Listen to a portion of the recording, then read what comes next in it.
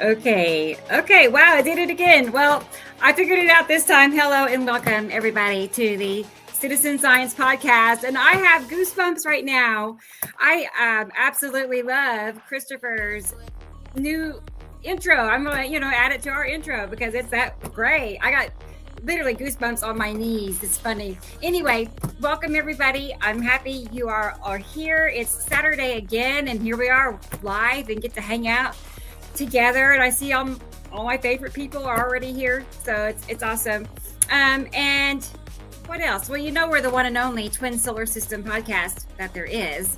There is no other, especially one that has Samuel Hofman on board and with us every week like he is, because there is nobody else that has this information. Nobody. And I mean, how special is that we get to work together with him and share all this information to everybody around the world. Our members are worldwide, as is these planets are visible worldwide. So you know how it goes. So let's go ahead and get Sam on here with us and see how things are going in Montana. So there he is. Hey Sam, how are you? Hello everybody. It's a beautiful 52 degrees, totally blue skies and a cloud in sight anywhere up here in Montana. It did snow the other day. Folks on the East Coast from eastern Arkansas all the way through Tennessee and Kentucky, however, right now are going through a little bit of trouble with the weather, and we'll talk about that later. I hope everybody else is safe. Big shout out to the people in Mandalay and in Myanmar and all of that. They still recovered from that massive quake. And we looked into the quakes, and there's a lot of quakes going on. There's a lot of volcanoes going on, and the weather is freaky as hell all over the planet, and some other things are happening. Yeah. But anyway, go ahead. Well, I was going to say it was, 70s last week, right? Here in Oklahoma. And now it's like in the 40s, and it's supposed to snow tonight.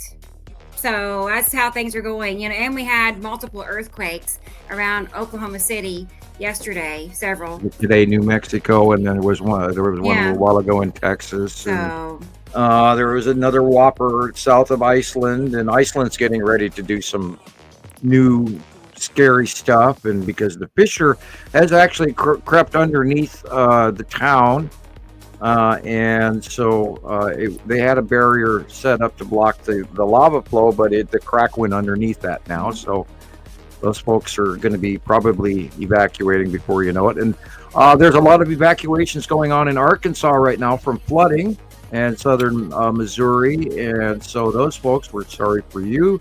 And folks in Texas have had a lot of tornadoes, and you've been dodging the bullet in Oklahoma and Tulsa. Yeah, actually, yes. About 2 mornings ago, I think it was, there was one in Owasso, Oklahoma, which is like 10 miles northeast of where I am. That's pretty close, too close. Yeah, I learned about a couple of new towns I'd never heard of, Yum Yum and Zuzu, and I think they're right there in eastern Arkansas / Tennessee, somewhere in that. Yum Yum and Zuzu, new towns I never heard of. I've never heard of those either. There's some humdingers in Arkansas. Well, they just had a major tornado go through about an hour or so ago with 90-mile-an-hour winds, and which is well into hurricane class 2. And what's going on is there's a lot more going on than what they're talking about on the Weather Channel. So we'll fill you in on that one later on in the show. Stand by. It's right. We can go there later. So let's go ahead and see who else is here in the waiting green room. That is. Let me go ahead and close this out. And don't eat all the M&Ms this time. I know. There's all kinds of goodies in there in the green room. That's show business talk, everybody. Well, according to the writer, we had to follow and provide. Yeah, I don't see the extra spicy Doritos, the green M&Ms, the fish dinner. Yeah. Right, all that stuff. Right. Well, I saw Gillian, and then she was gone, so maybe she had to reset something. And I don't see Chris. Well, and Gillian is not feeling well this evening, so. Be with us just for a little while. She just wants to say hi, but She doesn't want to trigger another headache. Bless her heart. Here, she's back. Okay, let's go ahead and bring her on so she can tell us how Scotland is. Gillian Watson. Here she is. Hey, Gillian. Well, tell us how you're feeling. Frustrated because I don't feel very well and I can't stay long, and I just wanted to say hello. Sure. And thank you to Sam for his present. It really cheered me up this week. I don't feel very well. Oh, there goes right, the TV. Right. I'm glad it got to you safely. Yeah, I was when you're waiting for mail. But, right. I did, of course, use the post office to weigh it and send it to the proper place, because if you just slap stamps on it, it's always going to be a problem. But if you go in there and you let them mark it with an international stamp and all of that, then it's more likely to get there. It's amazing the time that it takes to actually get there. And on one hand, I mean, it's really fast or really slow, just a point of view. Anyway. So did you actually send it on the 8th? Oh, I don't even remember when I sent it. That was long then, the privy letter. It was such a tiny it took at least 2.5 weeks, I think, to get to you. Mm-hmm. Anyway, it did its magic. Thank you. Yeah. So, and how's Scotland? It's been 3 weird days. Tell us how the weather. Is it hot, cold, wet, dry? Which is it? Well, when I can actually look out the window because it's too bright with migraines, it was really bright, that sort of white, bright way. But when the sun set and it's that copper gold with that deep blue over it. Yes, I've been seeing that a lot too, like gold, so yellow, it's gold. Yeah, and it's like a copper. I call it the hissy mist thing because it looks like a mist. Yeah, and it goes up and then it kind of softens out. If you're an artist, you really go mad for the colors and the way it. Right. But the sky is amazing, isn't it? And until you feel like sherbet like this with the migraines, and then you think, no. I know, then it's not so fun. It's the pressure of the. I never miss a sunset. I never miss a sunset. If it's wonderful picture day, I just gotta be out there. But the other day I had to miss one because of little Theo. I've been not babysitting, but caring for Theo. Look at him. I'll show you. Yeah. Hello. I really had to speak to you about poor Theo because he's been having those seizures, the poor soul. He got very sick, you guys, Tuesday. Anyway, just dramatically and suddenly he got sick. And we took him to the ER vet. And long story short, they really don't know. They tested for some things and it all came back negative. So we're treating him with different medications and he is better. He's better. He sleeps a lot still, but he was playing with mittens last night. He's eating good and he's walking better. He started having trouble walking and he had a fever. And that's what, noticed we got our attention is he was wobbling real bad. Bless his heart. He's better though. He's way better. He's really strong too. I stepped outside. I was holding him and I stepped outside and he wanted down real bad. And he was just fighting and squirming. So, it tells me he's getting stronger. So anyway, that's my update on Theo. He's going to hang out with me during the show. Yeah. Bless his heart. You guys, it can change so quickly. I mean, things can just, oh my gosh, things can change in the blink of an eye. Look at all the weather patterns and everything, all the things that are going on. I think that even the animals, all of us are just really suffering just now. I'm sure all our friends out there in YouTube land and TikTok and that, everybody, tell us tonight, please. We want to know how everybody else is as well. This isn't just us feeling. Everybody I know, like I said, is either in the hospital having surgery, know somebody in the hospital. It's more than usual. Is this all electrical? This is all electrical because it's electrical universe and nobody knows. And everybody's running off to their doctors. Their brains are we talked about this last week, the medulla oblongata in the back of the brain. And and there's a solar storm happening from the sun. And I posted a graph today where they're starting to say, well, we're at the height of our solar maximum, and it should get better from now. And so we'll keep an eye on that. I'm not completely convinced that's going to be the case this time around. I think there's something really serious going on with the sun, and the Earth's magnetosphere, and our magnetospheres as well. Me and the kids both today, we were walking around the house going, ow, my hips hurt, and et cetera, because the high pressure that's coming in. Now, the other day, right before it snowed, I felt that so bad. I was sitting there in my chair going, oh, why does my butt hurt? And it's just my bones in my back, hip bones ache from these weather changes. And and again, right before the show, I was going, God, I am so tired. I got to go splash cold water in my face just to wake up. So hi, everybody. Here we are for another week of crazy. Here we are, people. Oh boy, it sounds like we're just sitting here complaining. It's not like that. But it does sound that way. What's wrong with you? What's wrong with you? Anyway. My head, my butt. I know, it's something. My head, my butt. My head, my butt.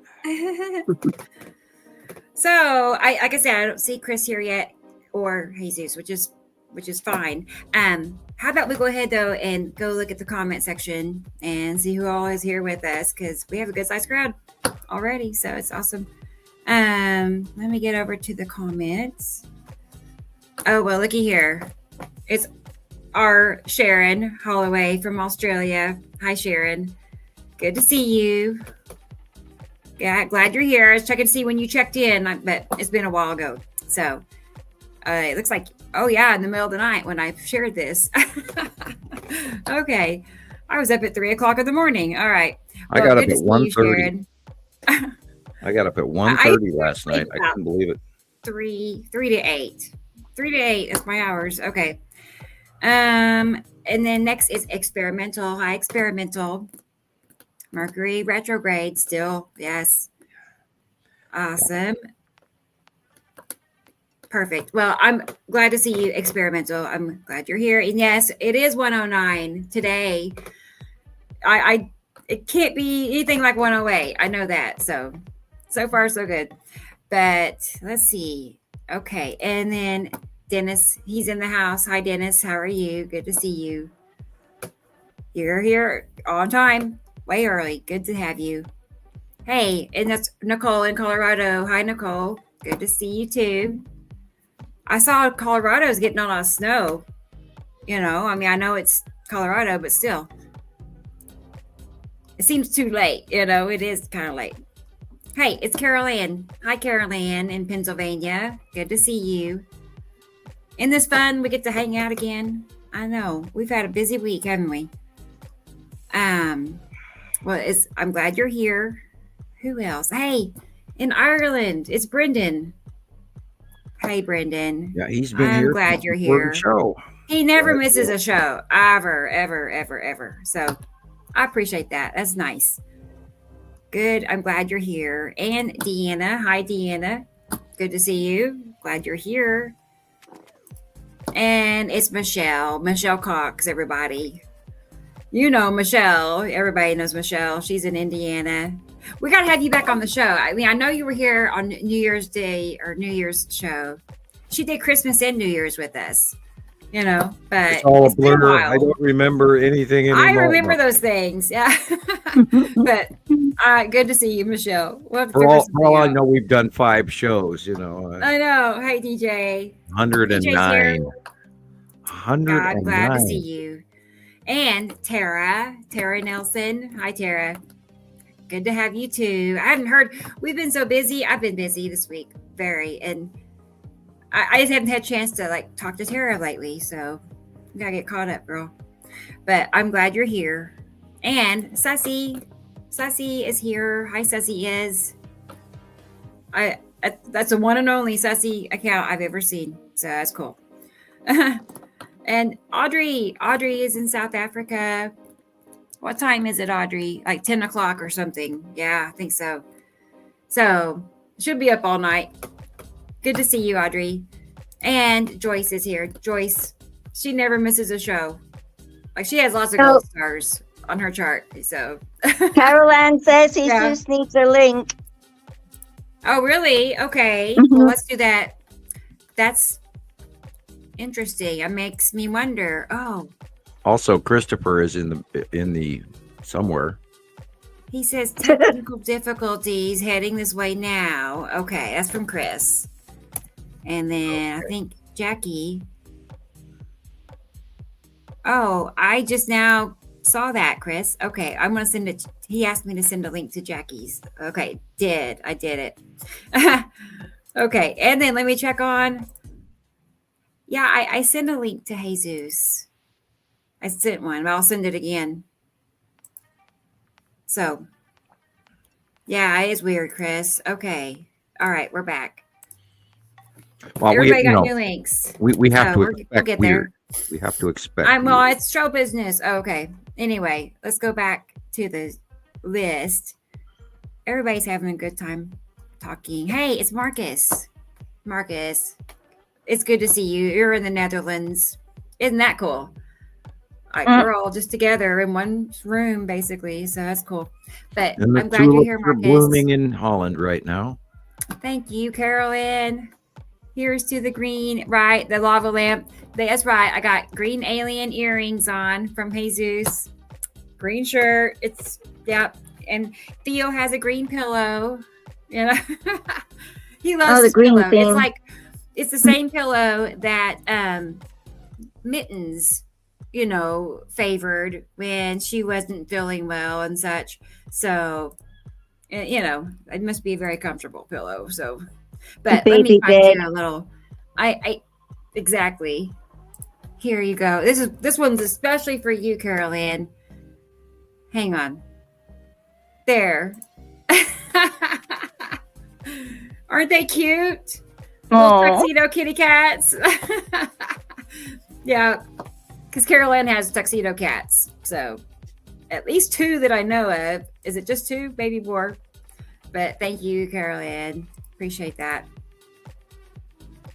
Oh, she's got all sorts of big kitties. I know she has several. I don't know how many for sure. I want to say as many as I do. I hate to even say because the people just look at you funny when you tell them. You're a cat lady. What is that? Did you just say what? I just say I have several. I never say how many. Anyway, a couple. Hi, Kaylee. Right. Good to see you. And she says 2 tuxedos. Okay, I knew she had 2. All right. Wow, cool. We're in the tuxedo. I'm in the tuxedo club now that I have mittens. Hi, David. It's good to see you as well. Nice to have you. Glad you're here. Hey, who is that? Oh, that's Jesus saying he needs a link. Okay, we're good. Sharon, I appreciate that. Thank you. Thank you. Right. For little Theo, in honor of little Theo. Right. Oh, man, I'm so relieved, y'all. They had, some grim things to say at the doctor that day I was there. They weren't sure if he was going to be okay. Bless his heart. Thank you, Sharon. Yeah. I'm just, wow, relieved. Aren't they cute? Look how happy they all are. They're excited. They're celebrating. We got a donation. No. Oh gosh. Thank you very much. Hey, it's Maria in Alaska.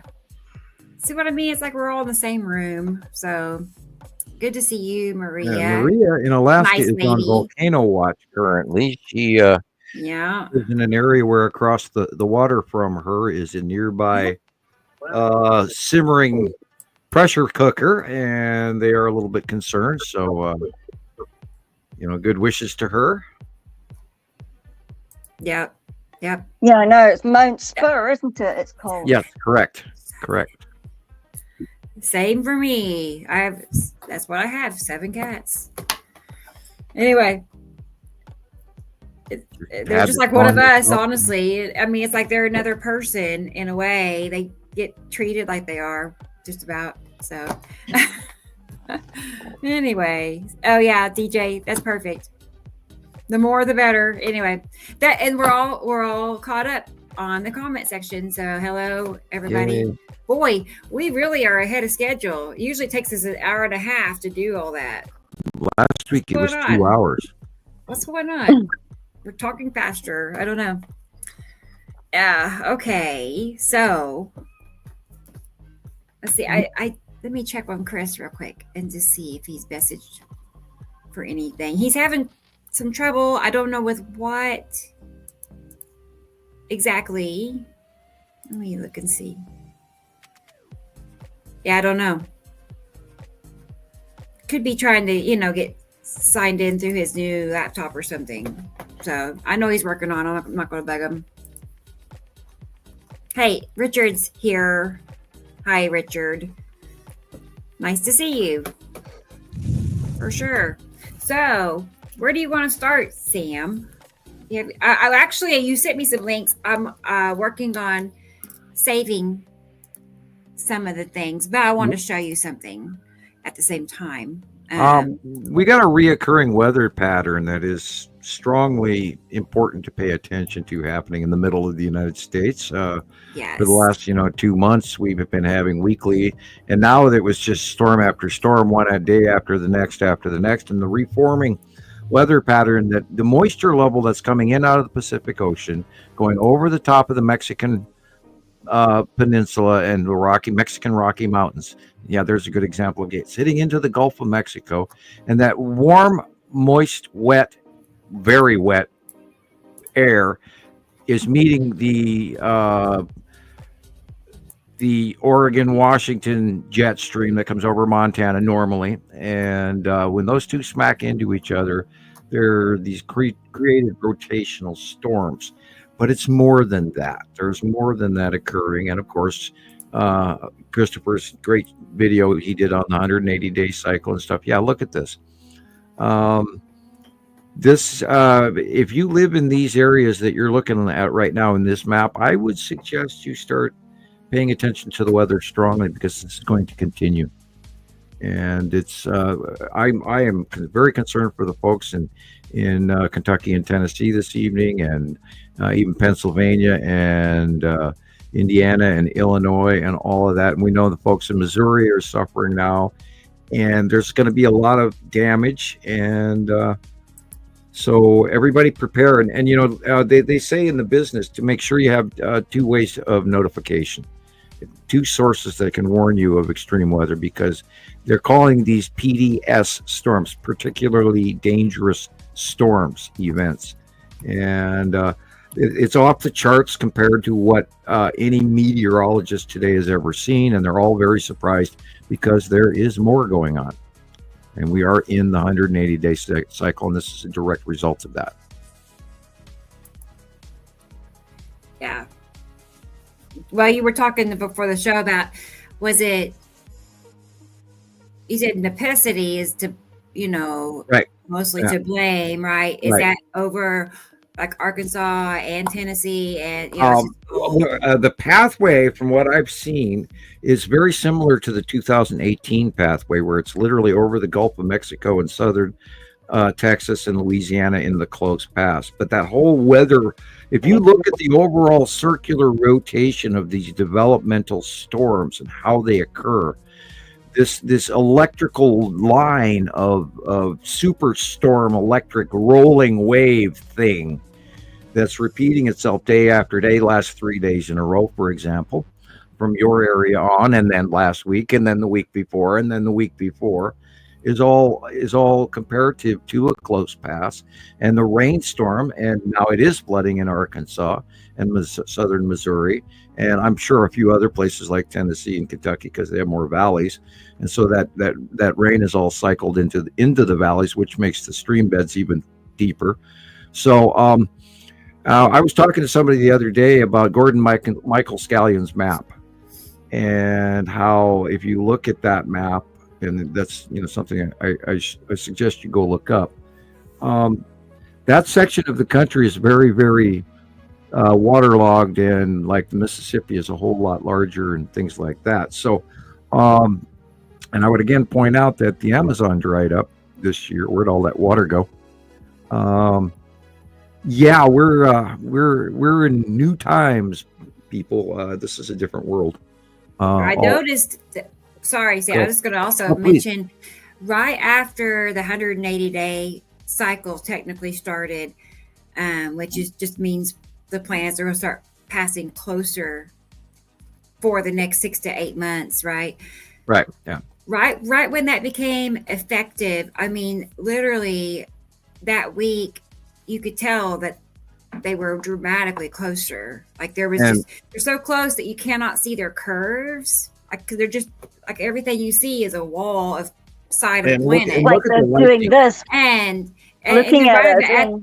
At that same time is when the weather started to, get worse, and then earthquakes. Right at that same. I just on the Weather Channel yesterday they talked about 700 lightning strikes per minute. That's insane. Yeah. 700 a minute. But off this rolling. Lorna said to me as well, and I hope I can mention this, that she's in Arkansas, and she said she has never.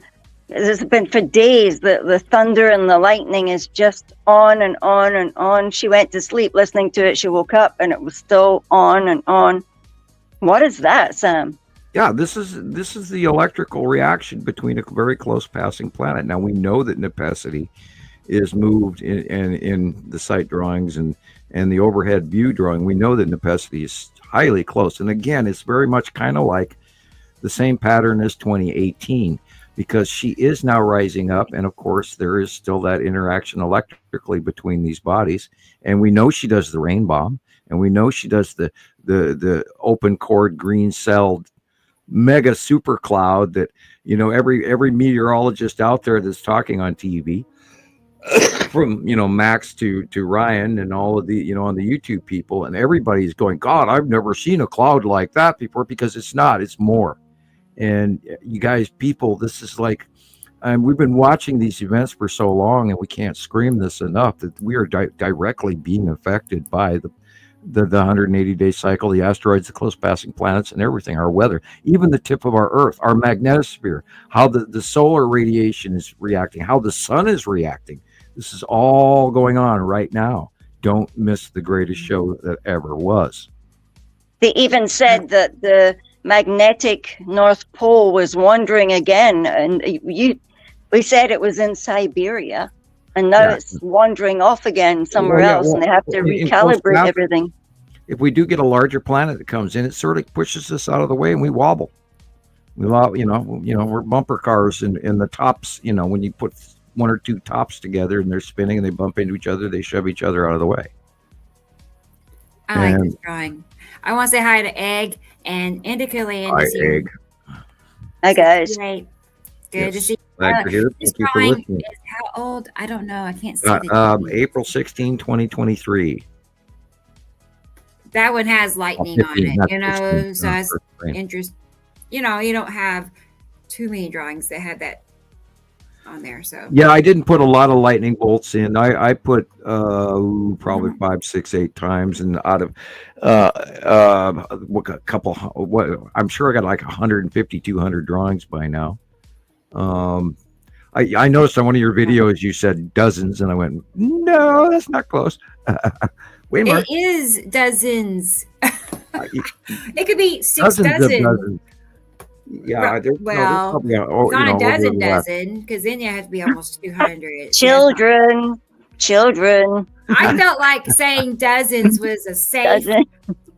Safe. I'm not. I felt safe. I'm not upset about it at all. I'm just teasing. But I know, but I do also say over 100 when I'm on live. And because it has to be, if you do the math. You're doing your job. I just wish everybody else would climb on board, and they have to share this information with the rest of the world, because we're trying.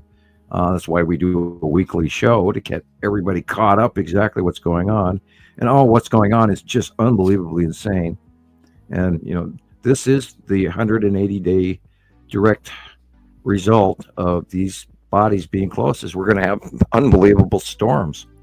And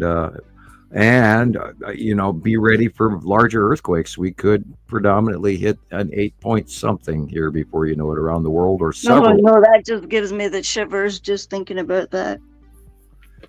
Yeah, well, everything is really ramping up, and just when you think it's the highest you've ever seen it, then look out, here it comes more.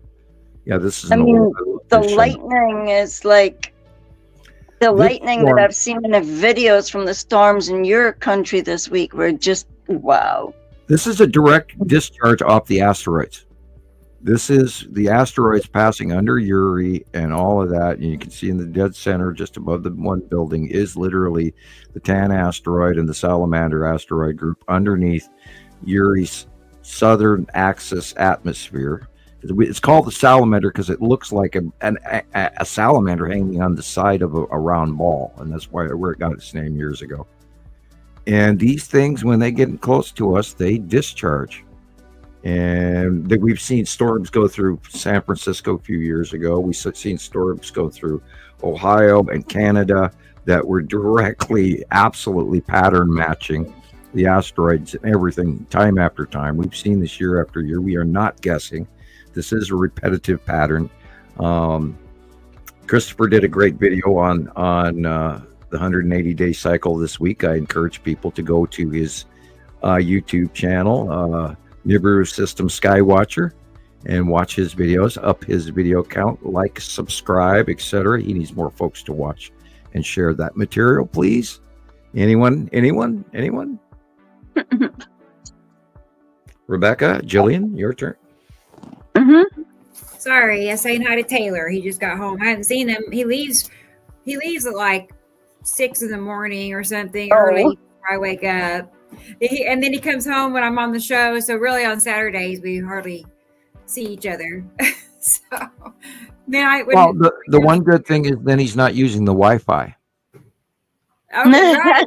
I did ask my other son, Tanner, if he would reset the router. I don't know if he did or not, but I did. Well, you haven't been chirping out today at all. So that's right. So far, it's better. So I was going to play this video. Something I don't even know what it is, but we were talking about lightning videos, and I have one. Good. Always love to see what happens. I don't remember what's it. Yeah, I sent you a couple of photos too this morning. So, look at that. I mean, plasma ball. Anyone? It's not really a plasma ball. What that is that's a discharging planet because it's repeatedly wrapping underneath from the same location. Hey, T-Racy. Okay.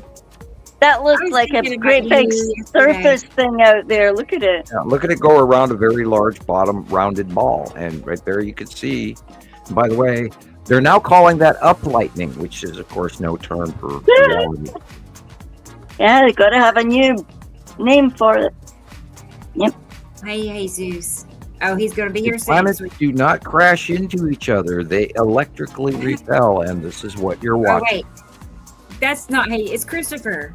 Now this one, sorry, the lightning is white. That's different. That's going around, that's not connecting to Earth. That's lightning around the other planets and the asteroids alone. That's lightning around Attu's moon, just around it by itself when it's white like that. But when it turns purple and then discharges down like this is like Arkansas and Texas and everything this week.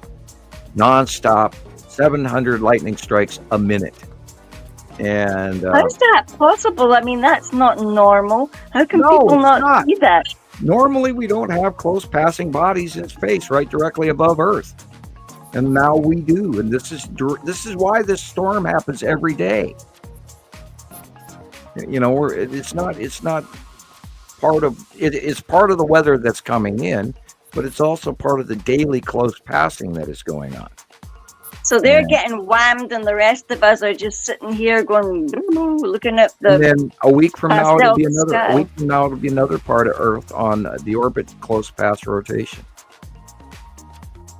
They're very far away from us, but yet they're extremely close. And I mean, I would love to be, the fly on the wall. Look, there's the Skull asteroid dead center in the middle.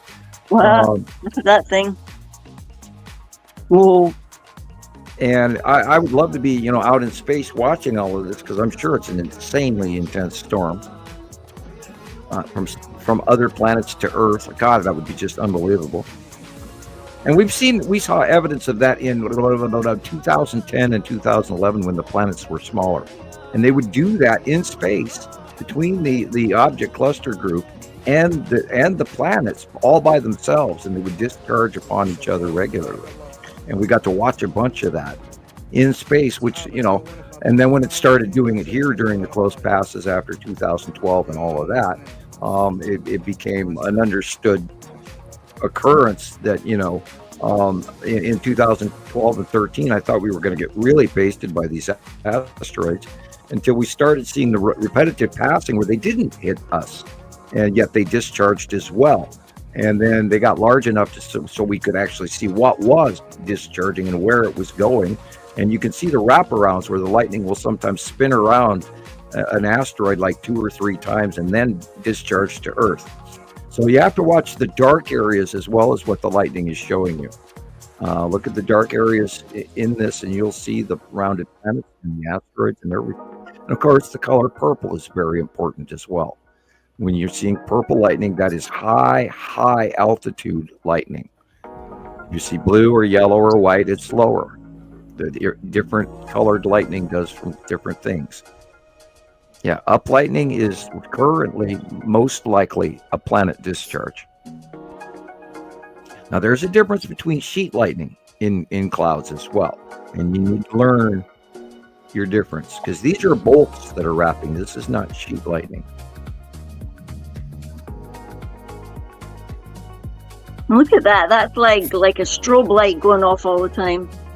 Well, that's, that is the back end of a backlit crescent flare. That's the opposite direction of the sun. The sun is going through our atmosphere around the planet and focaling out the center in the back, just like we show in drawings and in pictures for captures for years. But you just happen to be at the right angle, facing away from the sun, to cause that double halo. And that double halo comes because we have 2 stars.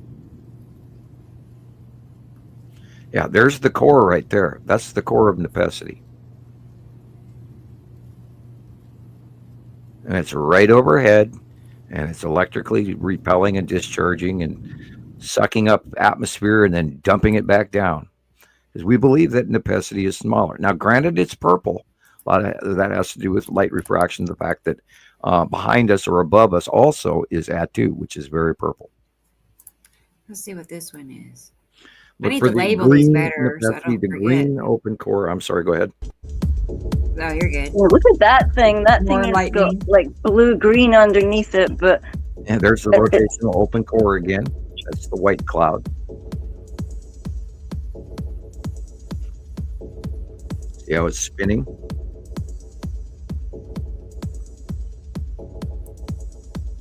yeah, it's flickering like at one of those discos. Now do you see the bottom of Nepacity? Look at that thing. Wow. I see. Notice how the cumulus nimbus is flattened on the top.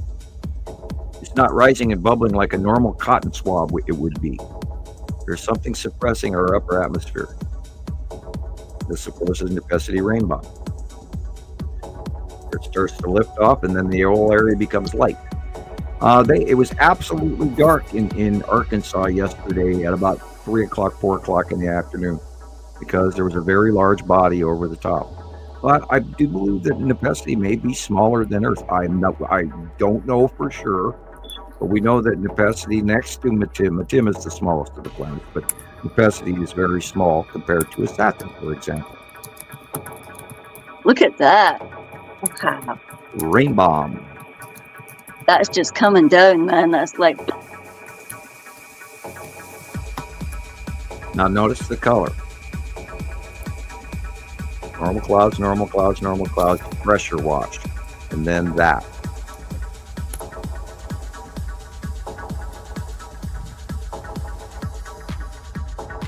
Where the illumination, where it isn't.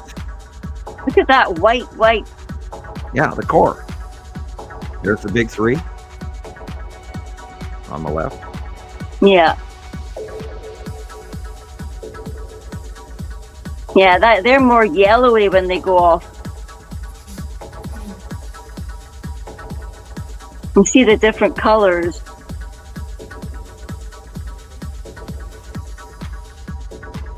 Bet they all had headaches under that.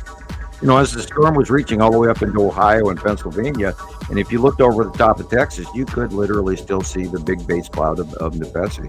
So that area of effect, that whole area is getting a close pass, but it's going all the way up to the entire country with this electrical displacement shit go like there. You just saw the shape of the planet right there it is again. That's Attu and Attu's moon being illuminated and discharging off Earth. See the purple, see the shape, see the asteroids to the left. This is of course some of the Bessie again coming in close past. There's the formation of the base cloud, which they say, oh, it's just a supercell. No, look how the whole top is being flattened.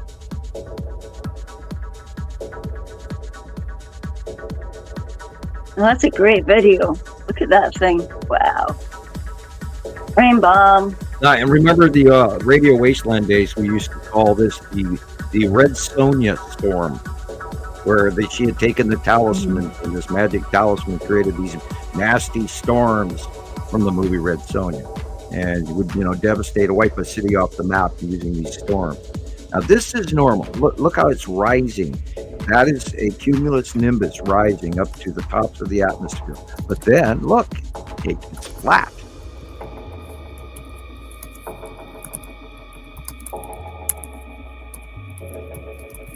And thus a supercell is born. Or is it? Or is it more?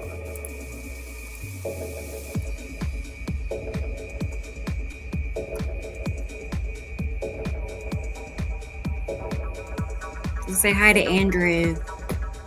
Hello, Andrew. He's here. Thank you for listening.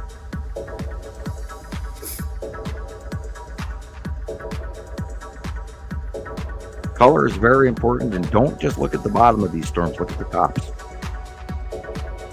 Look at where the light is, what's happening, how is it developing, where is it going, is it spinning, what direction am I looking? Keep all of those things in mind.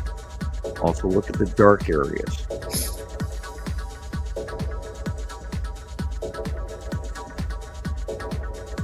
Colors.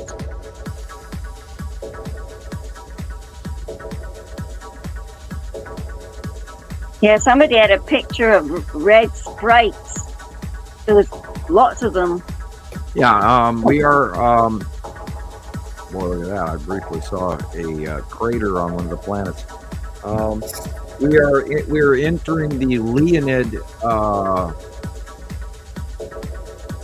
debris field again, and a new meteor shower. Oh! Look at that! You can see the whole curve. Yeah. Wow. Just remember, there's big things that are passing by, and these storms are not necessarily normal because they're not.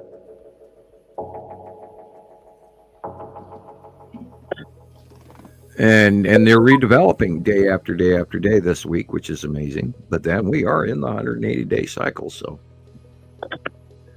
And as we always say, you have been warned. Oh yeah, you should just have that picture on all the time up in the top, like. Yeah. Oh, I know. It amazes me that I've been, screaming this for 15 years. This month, as a matter of fact, in 4 days, it will be 15 years, and I'm kind of wondering when everybody's going to get this information. And of course, I'm being silly, and I'm hoping. I know our regulars probably understand, but. It's important that we get this information because this is catastrophic, powerfully destructive storms, and other people who don't know about the planets need to know about this is happening, and it's going to continue to happen this year. 2025, people, we are here, and Nostradamus and Baba Vaga and Edgar Casey, and all these prophets have been out there screaming this to you guys for decades, and this is the year. Here we go, cat in the hat.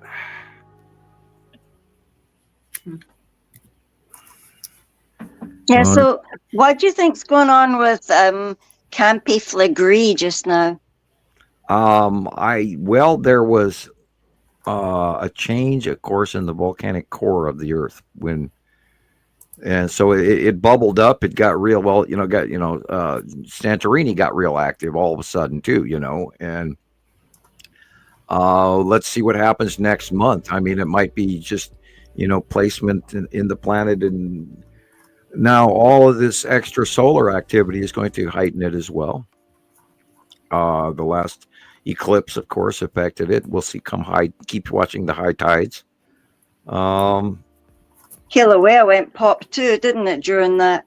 Yeah, and now Iceland's kicking up again as well. And there's talk that there's new welling up in a caldera under the middle of Canada, and I haven't given that much research yet. But I mean, there's a lot going on inside the Earth, and the Mid-Atlantic Ridge has had some really big ones this week too. So from Iceland all the way down to between South America and all of that, and not South America, Africa. About which ocean are you in? I just want to say hi to ABCD. ABCD is here. You saved me. And Christopher said he saw a crater on one of the planets. Yeah, I did too. I think it's what he's saying. Okay. Yes, experimental. Pointing out stuff. People look at you like you've lost your mind. And we study all of this stuff, and we get even from the stelae in archaeology in museums around the world, and all this information we culminated for 15 years, and people look at you like you are just batshit crazy. And that's because we actually take the time to look this stuff up and put the puzzle together and get the bigger picture. And people, I think we live in an almost different world now. It's weird. It's strange. DJ's asking a question about if there was a volcano here in the U.S. Scientists were noticing movement. Oh, yeah. Yellowstone. He's here. Well, at Mount Adams, and what's going on, Rainier and all of that are quite wiggly right now.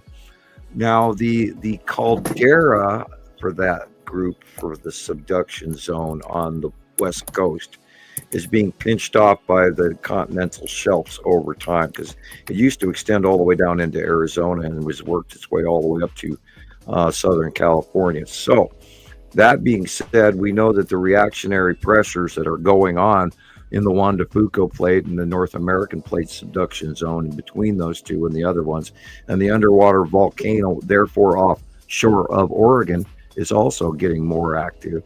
So that's a biggie. And there's also underwater volcano off the coast of Vancouver, underwater volcano off the coast of southern Alaska, et cetera, et cetera. And the one on the Aleutian Islands in Alaska is also active. And like we said earlier, Maria and Mount Spur in the fisheries area of middle Alaska, middle southern Alaska, where the ships go into in the interior of the state through a waterway.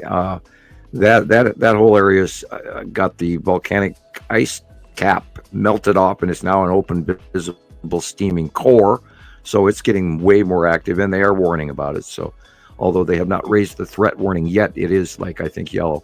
So have you ever been near when a volcano went off? Me, yeah. When I was a kid up here in Montana, I was like about 12 or so.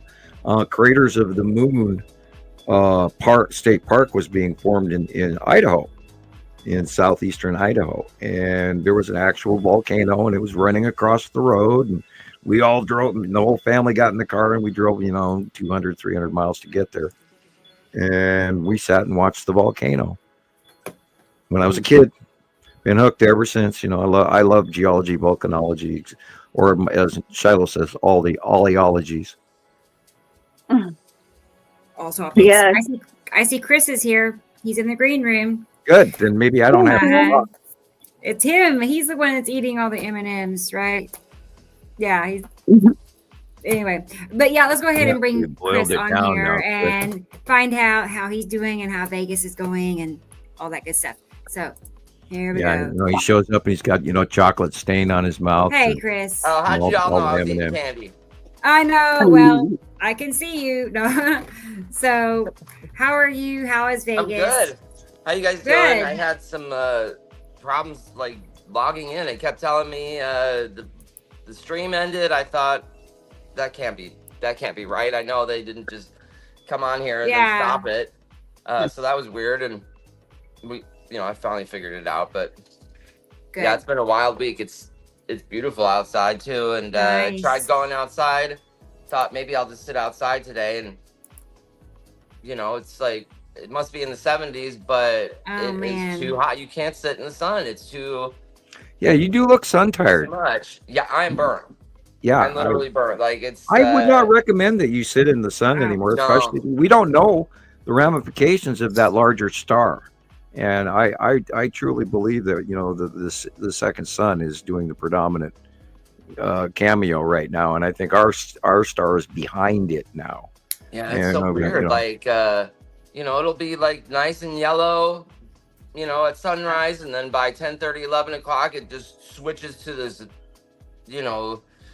bluish white glowing, and it's huge, and I try like zooming in and out to see if it's just like the lens or something making that effect, and your camera stays white, that big white blob. Right, then when it's doing that, then it's something with the camera. But if you can focus in and out, and you can get it to stay, basically the same shape and size, then you can tell that there's something going on, or it's not normal in any way. Mm-hmm. So we're not supposed to be looking at it in any case, are we? I know, right? What do you think is causing the sun to look so white, Sam? Like, is it a certain planet? No, I think it's a larger star. I think the second star is headed straight towards us, and I don't want that to be the truth. And this is why is it though just at midday? Why is it mostly at just midday? Is that when it reaches its height or something? That has to do with the hemisphere that you're in. Now, if you were on the equator, could you imagine how hot it's going to be down there? Oh, you literally can't stand in the sun for more than a few minutes before you can feel your skin like burning from the inside out. It is weird. Yeah, this is why I truly believe that we're staring at the larger standard red star, and this is why I've expressed concerns, because it's not where in the pathway of my imagination that it would be headed, and that concerns me, because do we have 130 degree average surface temperature this summer for everybody? I mean, I don't want to be the gloom and doom guy, but I am concerned what we're going to do this year. And you're not that guy. You are always, I don't want to say being conservative, but you're always trying to look for the positive side, the positive spin. Yeah. Right, that too, or just, it's. Yeah, I'll come up with it in a second. Yeah, I wouldn't recommend anybody. We're all feeling fuzzy brain, Chris. We're all feeling fuzzy brain. I wouldn't recommend anyone to actually sunbathe on purpose this year. We don't know what the radiation levels are. We don't know, because they're not telling anybody anything like they used to. We know that we have a big clown show going on to distract the crap out of us. So what else is coming? There's a huge group of people making millions and billions of dollars in order just to distract us from what's going on over our heads right now. Did you guys see this article? They're talking about this climate summit in Brazil. Apparently, they have bulldozed a significant amount of the rainforest to build a highway so these people can get to the summit in July. Well, even the Panamanian link between South America and North American highway has been shut down and wired fenced, even though that they've tried, they spend millions of dollars trying to keep that highway open, but because of the jungle terrain and the fact that it's so wet down there, and you add intercoastal storms with salt air, with salt seawater in the storms, these bridges and roads are eaten up right away by the weather and the swamp. So some places with lots of landslides as well, man. Yeah, it's constantly, muckety muck down in the swamp, and you can't keep a road. And so I can see where they would have to do that, and those folks do need better roads. And yes, it wipes out trees and everything. But currently, right now, South America is going through a drought period that is just beyond measure. And that should concern everyone on the planet, on the planet, because that's where our oxygen, like a huge percentage of our worldwide oxygen comes from the Amazon. And the Amazon dried up this year. And that is not making the news. So people, the whole system is broken. And when you take a link out of the chain, the circle breaks. As I reach for my Coca-Cola, God, my back hurts right now. But, you know, I mean, I was listening to a lady talk on TikTok earlier today about bees, you know, like how huge. Important the bees situation is and how important bees are to our, you know, survival. And I feel like they know that they're like all the pesticides and who knows what's in the sea trails. I mean, you know, I feel like they're targeting the bees on purpose because they're just it's not. No, it's a double-edged sword. It's toxic to us and everybody and everything. But they don't have to like pesticide everything to pieces. Well, bees have been here longer than humans have been. Right. I feel like they're trying to extinct. Yeah. Well, we got a lot of that going on. I mean, you know, a lot of animal species, a lot of bugs, a lot of, you know, frogs, a lot of humans, or you know. You know, we don't even have replacement humans anymore in many countries. They're actually below the population rate. We're declining in mass right now on the planet. Somebody said that China has just had a serious mass depopulation. Right. Yeah, I mentioned that last week. Yeah, they're suddenly in China, they're not accounting for everyone. And there's been a series of events, including the C virus that wasn't reported properly by them, and the mass flooding they've been going through for 3 years, and the shortage of coal oil and coal and fuel to keep people alive in the northern regions in winter. So there is a very large accounting issue going on in China. And we should, you know, send the people of China our prayers, but not the government. And all that crazy shit that's going on around the world with other governments. Oh my God! Like you said, the puppet show's at its height. Yeah, we've got Punch and Judy going on. Let's not go there. Well, the burglar and the thieves are in the crowd pickpocketing. So. Hey, Phoebe, Denmark is here. Hi, how are you? Nice to have you. Glad you're here. Hello. Denmark. Right. Wow. I know. Got some new people this week, have we? Yeah, we're everywhere. We're all over. And who? China? Is it China? The China? Schumann resonance. And I don't think a lot of people understand what the Schumann resonance actually is. That is the pressure variant, the harmonic pressure variant inside of our magnetosphere, and that's part of our atmosphere. And there's a cyclonic hum, and it runs in it runs averagely 10 to 20. It's what the term is. Anyway, there's a certain gradient of measurement. It's picoteslas. I knew if I just went aside, I'd come up with it's picoteslas. And normally it runs 10 to 20, and we've been running upward of 50 in the last few weeks, which also adds to the earthquakes, which also adds to volcanic activity, which also adds to pain and discomfort in our bodies and in our brains, which is why we're stumbling around and can't think of things. And we're, screwing up, like accidentally putting cinnamon in your coffee or paprika instead of cinnamon, or one of those things where you get confused and do something stupid, yet you're running on sort of autopilot and then get disconnected.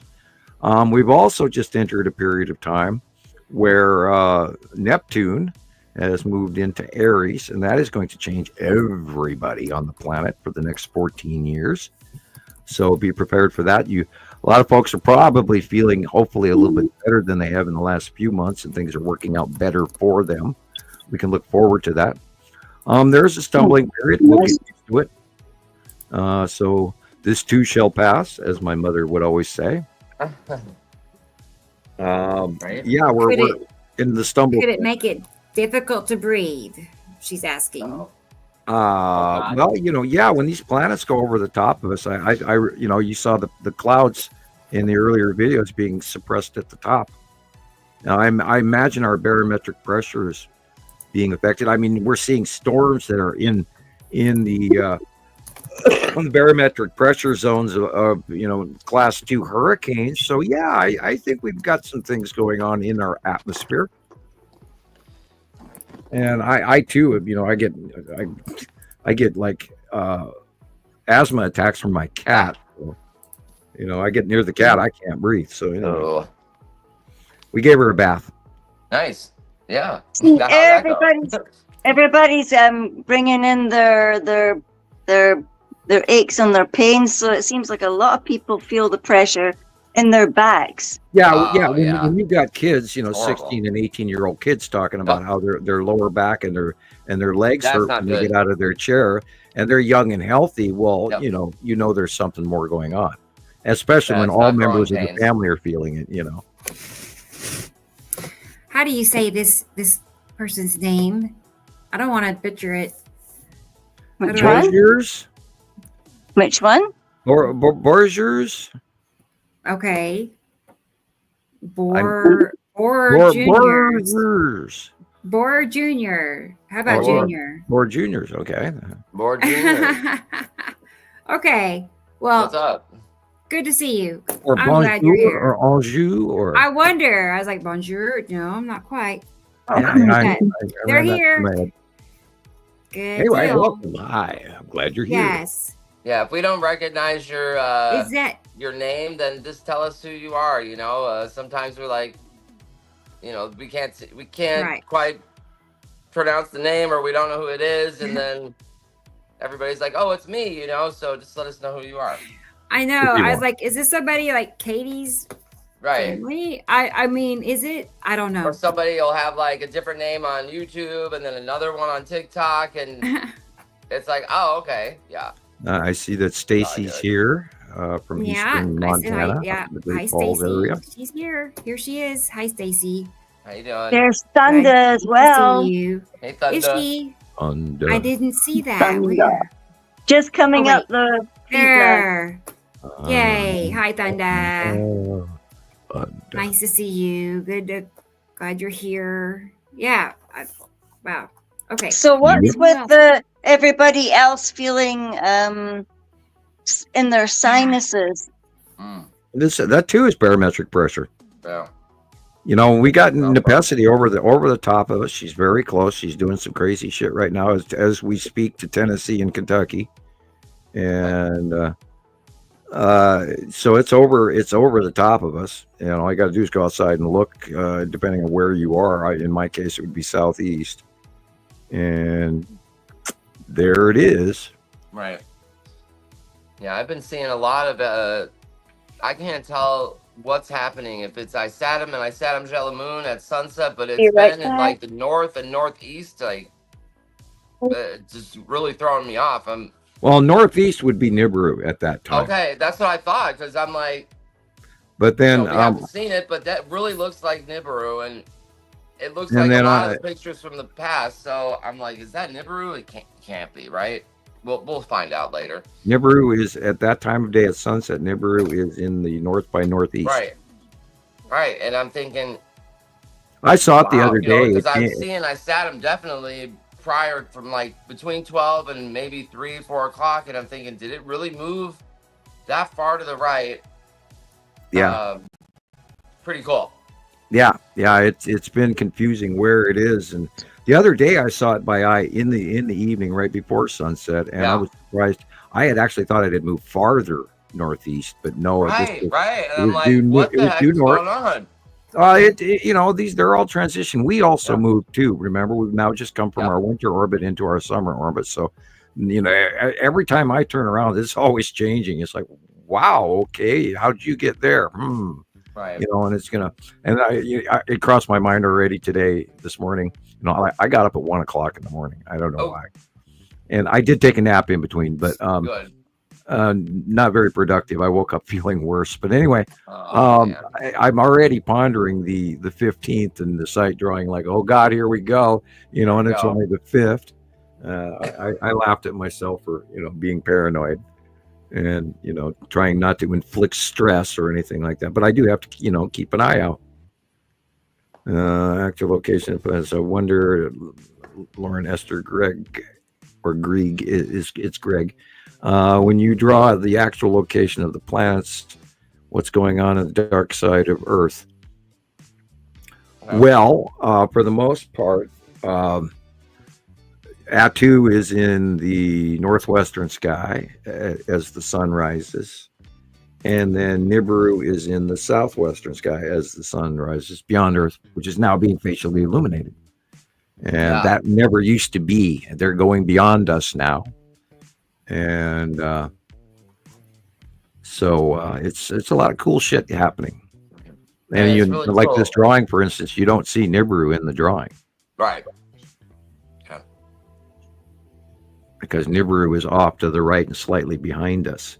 And now Atu and Atu's moon, which is on the left and in front of us, if you look at the planet Earth, it's sort of beside and above and in the north by northwest sky in the morning.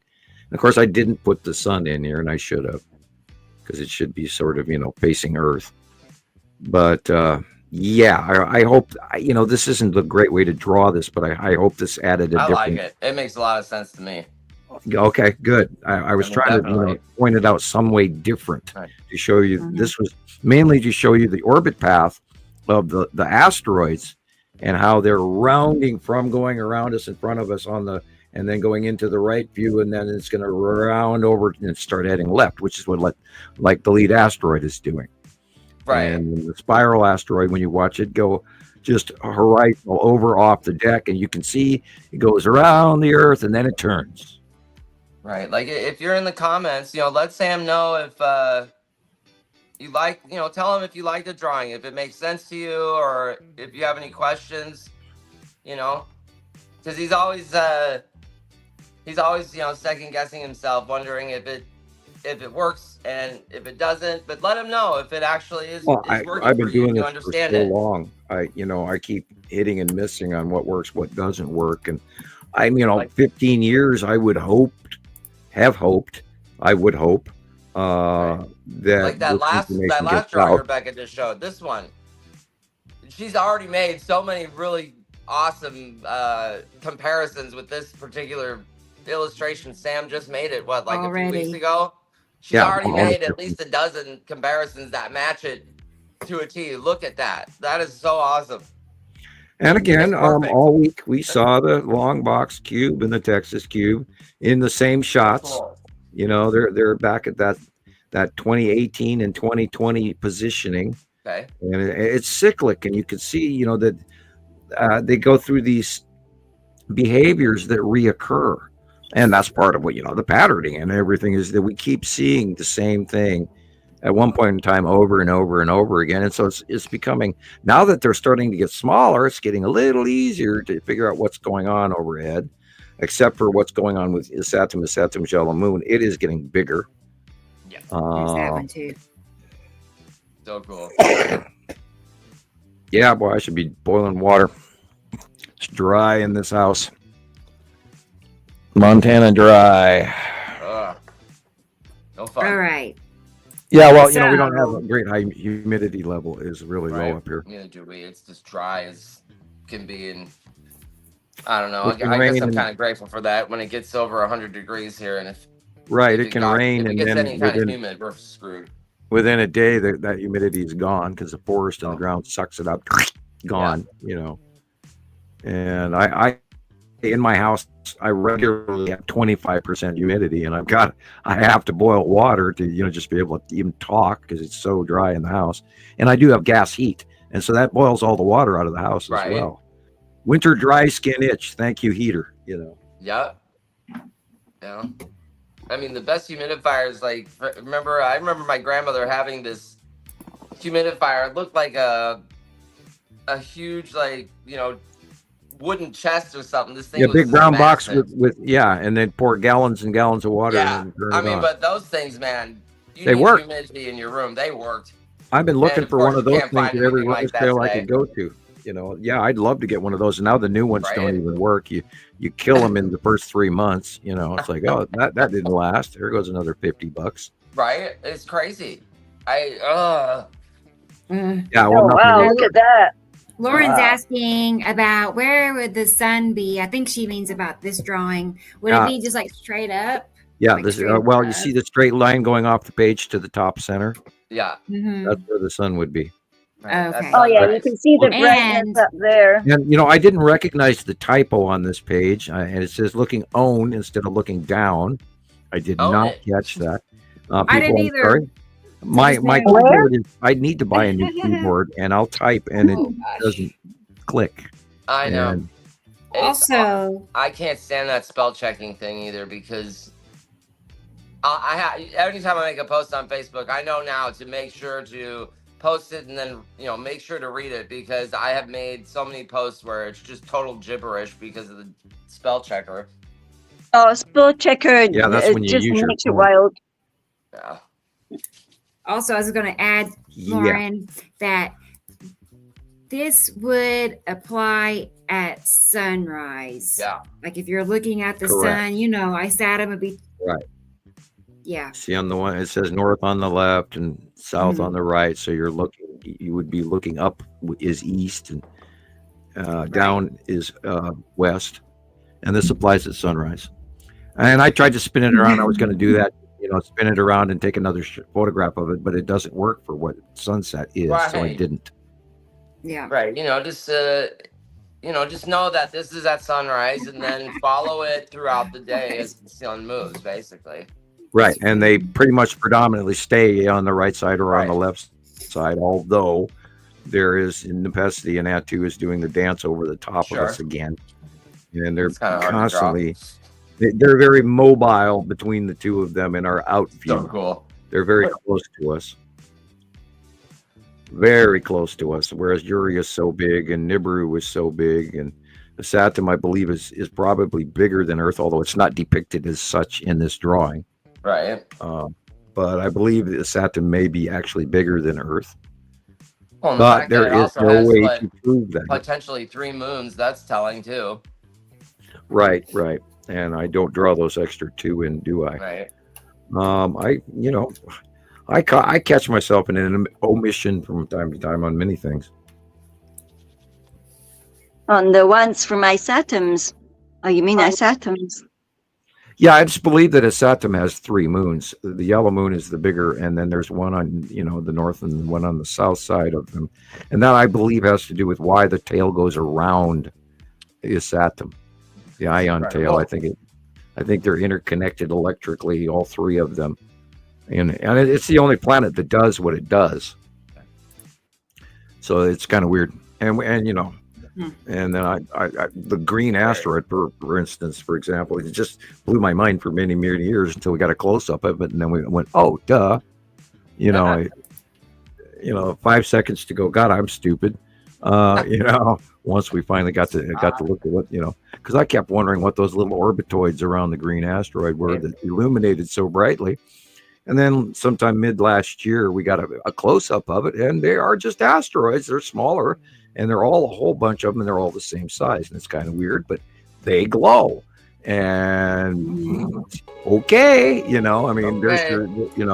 there's your answer. And for the life of me, I kept thinking, is this some sort of a virus or something like this? I mean, it's the only thing that's green and looks like a flying virus. That's what this is. That green was coming from the green asteroid. Man, that night was awesome, Rebecca. This is also the side of Uri, right? Correct. Beautiful. Like right there. You can see that green? Yeah. Uh-huh. Let's see. Wow. Yeah, that green.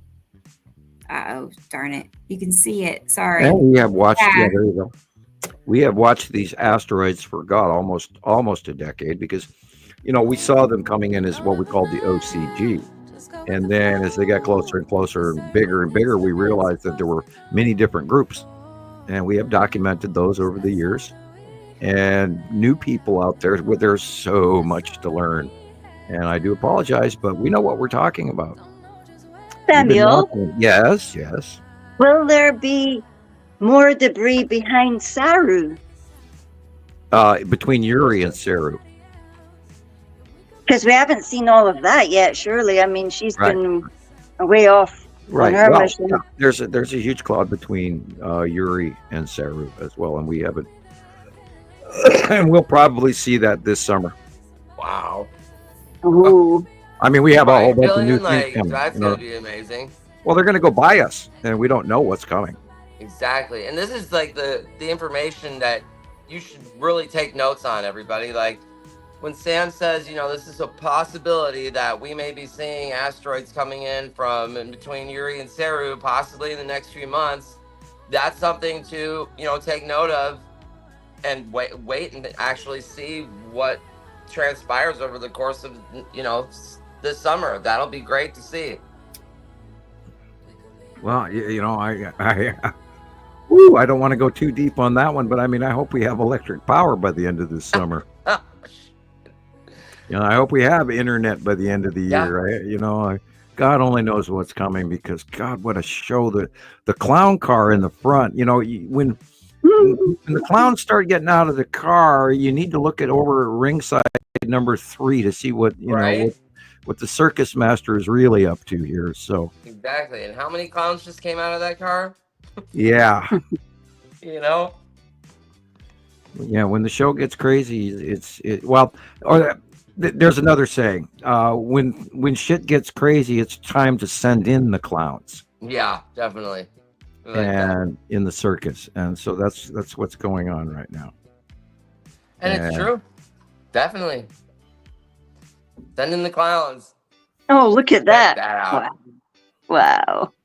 DJ's asking about debris under Matim, and step away for a minute and get the Matim has an unusual orbit all by itself. We do believe Matim has a moon, and we named it Mary. So wow. Sorry. And no problem. Please do all the talking while I reach for Ricola. Whoa. Yeah, so now Matim's got. You see that? Why did we never call Atu's moon anything? Because we always called it Atu's white moon, because it was white in contrast to everything else. Right? You can't call it anything else now. Yeah, well, I wasn't trying to name anything back then, and only recently when we had people, asking, well, can you name that asteroid after me? And, we've only done like 3 of those, and 4, Casper. Did you guys see all this cascading stuff over the sun just now? That was wild.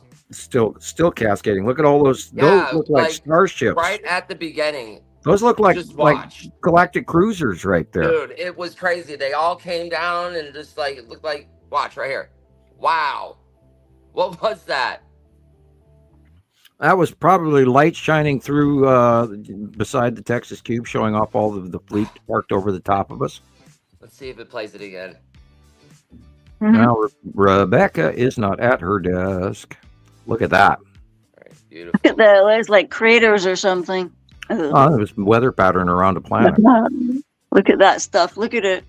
Yeah, it looks like you can see the face of the planet. Like you can see it's like oceans, and it's oh wow. It's surface, man. Look at that. You just got to look past the first layer of clouds. Learn to look at the wispy stuff in the background. You can see it in the middle.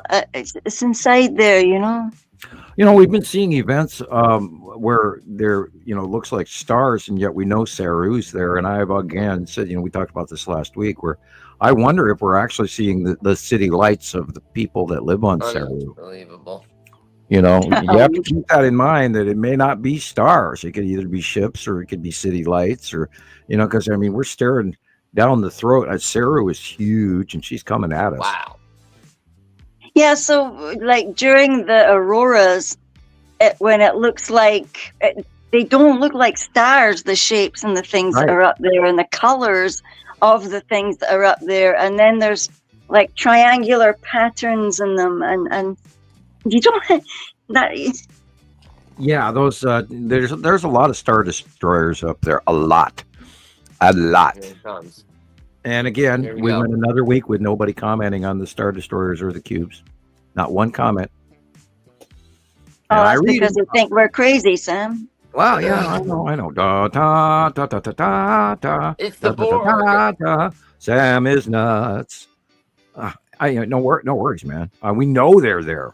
We've had so many sightings, you can't argue with it. Right. I mean, God, we've been staring at the offload of the Star Destroyer since 2019. Well, I seen that little light that when I came home in December and I looked up in the sky and you could see this little tiny light go all the way up past the cloud, carried on going, and into a great big square darkness under the moon. Wow. What? Yeah. I took a video. It was a video, man. And I went back and looked at it, and there it was again. Just like I saw. Mass sightings of an Imperial probe droid. I mean, come on. Ooh. I mean, unless Disney is flying a new toy or two, right? Trying to create over military bases. Yeah, and trying to create a little next movie, pre-movie hysteria. Yeah, no, we're seeing Imperial probe droids. Right? Apparently, they fired whoever was making the videos for Disney. The newer Star Wars movies. I guess George Lucas is going to take over creative direction on all the Star Wars movies again.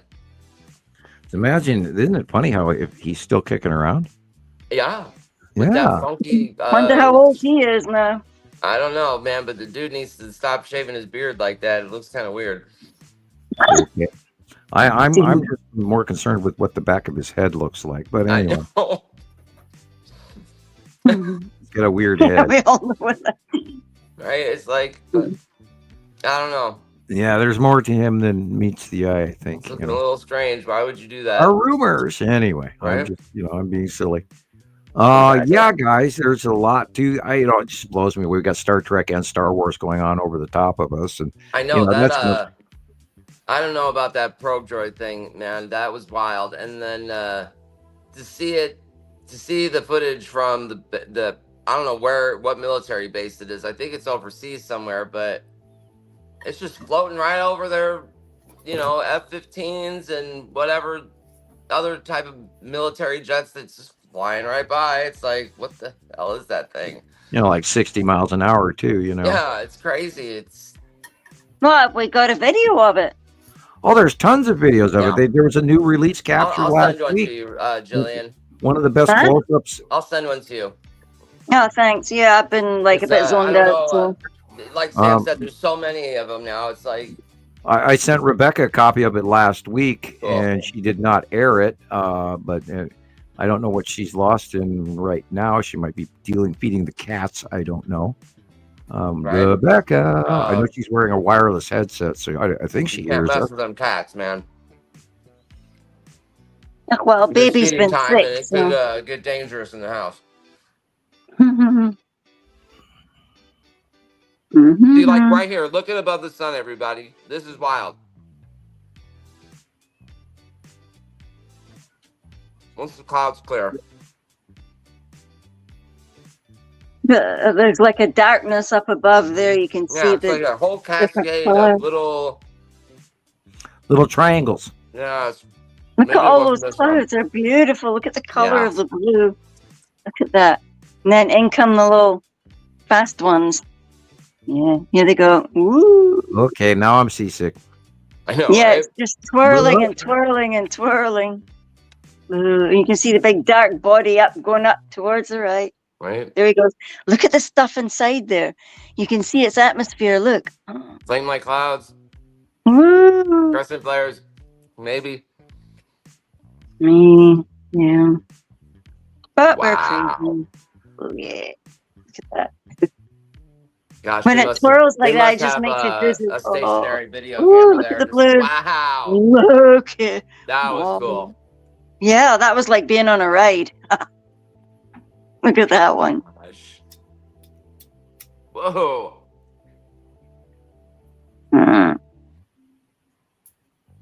You can briefly see the edge of a satum there for a second. Yeah. And the cut in right there on the right, where the light's being cut off. That's why the flaring and why it looks funny. That's so the cool. color, the light changes. Mm-hmm. That was a cool crescent flare happening. To the purple. Oh, it's like a purple, gray, beautiful color. Right? That must be hours worth of footage to make this time lapse. Yeah, it's gorgeous, isn't it? Of course, I haven't been looking at what house is being filmed, so. Right. Yeah, that'd be cool to have just. I really liked that boat one last week. Yeah. We should all watch more live cam footage from railroads and see yes, that was great. That was great because it must have been days and days worth of footage, all compiled into that one video. It was really cool. Right. What was that? And, our skeptics will go, "Oh, they're just looking at clouds." Yeah, Gillian. Last week, Rebecca showed this video from like a container ship or a cargo ship or something like that. Oh. And it's like the same view from like the the bridge of the boat, and it's just days worth of footage. And on their voyage wherever they're going, I think they ended up in Hong Kong or something like that. So it's basically like them, going from probably the U.S. or the Panama Canal all the way to Hong Kong, and it's really cool to see their passage across the ocean, but everything that's happening in the skies. There was a lot. Oh, that's cool. I mean, it's not often you get something pointed up at the sky these days. I know. Well, can you just aim it a little more up to the sky? We really could care less about the water. Yeah, just pan it up some more. All right. Yeah. Oh boy. Yeah, she's been on an extended visit this time. Right, or maybe we can go to one of these captains of one of these boats and ask them to put a camera on their boat for us. Yeah, they should all have dash cams. They should all have dash cams so they don't bump into each other. I know. What's going on? That's a GPSs, I reckon, that people are. I know, right? I mean, these captains, they weren't driving into each other, before all this GPS got to take over. And what the hell are they doing? Well, I just figured that suddenly, Chris, because I seen a post that said that the North Pole's wandered severely all of a sudden in the last couple of weeks or whatever. Oh my gosh! And they'll be changing GPSs all over the place, or else people will be flying into each other and bumping into each other. Not good. As if you can't see yourself. For April Fools, a lot of people were making videos about the planet poles shifting completely or something like that. I'm like, why would you make a video like that? Come on. That's not even funny. No, it's not funny. And so well, to us people, use your brains, guys. Don't run with every video you see on the internet, because people were just like, oh my gosh, it's so everyone else, with our videos, it's AI. That's not real. But somebody talks about it, a pole shift happening, and 50,000 comments later, I just don't get it.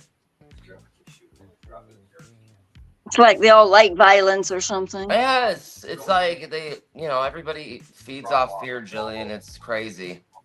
Well, that's what they do, isn't it?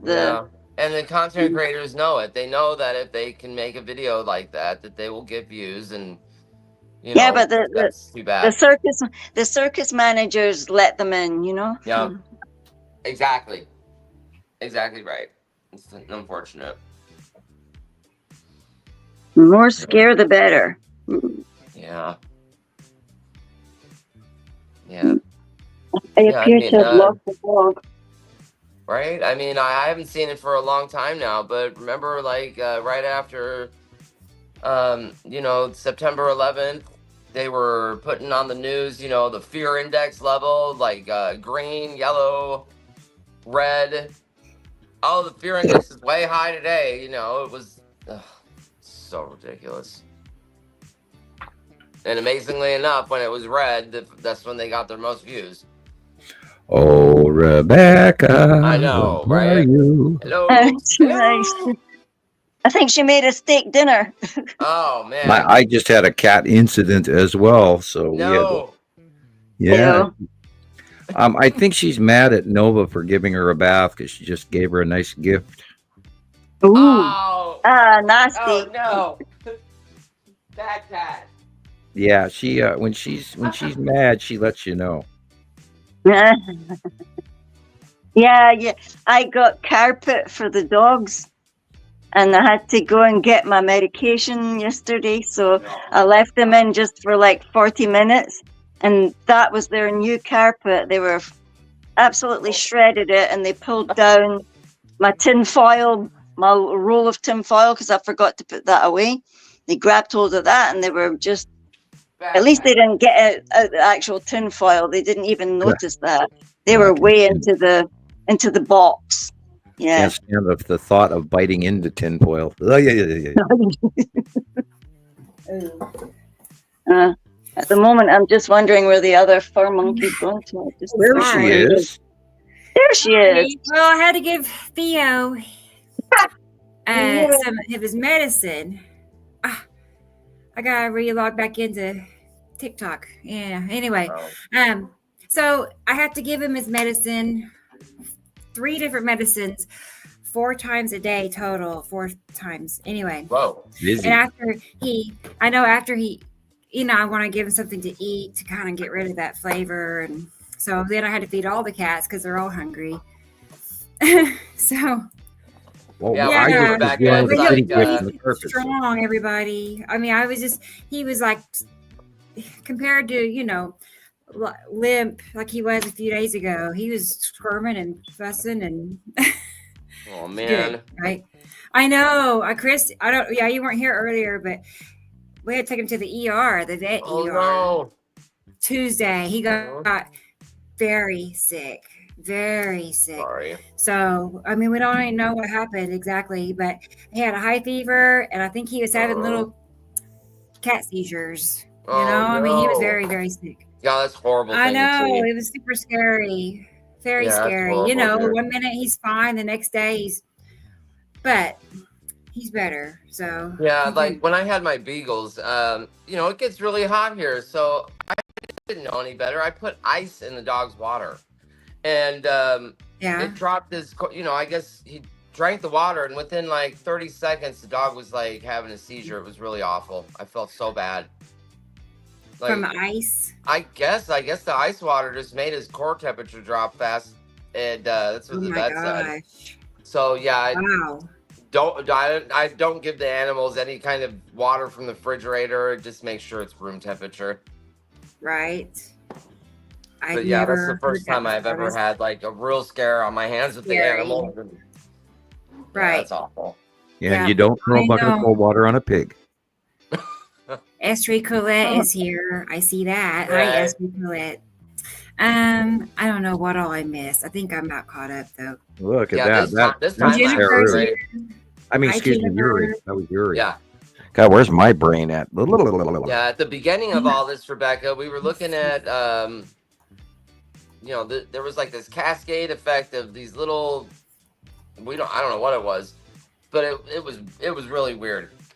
I think it was pretty much at the beginning. Like a bunch of Star Destroyers on the left-hand side. Right. And it's so cool. It starts from the top, and it's just like, coming down. Pretty neat. Look at that. It's almost like the lens is dirty, but it's not. Right. I was thinking that too. It's weird. You rub your left eye instead. Go, what am I looking at? What's wrong with my left eye? No, those are Star Destroyers up in the sky, and they're refracting light because they're metal, and they're showing up because they're there, and they're parked over the top of Earth, and this is a blockade, and we're going to give them the commodities that they require. Jeez. It's like the rebellion again that they talked about. I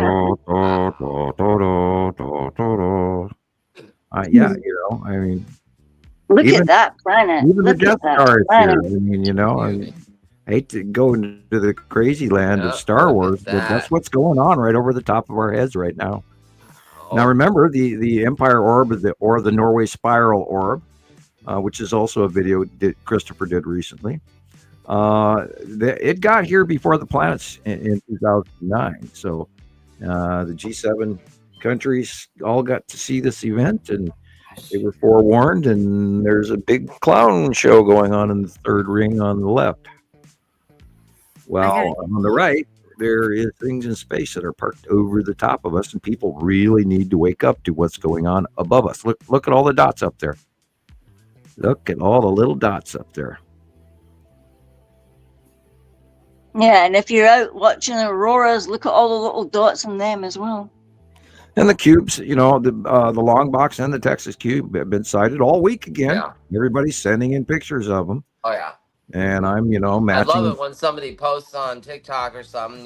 There's a bunch of people that just post their skies, no clue what's going on, and there's the long box cube in their pictures. It's, Yeah, and the side orb always got to match the side orb. I made I wasn't a mistake, but I did mention like a few months ago. I just said long box cube or something like that. Maybe out of habit for just. Right. Talking to everybody on Facebook, but they re-comment back. It's like long box. What are you talking about? And it's if you have 5 minutes, I'll tell you all about it. Yep. Look at that little white triangle right there on the left. This is a little flying carpet pillow. Right. There. Yeah, I'm not sure people are aware how drastically far. What are those little black dots? How drastically far down the rabbit hole we actually are right now in the middle of. And it's like those videos that say, the demigods are coming back. Well, no shit, they're here. Here. Yeah, they're already here. They've been parked over us for quite a few years now. People, wake up! God, and there's been a lot of folks that have been complaining that. And I'm not going to say complain. They've been, what's the proper word? Mournful or regretful that this information is not getting out as quickly as it should, and they feel like they're trying to push a rock uphill. Yeah. And so, buck up, little camper. This too shall pass. This is really happening. So eventually, the percentage of people are going to get the opportunity to see something's really wrong with the sky. Yeah. And let's just hope it's soon. And I've had my doubts, of course, we all have, I think. And I thought it was interesting when all this, when all these AI, chat models came out, whatever you want to call them. I've asked a bunch of questions to ChatGPT, and I thought it was really interesting when I asked it about, coincidence based on facts. What would the percentage be of this being a total coincidence? With Sam being able to draw his illustrations and it coming out with, people posting their photos after he draws, the illustration. These photos come in after the fact. And with like 95% certainty, ChatGPT said it's an impossibility. It cannot be a coincidence. So try asking the AI questions for yourselves and see what pops up. It's really fascinating what it'll tell you. Yeah, I've had a couple of conversations with it. It's wild, isn't it? Yeah. And then, talking about weird conversations. I know, right? There was a lady asked by, I don't know if she kind of made a point of doing it, but she said something like, what's wrong with humanity and what's going on with the system? And the thing suddenly just started answering her, and it said, well, humanity is enslaved. The system is enslaving it, not. And then it went off in a whole tangent about that. And this woman's eyes were like, right? My gosh. Well, that's the truth. We were placed here to provide the commodities for higher rates. In a nutshell, and I've said this, on many shows. Mom and Dad are home, and it's time for the teenagers to clean up the TV room. Put those potato chips back. Yep. Where's the key? Where's the key to the house? Right? Yeah. Well, yeah. Yeah, and I just got warned on my other phone not to post false posts, which was the one about the Khafre pyramids. That what? Yeah. Unreal. And I just watched like 2 shows on that by the guy Andrew Collins with Robert Bagent. They went and they explored under there, and they found a side passageway that headed towards that area that we're talking about. And even Zahi Hawass, he knew that they went there because he let them do it. Everybody, that's for sure. Well, we've entered an era ever since November of last year where freedom of speech used to be what, and they said that they cut the bots. Well, no, they re-algorithmed things, and Christoper, I went to your site, Nibiru System Skywatcher, and I watched your videos upward of 10 times in the last couple of days, and the numbers aren't changing. No, what's going on with that, man? The other day on Rebecca's video of our show last week, I watched us lose 8 views, only 8. And just 8 this time. But I mean, when this numbers start going backwards, then and they're not going forward. And like I said earlier, I saw a brand new Nibiru video, Planet X Nibiru video, posted right next to your site, Christoper, on YouTube. And it was a video that was either out for like 13 hours, and it had, 2,500 views already. And of course, it was a complete fabrication of bullshit. And, they're showing the red Nibiru Planet X and all of this.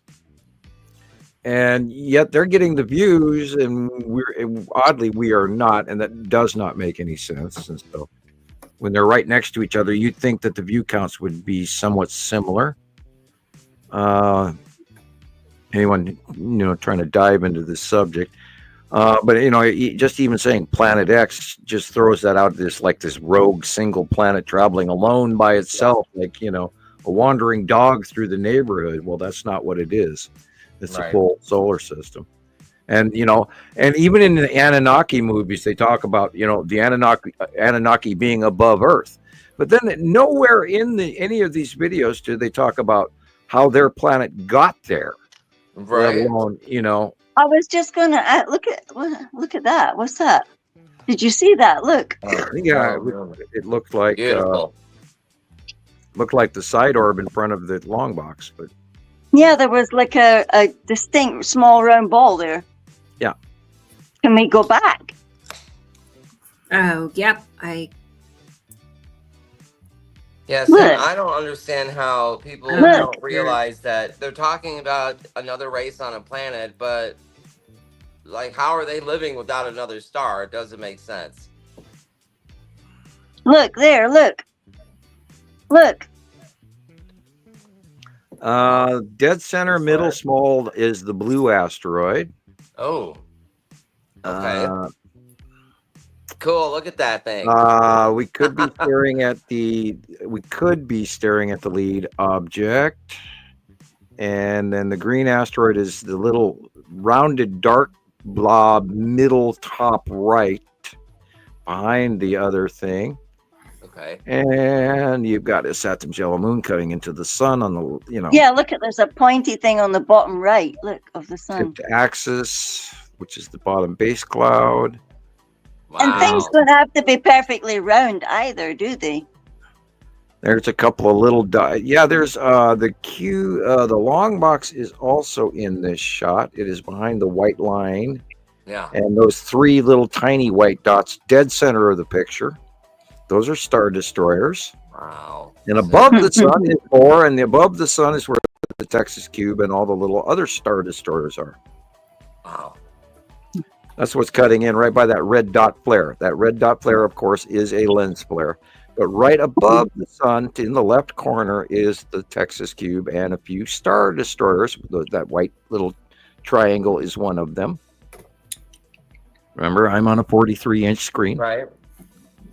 Oh, yeah, look at that thing. That's like a potato shape, that thing. That thing is like, it's got little dots in front of it. It's there, even though the flare changes. Yeah, you see it's there. Oh. Guess my eyes are okay. Yeah. We got company. Yeah. I wonder, did they bring Kentucky Fried Chicken, or do we have to feed them? Man. Don't go to McDonald's. No, God, Gillian, no. do not. God. Now you're making me. Well, McDonald's doesn't make me hungry, but KFC is still mostly edible. Right. It's so weird. Don't eat it, but you don't eat fast food at all, and then God forbid you do eat it, then all of a sudden you're craving it, and really awfully. No fast food for me, thank you. Look at that thing. Just look at it. That's wild. Look at it. You can see the colors on it and everything. What is that? I don't know what she's looking at. I don't either. What is that, Gillian? It's the wee ball. Oh. With the two little hole things on it. I don't know. We don't see anything right now. That. Oh, there you go. Okay. Oh, what we were just looking at. What we just looked at, that thing, but because like Sam, I'm enlarging it on a bigger screen. You can see other things on it. It's like it's got stuff happening on its surface. Like probably like a couple of pyramids or something on there. What? I don't know. Look at it. Look at that. Look at that stuff. What is that? That's like something on its surface, man. I haven't seen this yet. Yeah. So I sent this to Sam. I wasn't sure, Sam, by your response, if it was the skull. Yeah, it's the skull asteroid. No. I just saw that when I looked at it, and I'm like, what is happening here? That's great. Where did this one come from? Oh, yeah, that one was really hot. I mean, there's two pictures in the set. It's really awesome. It's like somebody took pictures of dust in space. Yeah. Other people sent quite a few of them in this week as well. Yeah. Mm-hmm. Okay. It was like 7 sightings this week alone that are very, very big. Got one at night. It was pretty cool too. Wild. A bunch of debris around it. Just like Sam drew. Somebody shared it into a group called Eyes to the Stars. Cool. Yeah. They said this is really there nice. are thousands of captures around the world over the years of the skull asteroid, which is why NASA, cool. And again, that's the only object out of all of the stuff that's going on with the Nibiru secondary system. It's the only thing that NASA actually admits to. Now, this photo you're looking at right here is actually a NASA release photo. Yeah. And I'm sure it's been, adjusted. Yeah. It's a dead match. Look at it. It's amazing, isn't it?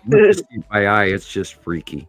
It is really, really scary. Look at it, and it's actually scary, and it's got that mist and stuff all around it. It's like, yeah, because it's cold in space. When the sun shines on it, it starts putting off like dry ice smoke. It looks like that movie that dude was in. What's his name? Oh God, Bruce Willis. That asteroid movie. They go to mine the asteroid or something. Right. Holy! Look at his teeth. He's got like 2 teeth. And a couple teeth on the bottom, man. Someone get this man a toothbrush or something. Yeah, look at it. It's funky, man. Big. Oh, my Lord. I know, right? Okay, we'll all be dreaming about that thing tonight. Look at it. It is genuine and for real, the same thing. Look at it. Wow. So look at it. Carolyn says, do the eye sockets have holes through them? You can't think of those as stars. Just think of that as smaller debris. Yeah. Yeah. In front? Yeah, in front. Uh-huh. Yeah, well, that debris will change with every picture because now it's moving all the time and stuff. Right. Yeah, it won't be the same, but that's wild. Video. Yeah, notice the eye sockets are light blue, where the space background around it is black, different color. Interesting. Okay. And everything in space is dark, and we're only seeing this because it's illuminated from one edge. Look at that, though. They've got fractures in the side, like up above the eye sockets, and that is like incredible. Look at that stuff. If it wasn't so scary, it would be incredibly beautiful. You know, it's actually nature is amazing. Well, I always wonder if it's carved or if it's natural. Right. But that thing, carved. I don't know. I mean, that one is very specific. I mean, the nose socket is very triangular. So they have a bunch of terraformers. One's looking at something that was mined or terraformed. Exactly, Gillian. Was it created? You know, did they make it, or is it a natural thing? Or is it like a warning of something to that was alive? That would be pretty cool. Maybe that's something that they put there specifically as a warning, as this is our final approach. You know, like the Mayans had this as a symbol as well. So, jeez. I mean, yeah. Well, look at the Mayan, the Mayan calendar right at the center of it. Yeah, the harbinger of doom. Wow. Let me see if I have it in my. Yeah, the Mayan calendar, dead center. They put the skull in it. Mm-hmm.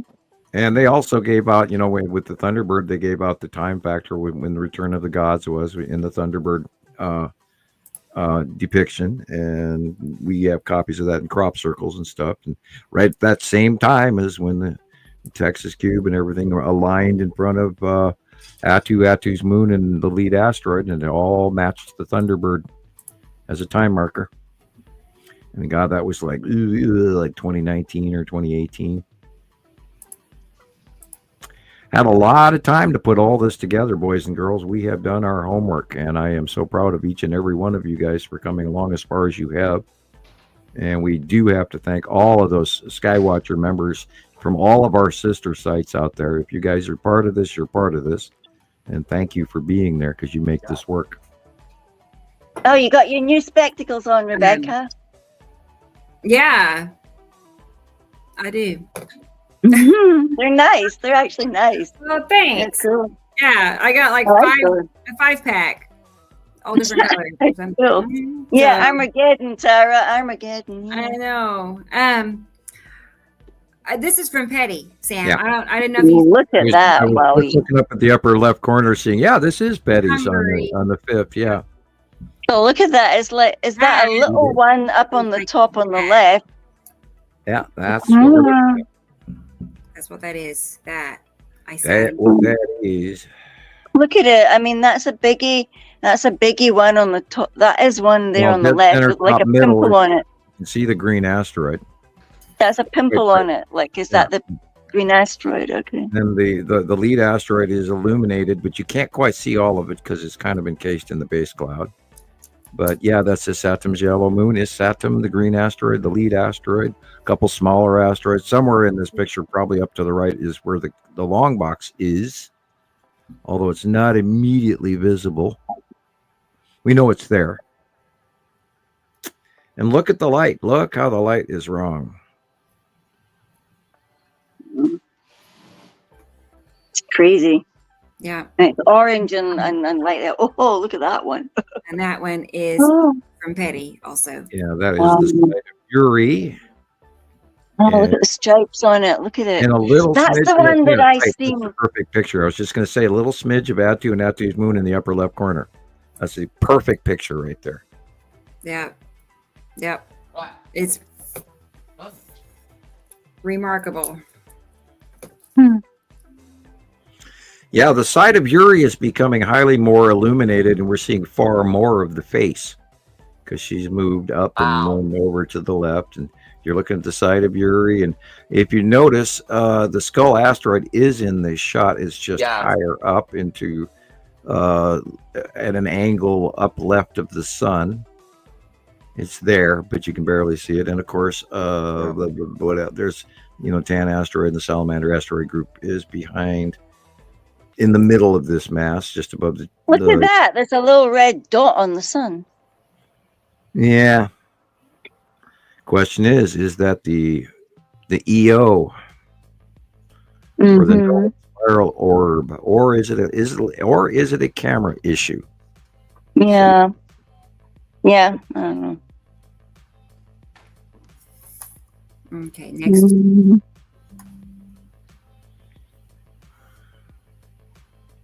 Oh, look at that.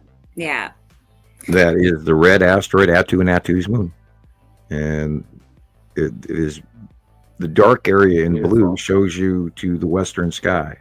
So we're looking pretty much probably south or something like or southwest at sunset. Wow.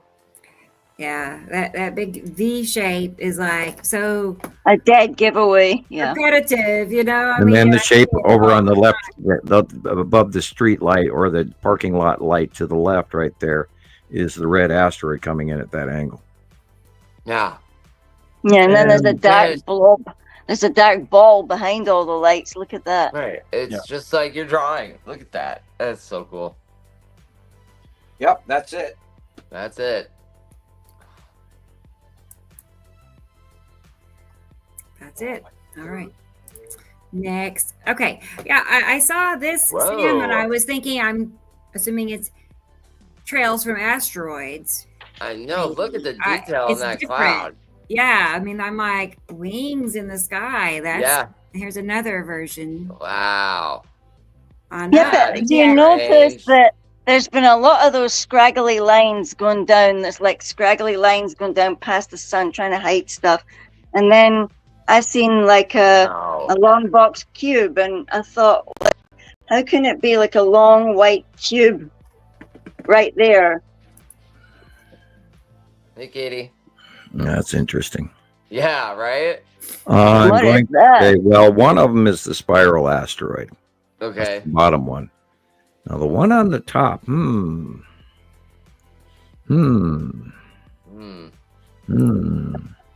is that a Star Destroyer? Is the one on the top closer to us than the one on the bottom? See how the definition, the one on the bottom is not as clear as the one on the top is. Do you think it's one or multiple?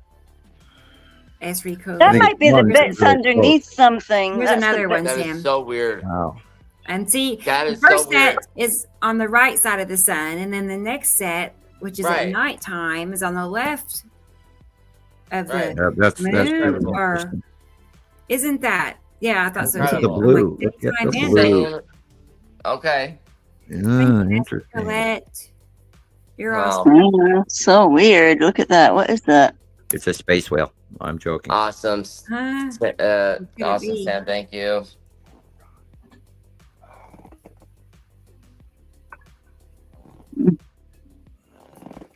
Yeah, thank you. I need to come back down and screen size. Appreciate you. Okay. Yeah. All right. Isn't he cute? Back to business. Okay. Yeah, so asteroids. That's wild. I mean, it's the same thing. Would you say, Sam? I'm pondering a couple of different things. I'm trying to take into account that Matim is supposed to be somewhere. Okay. This is a nighttime shot. Okay. Do we have the spiral asteroid and the red asteroid? Or is this something entirely different? Right. I'm by the fact that it's two different spots in the sky. It's the same thing. Yeah, literally. Same thing. It is the same thing. What is that? Okay. It could easily be. Okay, and now I'm, Earth's brain. Now, where is the sun? And is this the moon that we're looking at now, or is that the sun? That's the sun, and the second one's the moon. Let's go back. Let's see. Wait. I'm sorry. I think, or is that the moon? Could be. I mean. Okay, let's see. Okay, they got trees right beneath it. No, there's two separate places. Yeah, okay, it's two separate places. Yeah. All right. Is that the moon though, or is it a street Okay, light? or are we looking at the long box cube and the spiral asteroid? Yeah. I mean, you would think it has to be a hard call. one large object, considering it's making the same effect in two different see shots. You see this long tendril thing going down. I took a picture that is the same, only facing in the opposite direction. When the sun was rising, it was on the right of the sun. I've got exactly the same picture as this that line thing, the scraggly line. So that must be the spiral asteroid and like a bunch of stuff. So there's like, oh, that's like a really interesting. That's like a nice little puzzle for us to sink our teeth in. Definitely. Yeah. We'll keep copies of this and see what else. Yeah, keep copies of that. Yeah. I definitely want to match that thing to the thing that Carol Ann and I just looked at the other morning. I mean, I took a picture and she filtered it and stuff. And with her filter, you could see the different. There was balls and like curved wing things. Like the wing went one way and then the wing went the other way. So it looked like the spiral asteroid's debris fields around it. Wow. Yeah, if we see more of this, we'll be able to come to a better summation. Yeah, that's interesting. But if we see more of that coming on, it just reminds me of that thing I took a picture of as well. That tendril line thing going down. It's this center bit that is exactly like my picture. I sent it to you, Rebecca. Remember? Oh, right. Yep. I will get it. It's a similar thing, but it's facing another direction from what I took. Right. I'll get it. Sorry. But it looks like yeah, if we could find this, if it's a pity you could find the same, keep this one and then match it to mine. Oh, you've gone dead. Oh. I went dead. Oh, Sorry, Tony. I'm reading. Tony said, "Is anyone in touch with Terrell 03 Black Star's research of 14 years? He is very spot on with his research. Love from Oz. Hi, Tony. Hey, Tony. Terrell 03. I am not familiar with that person. No. Nor I. Nope. We'll have to check it out. What are they called? Terrell 03 Black Stars. What is his research about? Do tell. Yes, please. Yeah, tell us. We're interested now. Research of 14 years. Yeah, what's his research about? So we know what we're looking for. I don't know who this is. Love from Oz. Pretty cool. That is beautiful. I saw these today. Those are awesome. Wow. Asteroids. Yeah. Cannot argue with that. But look at the colors in that. That is an incredible photo. Yes, the refraction. Yeah, there was a whole bunch of them. There was like a whole bunch of them. Now remember, there's a lot of dust and debris that that is up and made put it in my smaller. house. Yeah, that's micro sand and rocks and gravel and stuff that's way smaller. And then you're looking at the big ones or the black ones. And the rainbow color stuff is the smaller debris and dust inside the material on the bottom of Uri and her asteroid field. This is the light shining through all of that debris.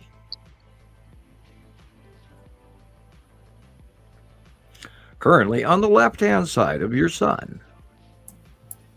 Mm-hmm. Oh, goggles. Oops. Look at this. That's a side edge backlit crescent flare. Mm.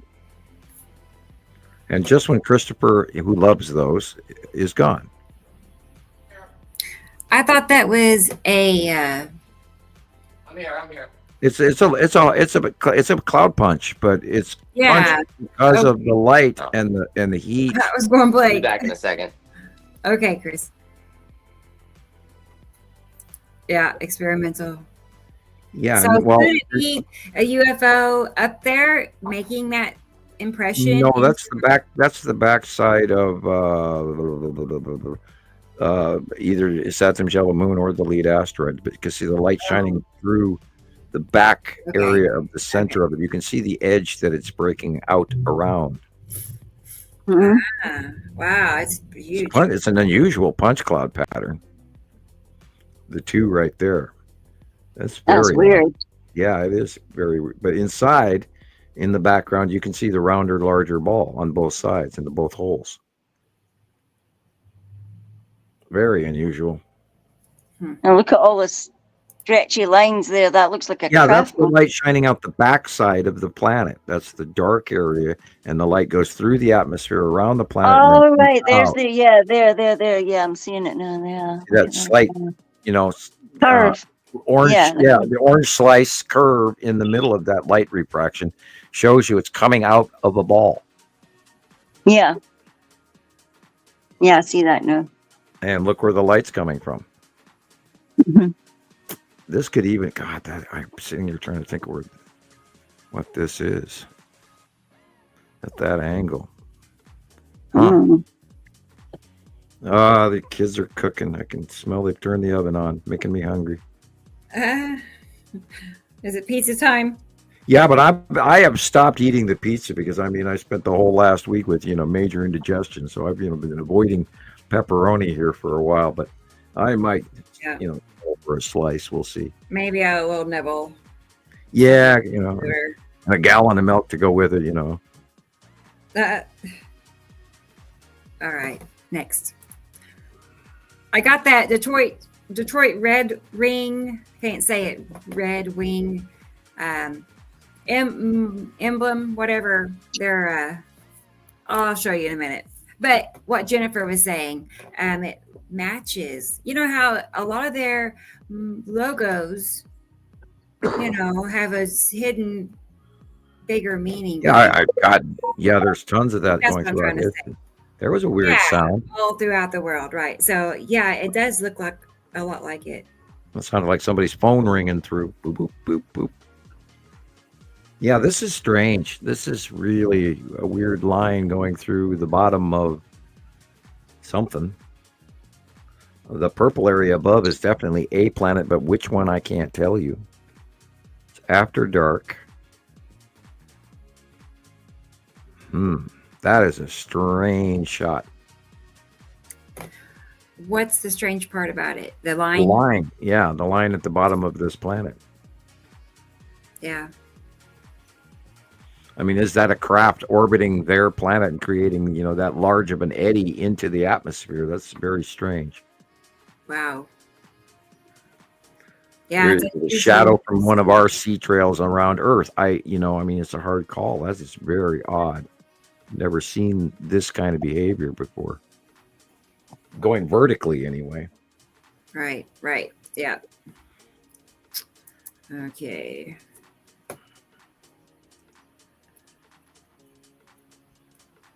Yeah, this could be the bottom of Nepacity with fingers. Or it could be just the cloud wave between Uri and Atu. It's a hard call on this one. A lot of people go, it's HARP, but no. It's not. It's upper atmospheric doing some weird stuff. Holy cow. I got to go get another pop. Everybody's gone. Where'd they go? Oh, I hadn't even noticed. Okay. Terrell is let's see. I'm missing all the comments about Terrell. Like a survivalist, it sounds like. Asteroids. I'm not sure which ones, but that's the only thing that's that small and oval shape is probably red asteroid and little sisters, maybe. I always thought asteroids would just be ugly, kind of, brown, gray. I never thought about asteroids being actually pretty.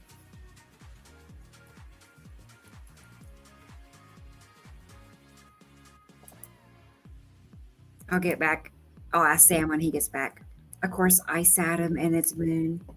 Mainly because it's to the right of the sun and it's red. But mostly because of its location. Looks like what could have been causing the wings. Oh, okay, Tara. Let's go back. That, yeah, it could be. Yeah, sure enough. Let me say. Yeah, it's very similar, and the bottom one is the red asteroid in this shot. And the question is that the bottom of Atu's moon illuminating in a top? So, but in the other photograph, it was on the right hand side, so that didn't match. It could be, oh, wait a minute. It could be a secondary asteroid. Yes, a secondary asteroid right next to the red asteroid, which would be Lorraine or Big Sister, and I don't see Pappy in this either, but we know there's a whole bunch of different asteroids out there flying around. Yeah. I went into the kitchen and looked for my potato chips, and my potato chips are suddenly not there anymore. Wondering where they went. Grew legs and walked away. That's it. Yep. What kind do you like, Sam? Well, the plain lays and the thin, salty lays to go along with my onion dip. There's that comparison of the wing and red. Detroit Red Wings. Why do I have trouble saying that? Man, Detroit. Hey, we have trouble doing everything right now. Everybody does. I mean, it's just. I don't know. Red and wing. Okay. Anyway, that's what that lines up like. I believe they're a hockey team. Yeah. Yeah, but those kind of symbols, there's symbols all over things up here in the Highlands as well, like on them Pictish stones. They must have been in the sky that people saw. These like things, I mean, 5,000 years old some of these places are that those pictures are in. There were, of course, religions wrapped around the mysticism of what they saw in the skies. Yeah, quite profound, it really is quite. That's where the legend of the dragon comes from, and the legend of wormwood and all of that. It's all wrapped up in different civilizations' depictions of the same thing, a reoccurring thing. I was unsure, like, what is that above the sun? Is it the I almost seen something like this as well today, and I couldn't get it on my pictures. What is that? It's like not the typical, how usually we see an hourglass when there's a planet cutting into the sunlight from the top. It's not that, even though there is a planet right above it. What if that's our dwarf? Well, what if that's our dwarf yellow soul hiding in the background, being outshined by a larger red star? Or what if that's the moon underneath or beside Matim? Or the size-wise, it could be the halo of the second smaller star. Or it could be if this person is taking through glass. Yeah, see, there's another example of it. There's another example of it. This is why you don't. I also seen that today, but I just couldn't get it to come out in my pictures. I'm so glad other people have seen it. I knew there was something there. Thought I was going nuts. I do believe that our star is behind the bigger star currently.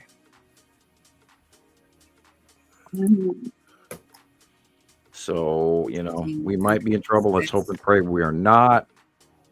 I'm still looking for more evidence to absolutely say that's what's going on. But we've got, a lot of shots that say that that's what's going on. And coming in from the southern hemisphere, they're seeing a different thing than we are. So why do you think the suns have reversed and the twin stars in front? Well, the larger star came from below us along with the planets. Point of view, or us going through them. So therefore, I would imagine, since we've gone past halfway point, now that planets are going beyond us, the second star would be exiting as well. And I assume that it's going to go in the same direction, and the direction wouldn't have changed. So it comes from the left, below us, so it's going to go away to the right above us, above our right shoulder. They're at our normal star. My great question is in that process, how close is this exiting star going to come to Earth? And are we going to really superheat up, or what's going to happen? So that's my big concern. And there are evidence of past civilizations going underground for great deals of work, and you don't dig a city underground for no reason. And of course, I'm talking about in Turkey, Cappadocia, correct. So why then, or no, I mean, how long did it stay that hot? Like, because I would think it'd take many years to build an underground city, right? I'm just wondering how long it stayed hot that they needed that. We don't know those answers. Mm-hmm. Wow. Yeah. I mean, you'd think they would build something like that. They probably just lived in it for the rest of their lives, I would imagine. Well, why did they build it in the first place? They must have known that it was coming. Kind of like Noah. Yeah. Some of them have like 14 levels of, who helped them make it? Massive rooms, ventilation shafts. These things were not just animal pens, water. Somebody helped them make it. It must have. Wow. Great rolling block. Or it was there already. Yeah, and where some of these maybe started all the way back in the Ice Age. We don't, because they don't really attribute anything past 5,000 years, and we don't know, and Neolithic or Stone Age or Iron Age or Bronze Age, and they just throw that out there by what the finds that they find around it.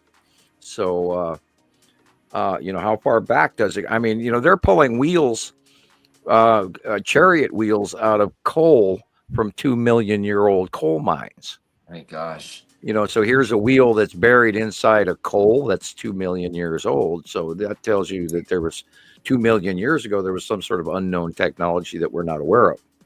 Yeah, I'm going to play. I have some megalithic pictures to look at, or videos. Hi, Thomas. Thomas is here, everybody. Hi, Thomas. Darren Kuyu's another major site too. And what about Angkor Wat? That place is something else. That's harmonics. I mean, that thing. Wow.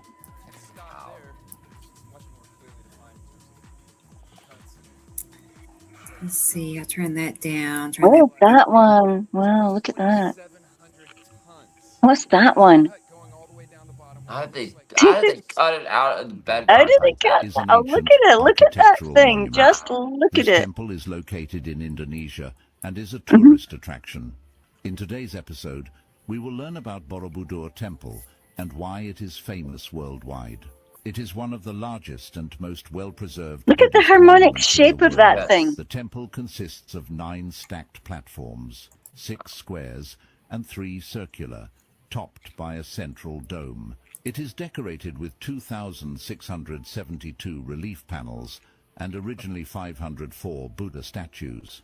The central dome is surrounded by 72 Buddha statues, each seated inside a perforated stupa. Gearbox. The monument guides pilgrims through an extensive system of stairways and corridors. It's a machine. They didn't build it overnight. 460 narrative relief panels on the walls. That's a machine. The barriers. A power machine. One of the world's most extensive collections of Buddhist reliefs. A turbine or something. It looks like it was meant. It looks like it's a working machine of some type. Very cool. Look at this thing. How did they do look at that? I could easily go down into this thing, but oh my. Okay. Oh.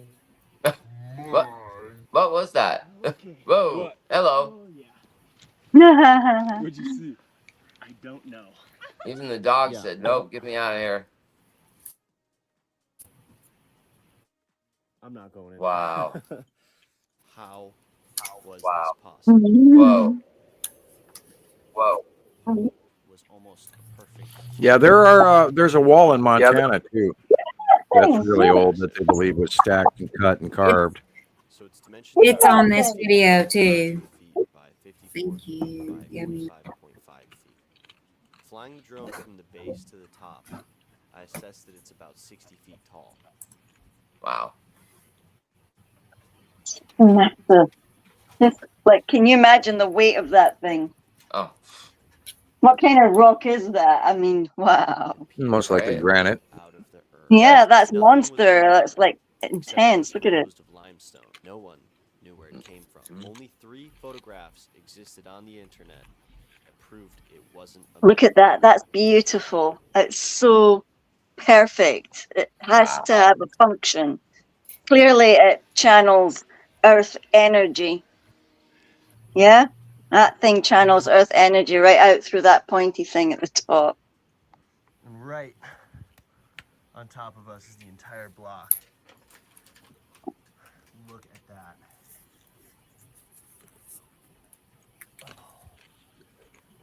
Oh my god.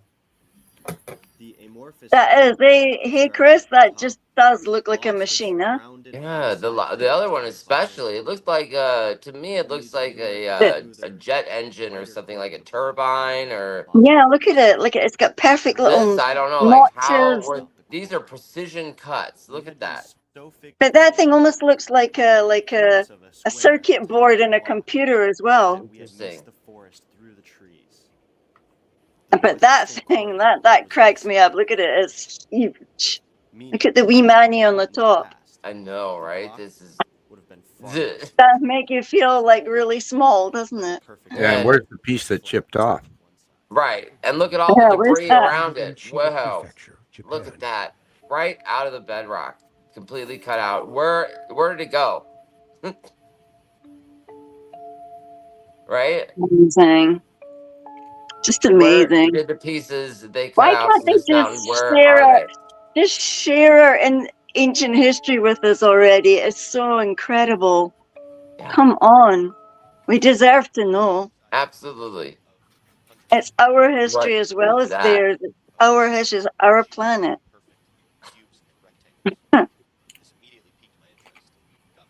Come on. I mean, I just want to know so much. I know, Gillian. Come on, it's beautiful. Wow. Oh, look at that. Look at it. Look at that. And it looks almost like it was burnt or something. And finally, number Sure. 20, the Baalbek Stebbins. Baalbek, which is located. Look at that. Oh yeah, Baalbek as well. That'll be something. Look at that big long. The most striking features are the massive. Baalbek's incredible. Monolith. Yeah. Mhm. Baalbek, originally known as Heliopolis, which means city of the sun, has layers of history. Imagine the fun we would all have if we went together to one of these sites. Oh, Imagine. that'd be great. Yeah. Which one are we going to choose? Somewhere in America, I guess. I would love to see them all. Pet Oh, trophy, yeah. on the top Anything of my would list. be a wonder. Anything would be a Machu wonder. Picchu would definitely be at the top of my list. Yeah, you want to go there? Yes. I want to go to something like Mohenjo-Daro or Okay. those other ones in Turkey. I think I'm really drawn to those ones where they've got the pictograms and everything gone down and they say it's 12,000 years old. Which one's that? Is it Dendera? Yeah. Derinkuyu. Yeah. That one is massive. Yeah, and Göbekli Tepe. Can you imagine? Yes. That one kind of reminds you. It kind of reminds you of what's going on underneath the main pyramids in Egypt. I'm sure the same thing is going on underneath Mohenjo-Daro. And they try to hide it. That's why it's all buried in. Right. That Göbekli Tepe, there's only just a little bit that's been uncovered. It's not even. But they talk about all the ancient wars that were fought there. You know, all our deserts are not natural deserts. It's deserts because they were having these battles, these sky battles. Right. And there's you do evidence get of like nuclear, yeah. detonation. How is that even possible? What the? And look at this stuff cut out of the rock. Look at 14, it. the I mean, Pantheon. seriously. These are located in the Guizhou province of China, and they offer a perspective into I mean, China has many things we clearly won't know anything about because it's such a secretive society. But even the pictograms are like the ones here. Look at that thing. Pictograms are like the ones here. The focal point of this study is situated halfway up a cliff. That's Baalbek, and it looks like Scotland. Yeah, definitely, Tara. Like this cliffside is composed, of hundreds, maybe even thousands, of massive, geometrically perfect cubes and rectangles. This yeah, they're obsessed with that form, aren't they? Cubes and rectangles. Is it possible for a perfect cube to exist in nature? No. Well, of course we know it doesn't. Come on. Building blocks for prehistoric cities. I was looking at on Google Earth. Is that their form of Lego? That's the form of Lego. Are just completely missing. Where did they go? Like space Lego. Well, if they had the technology to cut at such a precise level, then they must have the technology to move it. It must be easy peasy lemon squeezy for them. Yeah. No problem. Look at that. I mean, even damaged as it is, the stuff is amazing. Wow. That looks like dolmens are ancient megalithic structures, typically composed of large stone slabs. These, the floating stones or whatever they're called. Cairns. Cairns, yes. Cairns. Well, imagine if you were a giant and you had a group of or a family of friends that were normal humans and you wanted to build them a little house. Right. Oh yeah, well they would find easily. Look how many people are on that thing. That way they could go out and hunt and feed you, I mean, I imagine that, because there were giants on Earth. We have tons of evidence that there were giants. What kind of advanced civilization possessed the knowledge and tools necessary to carve And recently the Smithsonian decided to destroy a huge portion of that information. The entrance hole of the dolmen is wrong. Circular, which is difficult to achieve without advanced drilling equipment. If we go inside the dolmen, we are met by a large interior chamber that is designed perfectly. People brushed off the idea that the Sage Wall could be anything but a natural formation. The Sage Wall in Montana. So precisely built be just a random product of nature. The wall stands perfectly straight, with clean lines that seem far too precise to have been shaped by erosion alone. This makes us wonder, could it really be natural? One curious feature stands out. It's thousands of years old. Around the world, ancient megalithic sites share a peculiar trait. Small, unexplained knobs jutting out from the surface of the stones. Which are strapping nibs. That way you can wrap a strap around them and they don't slip. Temples in India, mysterious ruins in China, and so many other places. Yet no one truly understands what these knobs were for. Were they used for construction? Really? I do. Have you ever tried to move anything that big? You need strapping nibs. Wouldn't we expect to find these same strange knobs on its stones too?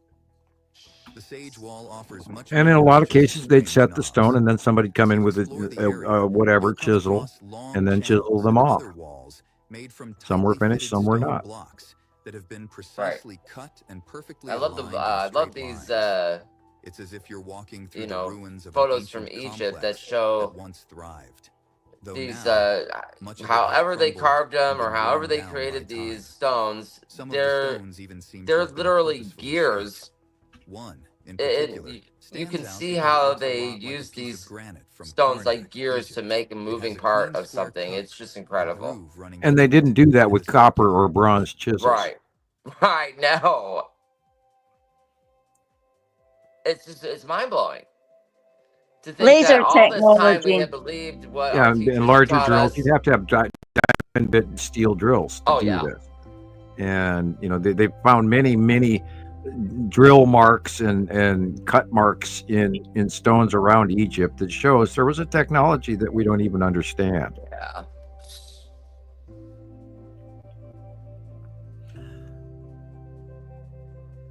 Yeah, our heavy machinery now can hardly lift up one of these stones from the pyramids, let alone to do the entire job. Yeah. But hundreds of people made the pyramids over 200, 20. What did they say? 20 years it took them to build it with a few thousand people. Doesn't make any sense. This is the Kailasa Temple in India. Now, and then there's all these sites all over the world that most people have no clue. Look at that. It's cut out right out of the bedrock of that mountain. A single rock by horse and buggy and hammer and chisel, moving hundreds of thousands of tons of stone. Wow. And they still haven't found where any of that went. Yes, where did it go? Not even come close to explaining. They have not found any rubble chip piles anywhere near that. We couldn't even replicate this today. Tara was just mentioning in the comments what the energy must feel like to you when you're standing in these spots, Yeah. That's awesome. The only thing we did was, and they've been changed. Some of them have been changed. This one especially inside. There've been modern changes, and things have been removed out of the center temples. And treasures plundered. Decades, millennium ago. Slab of stone by a primitive hand, but much like taking a trip. Wow. Look at that. Technology, and it must be a painful process to rebuild it. But fairy tales aside, look at the detail. That is insane. That we could build something like this today, and if so, why did we stop? Right. What the heck? Example of our history that is nothing. Everything was so beautiful, and another example is the Ajanta caves. We can't carve those things. There's a technology that's lost, and that tells us there was an age that's lost. And the eruption in the Bronze Age. Yeah, right. Wow. My gosh. Look at that. That is insane. What is that? I know, right? It's like the entrance to a, It's honeycombed. It's almost like honeycomb. And the acoustics in there. You can't do that by hand. I'm sorry. No. This is I wonder what it sounds like. It's, yeah, I wonder bring what a it bunch sounds of monks like and start chanting. They start chanting, and the acoustics in that room probably reverberate in such a way. Yeah, you probably get your hair standing on end permanently. Right? Oh, God. Oh, look at the tiny design, the pictures, like, wow. Yeah, Carol Ann, definitely. We've lost so much.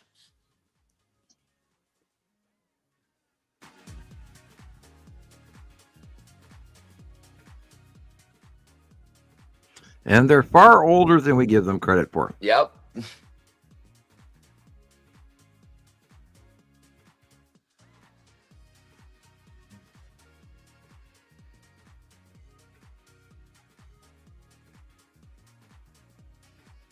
How old? Like when you say far older, like thousands of years, I think. Like well, let's go back. Thousands, we know like that we know that 100,000.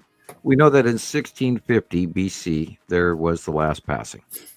So you go another 3,654 years, and we probably had some of those technologies back then, or the previous cycle. The entire place is made up of a single monolithic rock without any so they could, be 8 together. to 10 to 12 to 14,000 years old. Scientists have been trying to find an explanation for this mystery. How? Either 3,000 years old, 6,000, 10,000 years old, 3 cycles. And to this Golly, day, that mysteries thing are looks only like a partially revealed. piece of a ship sticking Kailash out. is a Hindu temple, one of the great wonders of the ancient I mean, I could see that According to being there scientists, 50,000 in order to years complete and it this not project, change at the all. Egyptians had to carve more than You know what I mean? 400,000 tons of It's stone like from a large it could block be of the beginning of stone. time. Engravings on the walls It's are not literally going to carved going down to the anywhere. smallest corner, It's which just means going to there must be be there skilled and very like good that craftsmen, and their number must reach several forever. thousand people to be able to complete such Now work. remember, The during the tunnels that Ice they built Age, this not place the is also entire a Earth was controversial frozen. topic. Many indigenous people believe that this place was built in 18 years, while scientists say it took There about was civilization 120 years. that There are existed many rumors that through this place was the built by Ice non-human Age. beings. Others say that it was built by And God, science, and that it was modern completed history in does not just one account for night. that. So what do you think? And that was, 25,000 years ago. So Right.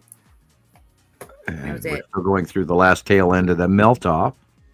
Because normally Earth is warmer as a general rule than we are right now. And there's no ice on the poles normally for the history of our planet. So, mankind is just merely in this little tiny window of the history of the Earth. And we're a little tiny short, 1 or 2 pages in the volumes of the history of the Earth is mankind. We are tiny, tiny. And God, just go back on the age of the shark or the age of koalas or platypuses or even the elephant or whales. God, look into whales. Whales at one point in time were land walkers. They're deep cousins. So yeah, the Earth has gone through a whole lot of changes, and we're just spectators in a little tiny piece of history. And we lost our experts again. Well, yeah. Back in, I know they're back in the. It happens. Green room eating all the Doritos again. That's it. That's where all the snacks are, right? I got a cat at the window. I gotta go let him in a minute. We'll know if they come back with like Cheetos cheese puffed Skinny. orange fingers or something. That's right. You can always catch, a hint. The old Something, green on their lips from the M&Ms or. I swear it wasn't even chocolate, Mom. Yeah. I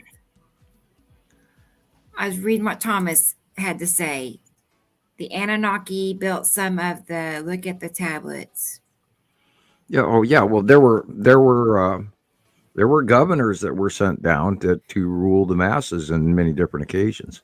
And if you look at the stelae or the tale of the kings, which is a highly studied stone that lists kings after and kings before recorded history, and mostly accurate. So, and what it tells you in the early parts prior to history cannot be true, and yet they're arguing whether or not to discount what it says or not, because there were some rulers that ruled for 80,000 years.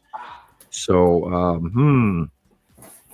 was it a family? Was it a dynasty? Was it an individual king? Was it some alien that lived that long? And they're still debating all of that with the tablets of Thoth and the emerald tablets. And Samuel, yes.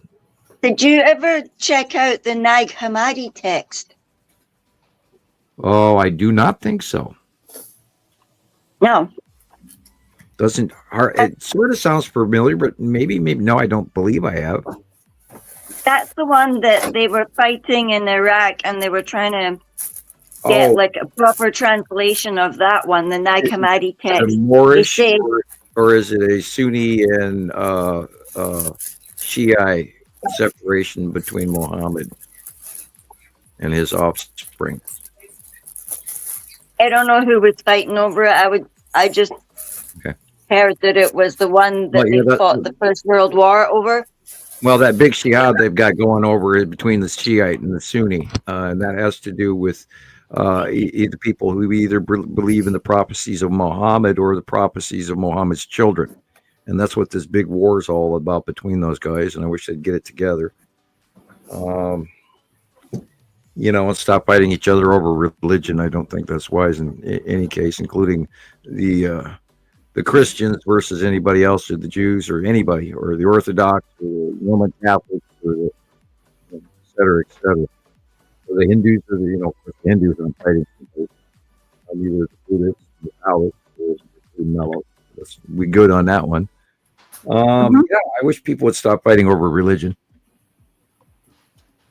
Yeah, I not really looked that up, but I assume that's what you're probably referring to, is that argument in the Mohammedist, which is still also an Abrahamic religion as well, and you can actually look that up. Sorry, minor hiccups from my Coca-Cola. All right. Minor hiccup. Okay. I have a video I made of some of Donald's captures, Donald from TikTok, but I might wait just a little bit and see if he possibly, pops in. But he's got some awesome captures. I just love his. He doesn't even know, he's just a natural. I don't know how to explain it. He just found me and started to pay attention, and man, he points his camera at the right spot every time.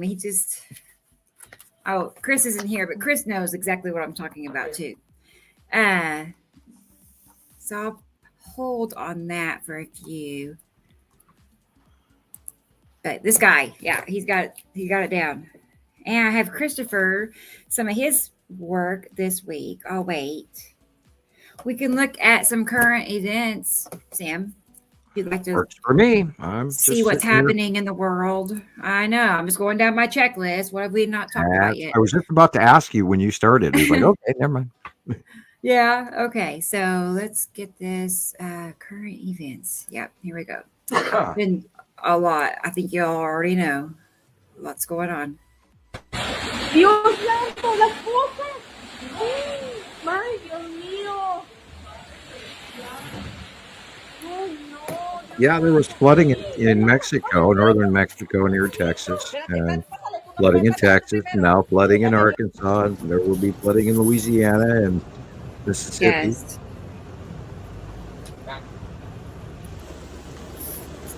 And this is that same jet stream thing we're talking about, which is now completely different than it ever used to be. So, Mexico's climate is changing too now.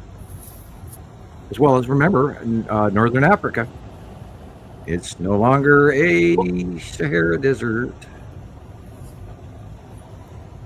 And, I'd remind everybody out there how many years we've been watching swimming camels. There was some misinformation being spread on Facebook of Branson, Missouri, receiving 37 inches of water today. But the Branson Police Department shared that was false information. They were getting 10 to 15 inches of rain in that area, however. Yeah, it wasn't 40, though. It's going around on the people you and I know, Sam, are sharing it thinking it's real. So... Well, now in southern Missouri and northern Arkansas, central of the state, in both cases, they are having flooding now. And then today, what came in today and just went over everybody is also going to be coming downstream tomorrow. So do not be surprised. You're going to see a lot more of this around in the areas around the lower Mississippi. All the tributaries are going to pump it into the Mississippi, and the Mississippi is going to rise this year. Which is good because it was kind of low for the last 2 years ago. It was literally dry. So, yeah, people, we are seeing property loss that is off the charts.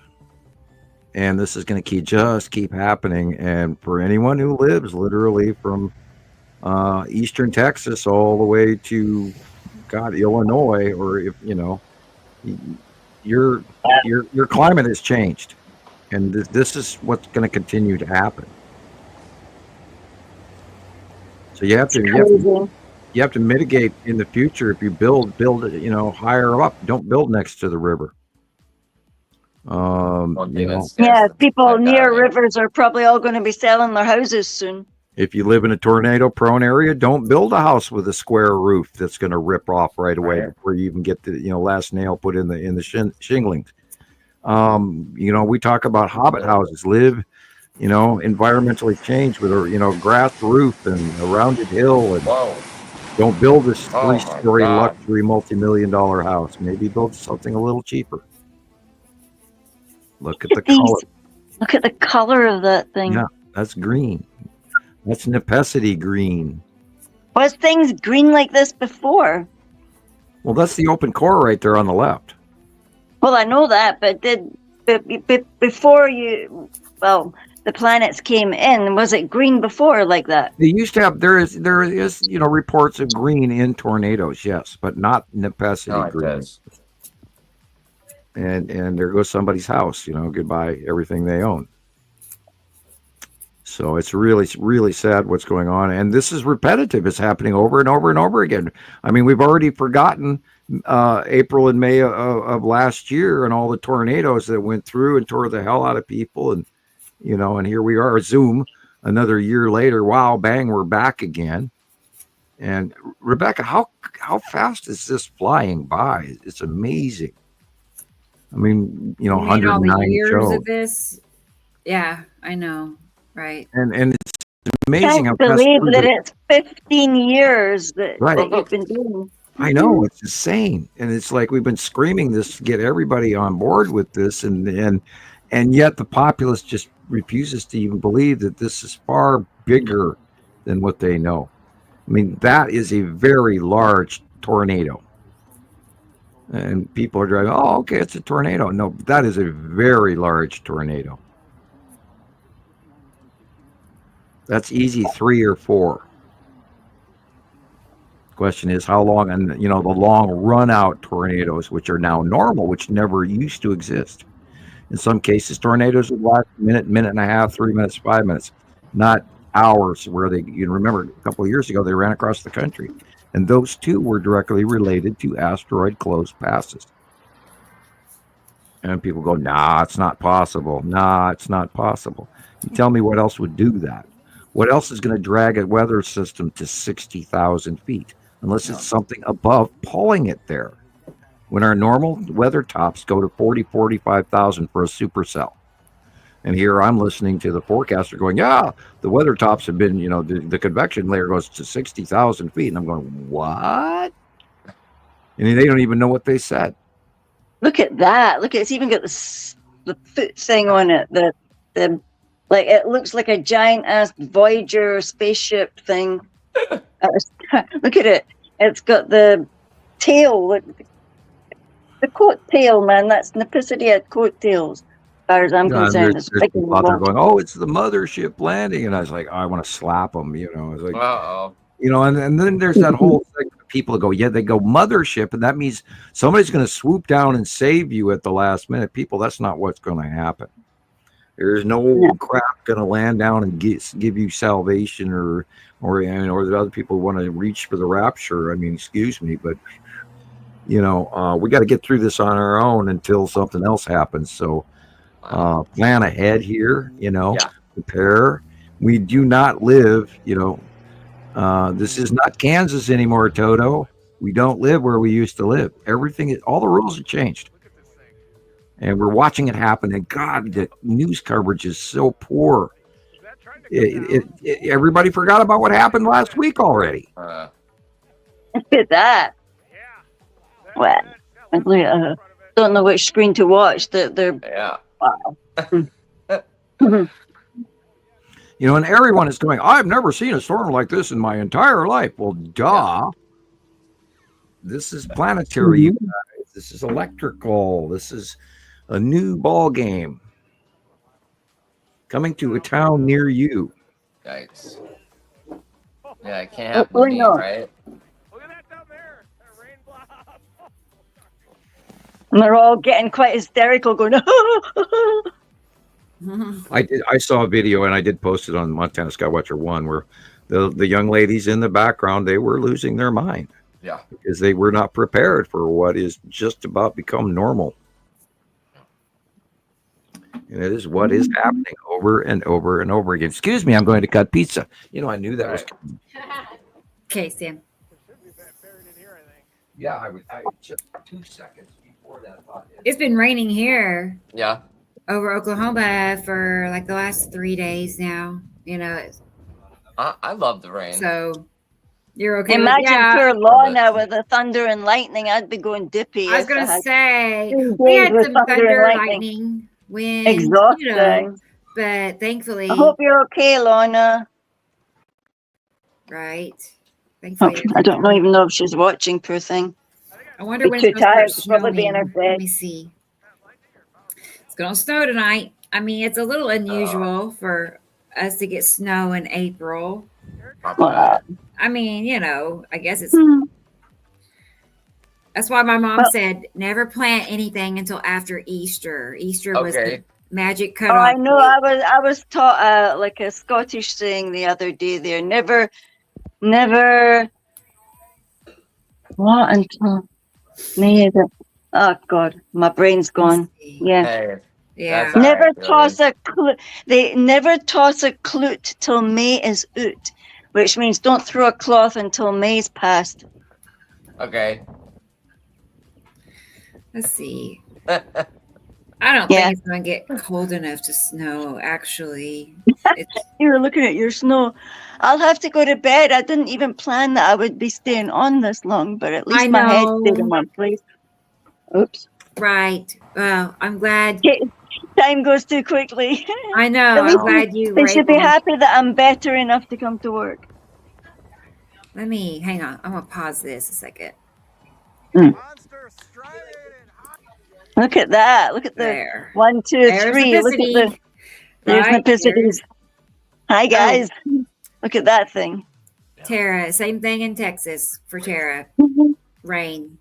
I mean, Rain, huh? spring, was it April? What did they say in Bambi? Flowers. Drip, drip, drop, little April showers.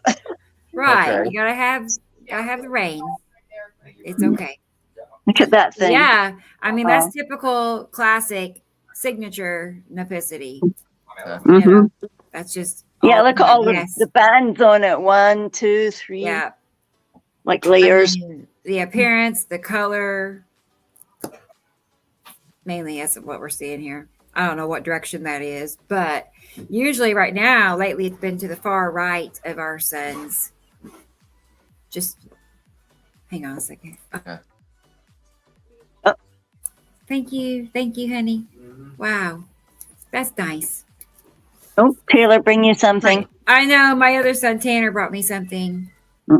It looks like a cheese omelet or something. Oh, yum. I know. Yum. I know. It's like, yes. Okay, nice. Well, I'm going to go to bed. I'll see you another time. Yeah, good night, Gillian. I'm glad you made it. Good night, Gillian. Good night, Samuel. Good night, everybody. Oh, night, Thunder. Bye-bye. Bye-bye. See you later. Bye-bye. Okay. She did it. She did it. She figured it out, how to get out of here. So, here's Nipicity, Sam. So what are their what is their explanation for the green in the sky? Like probably the same one that they have for the purple. Yeah. Some BS story for this, that, or the other thing, and then they do refer to tornadoes and supercells turning the sky green, but nothing compared to what we have in here like this. Beautiful. Wow. Yeah, the yellow is the real sky color, and of course that's refractive light from the yellow moon and red from its Saturn. I was just going to add about the green. Also, it didn't used to be fluorescent green like it is now. It's very fluorescent. Yeah, tornado green is different than Nipicity green. Yeah, it's like a grass green. And you have the illuminated core that is Nipicity that tornadoes do not have. As a helicopter is going by and my ears are ringing so loud.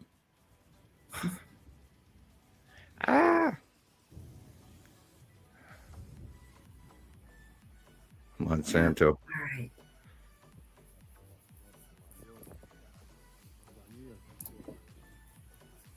I mean, last night, pretty sure it was last night or the night before.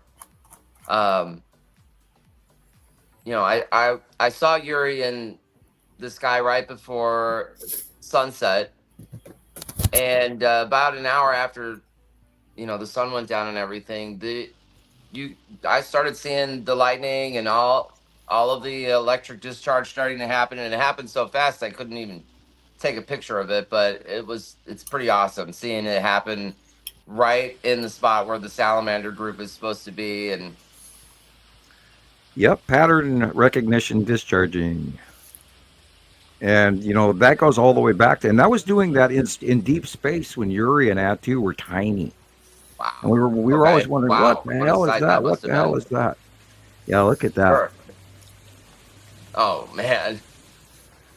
I would be frankly too worried about getting, you know, my car swamped in that. Right? And those are electric vehicles. Oh, that'd be even worse. Right? I know nothing about EVs or the current. I don't either.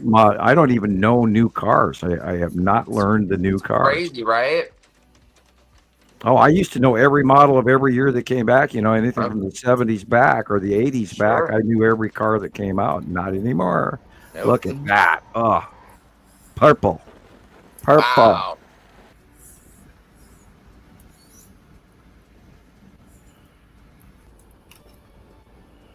Look at how high those clouds are. Yes, people, these are planets. They're not just storms. You know, in decades from now, if it ever becomes a standard known thing, you're going to look back in this going, how could I have missed that? Oh.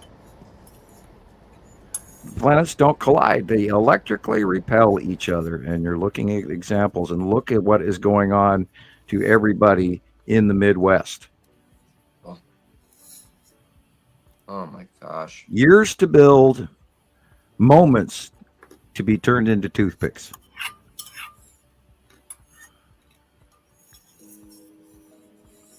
Here, have a car. Yeah. Just going to pick it up and throw it in the middle of what used to be a house after the roof got ripped off also.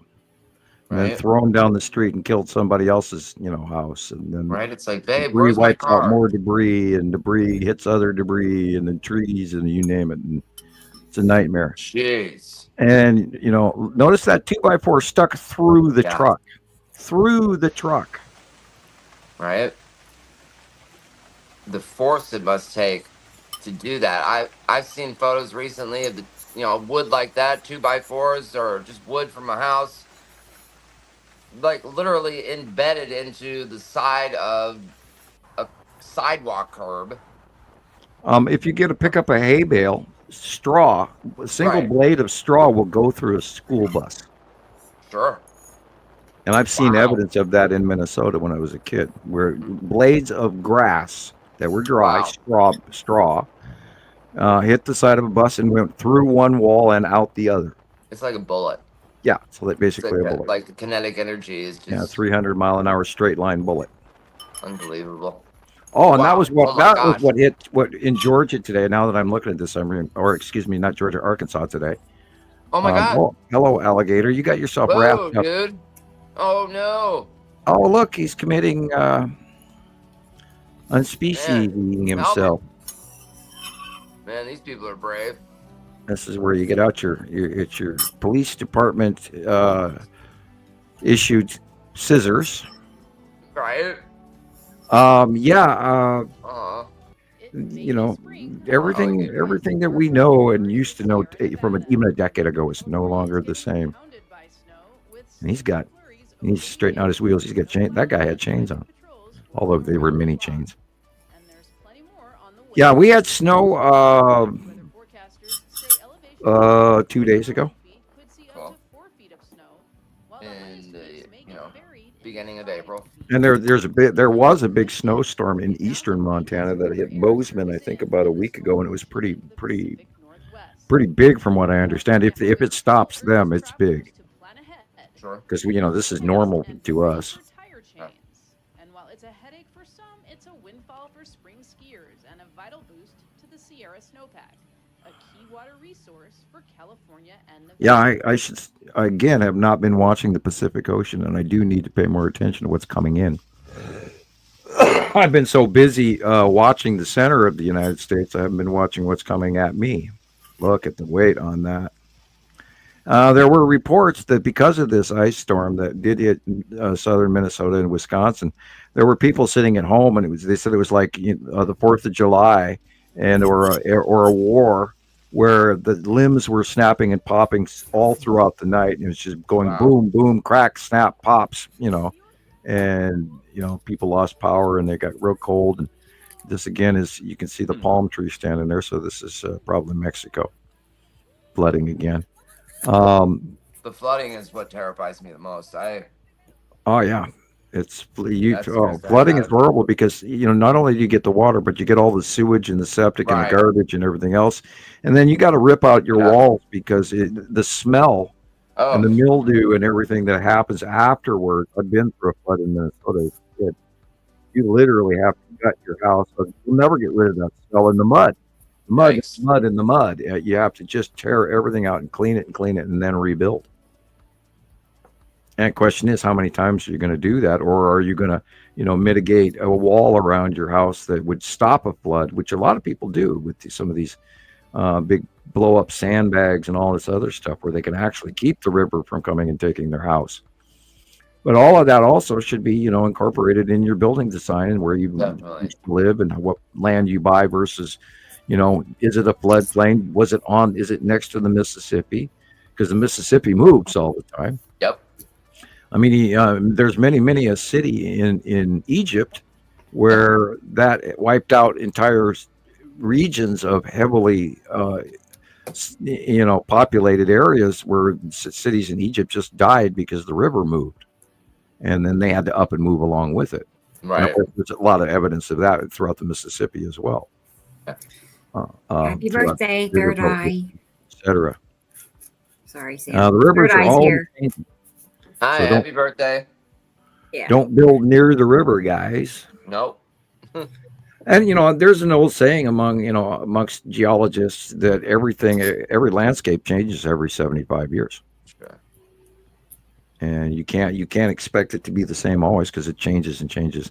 What I'm fascinated by is some of those archaeological studies that are going on in the desert, where they found all these people that used to live here in the in the Neolithic period, and what they would refer to as the Stone Age or the Bronze Age, or the early Iron Age, and the indigenous folks in the southwest of America. And some of those sites have been there for 10,000 years because they've been preserved in the desert. So history is not recorded right, and God, look what we're going through right now. And then you have the clown car on top of it, and the three-ring circus that we're dealing with our economy, our government, and our weather. Yeah, that's the three-ring circus. Wow. Economy, like purple.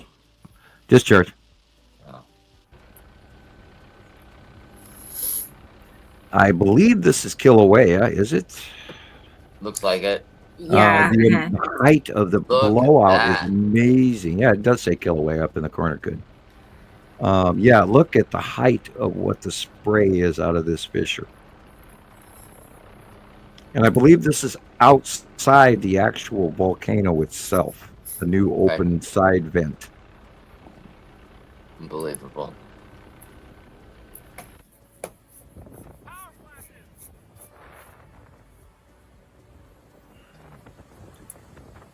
Yeah, this was 3 days ago, and it's already swept under the rug. Yep. Honestly, I haven't seen any, major news stations reporting about any of this. That's crazy. And I think there were 4 or 5 unalives that occurred, and now we've already gone past the Mandalay earthquake and everything, and then over 3,000 people unalived. We're having to use new words so we don't get on YouTube. Right. I wonder why you can't say like you can't say banned on. Well, I just said it. Anyway, on TikTok, you have to say bananaed. What? Bananaed. Yeah, my cat got bananaed, and I'm like, why can't you say, the other word? Well, there's AI keywords going on.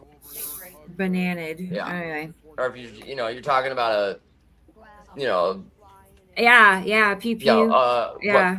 Pew pew. Everybody uses pew pew. It's like, are we serious right now? I'm not even going to talk about it if I have to say that word. I know. Yeah, I know. I guess it's people are just sensitive to certain words. Right. Maybe. Well, question is, why are we catering to these people who are supposedly adults who are sitting behind their own keyboard? Yes, we are grown adults here. We're talking about pew pew. Yes, or have you heard of the what people are calling UFOs? UAPs. No, it's a whole other one. Okay. Yeah, look, I'll send it to you. I can't even say it out. Okay. I don't even want it to come out of my mouth because it's that bad. Wow. What is it? They're saying they're calling them. Oh God, it's bad. Well, then just private message it if you can't say it. I'll type it in the comments. You gotta tell me too. He probably doesn't want to type spread it right the now in rumor. the comments. Yeah, we are. Oh gosh, it's bad. There's that 2x4 through the truck again. Yeah, look, all of the branches on these trees are gone. That's an easy class 3. It's not class 4. Repeating. Sorry. Didn't realize. And again, maybe you shouldn't buy that brand new truck this year or that lawn furniture this year. Can you imagine the hail damage that just happened this week alone? Not counting the tornadoes, just the hail damage. And Texas is flooding, and Colorado and New Mexico got snow. And you're going to get snow today or tomorrow. Maybe, right? Tonight, sometime. Yeah. That's the back half of the cold stuff that just came past us here in Montana that gave us snow. Okay. 2 or 3 days ago. Like 2 days ago, I think. Yeah. Yeah, we got 1.5 inches of snow when the ground has been clean for, a month or two now. No, a month. And, the last piles of snow in the parking lots at grocery stores is just now finally melting. There is still snow on the mountain next to my house, of course, at Lolo Peak. Wow.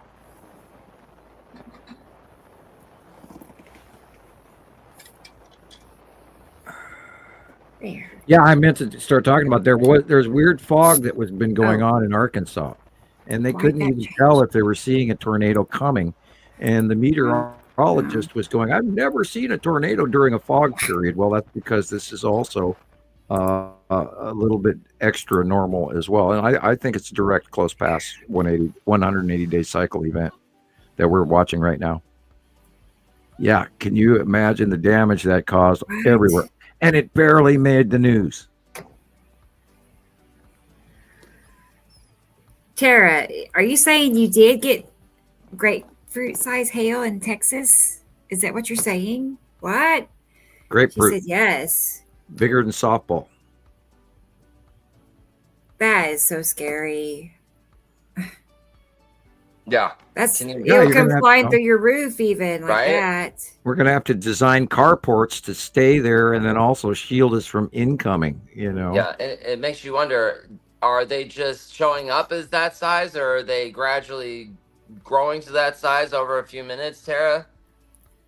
I mean, just imagine if the hail that you start seeing hail fall and they're grapefruit-sized bags immediately once you start seeing them. That's scary. Well, that'll kill you if you get hit by one of those. Absolutely. You're dead. And remember, they also now have a new term for hail. They call it Godzilla hail. Oh. Dang. Hi, Andrea. Andrea's look at here. that roof is missing. Tree down in the yard and torn down. Came through for the left to the right. Most of these trees got to be over, a century old. Yep. 75, So why are they 65 falling years old. down now, Well, because this is not normal weather. Nope. I mean, And this is Iceland. Wow. That's incredible. in Grindavik. Yeah. Okay. And they had a barrier wall around Grindavik proper, the city, which is to the left in this shot. And it has subducted Iceland. underneath. The crack opened up. There's the wall. The crack opened up under the wall now, and is actually extending towards the city. And they also had some serious earthquakes underneath there that were bigger than way normal, and they've had hundreds of them. Plus, that same, you go south about 300 miles or 300 kilometers or whatever in the ocean. They had a very large earthquake the other day, and then again this week as well. South of that, there was another medium-sized, very large earthquake for the Atlantic Drift fault line, and that's where it's spreading apart in the undersea realm, where the continents are going opposite directions from that, and the other ones are all subducting around the world. This is in the Atlantic Drift is the only one that's spreading apart visibly that we know of. However, I can't say for the new meridian. Anyway, so that area is moving. So because that area is splitting apart, I foresee continued Icelandic issues. And they say it's getting pretty hot down up there. So we might see a major event maybe by the next full moon or the high tide.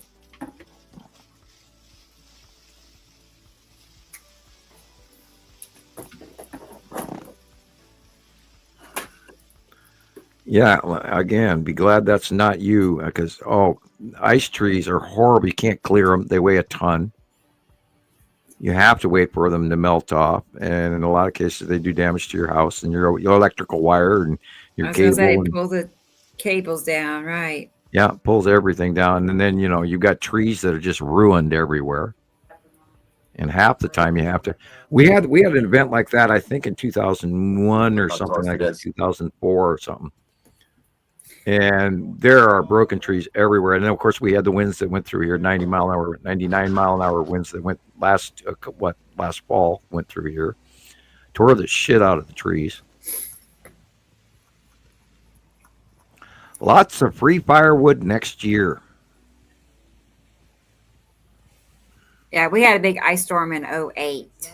I remember very well. Mm-hmm. And it does sound like a war zone when those trees are breaking and popping and banging and exploding.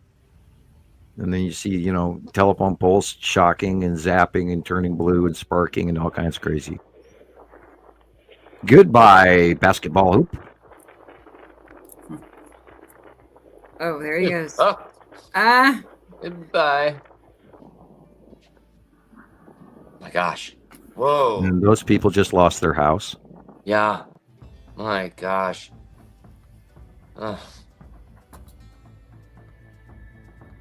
Ranch? What ranch? Trees? Look What at the trees? tops of those trees. Oh my God. That's a class 4 tornado. When they break in the middle of the tree. And if it's ripped down to the ground, it's a class 5. Okay. On the Fujita scale? Fujita? Yeah, Fujita scale. Okay. And I do believe they're going to add a 6. Yeah. I was just going to ask you that, Sam. Yeah, they're talking about adding a class 6. That's crazy. Yeah. That is wild. Ring 1. Ring 2 on set.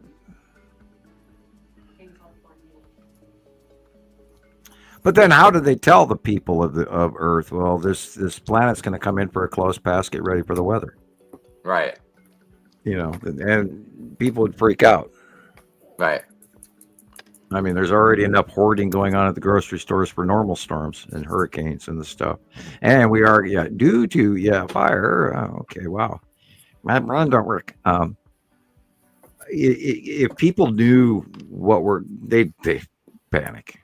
They'd really, maybe as, in some cases we are better off not being viral and slowly moving people into this information. Those who are, ready to receive it. It's a weighty, two-edged sword. I think about it all the time. What if not? What if not? Back and forth and back and forth. Yes, Andrea, we are living new weather.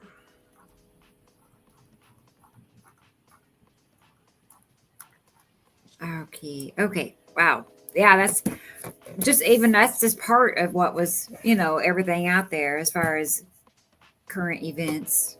I'm in awe that more radio and TV are not sharing this. Even on the nightly news, they give it 15 seconds. Yeah, I did not realize that. In such and such town today, blah blah blah blah, and then on the scene is so and so. Yeah, so and so's lost their home, and that's it. So I'm guessing the weathermen, they talk about it, right? Like their forecast, like how your weatherman will go live when you got tornadoes on the ground. I mean, I spent the last 3 days watching Ryan Hall and Max Velocity and a couple of the other guys out there doing it.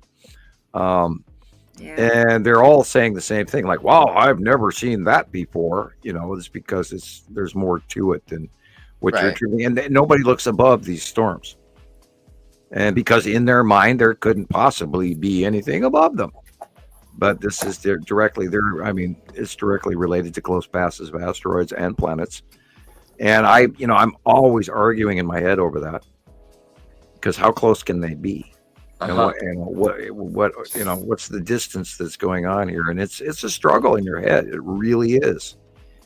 And yet it can't be anything else. I mean, how else does our weather, which normally goes to 45, 50,000 feet at the most, suddenly have convection going 60, 65,000 feet, unless something is up there pulling it? We could have, extra moisture in our atmosphere to create larger, taller storms, but we're seeing something flattening these storms out on the top, not rounded, just freely reaching 60,000 feet and being around. No, we're seeing them reach 60,000 feet and being flattened by something above it that's dark. We kind of know what those dark things are. And I wish to hell everybody else would see these. Make my job a lot easier. Really would. Oh God, I think I'd roll over laughing. Yeah, this is the base of Uri going over. Beautiful. Wow. You can see the orange-yellow area is Uri in the right-hand corner, but this is the base cloud and the onset of all the shit underneath her. Yeah, coming in. And this, we're going to see this up close and personal. And God, the other day I was standing out in my yard, and the Tan asteroid is so damn big. I mean, it just blew my mind. It's the biggest I've ever seen it. And I'm really starting to see. I think the Tan asteroid is a moon. I mean, it's so big, it's unbelievable. Right. And you would think Uri has to have some moons. Yeah, because we know that planets have upward of 40 moons. Right. And I just read an article that they have found a whole bunch of moons around Saturn that haven't been documented. So I think the total count is up to like 278 moons for Saturn. Right. That's wild. And then of course, how do they know if they're right or not, unless it falls in this criteria or that criteria, And and of course, unless they actually, go park their spaceship on there, walk around and go, oh yeah, it is a moon, and judge and see if it has an internal electrical connection or a negative one or a positive, or if it's just an asteroid. By landing on it, you can tell a moon because a moon has dust and craters, because it's been in placement for so long that it gathers dust from space, where asteroids do not, because they're traveling. They can be conglomerates and add up and crash into each other. Other rocks that it sort of picks up, sort of like a static cotton ball or lint ball.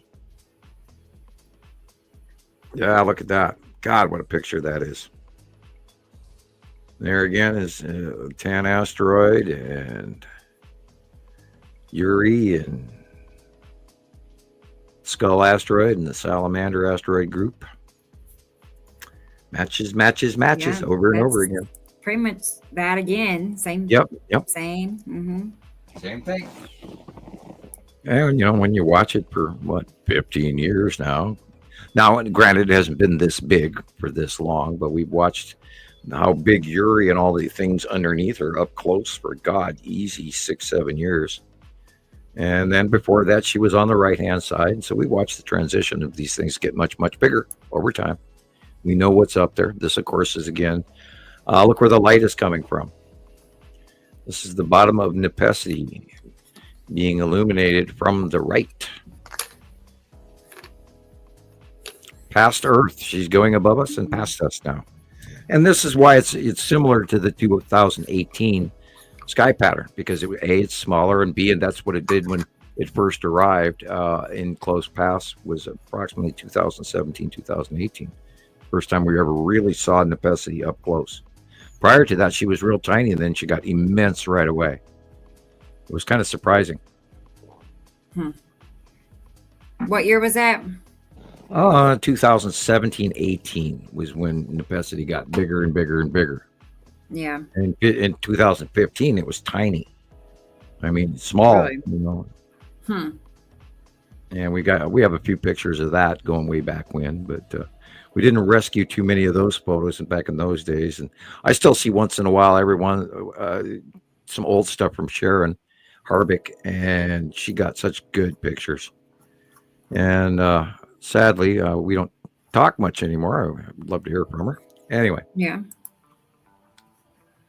All right. The light is coming from the far right.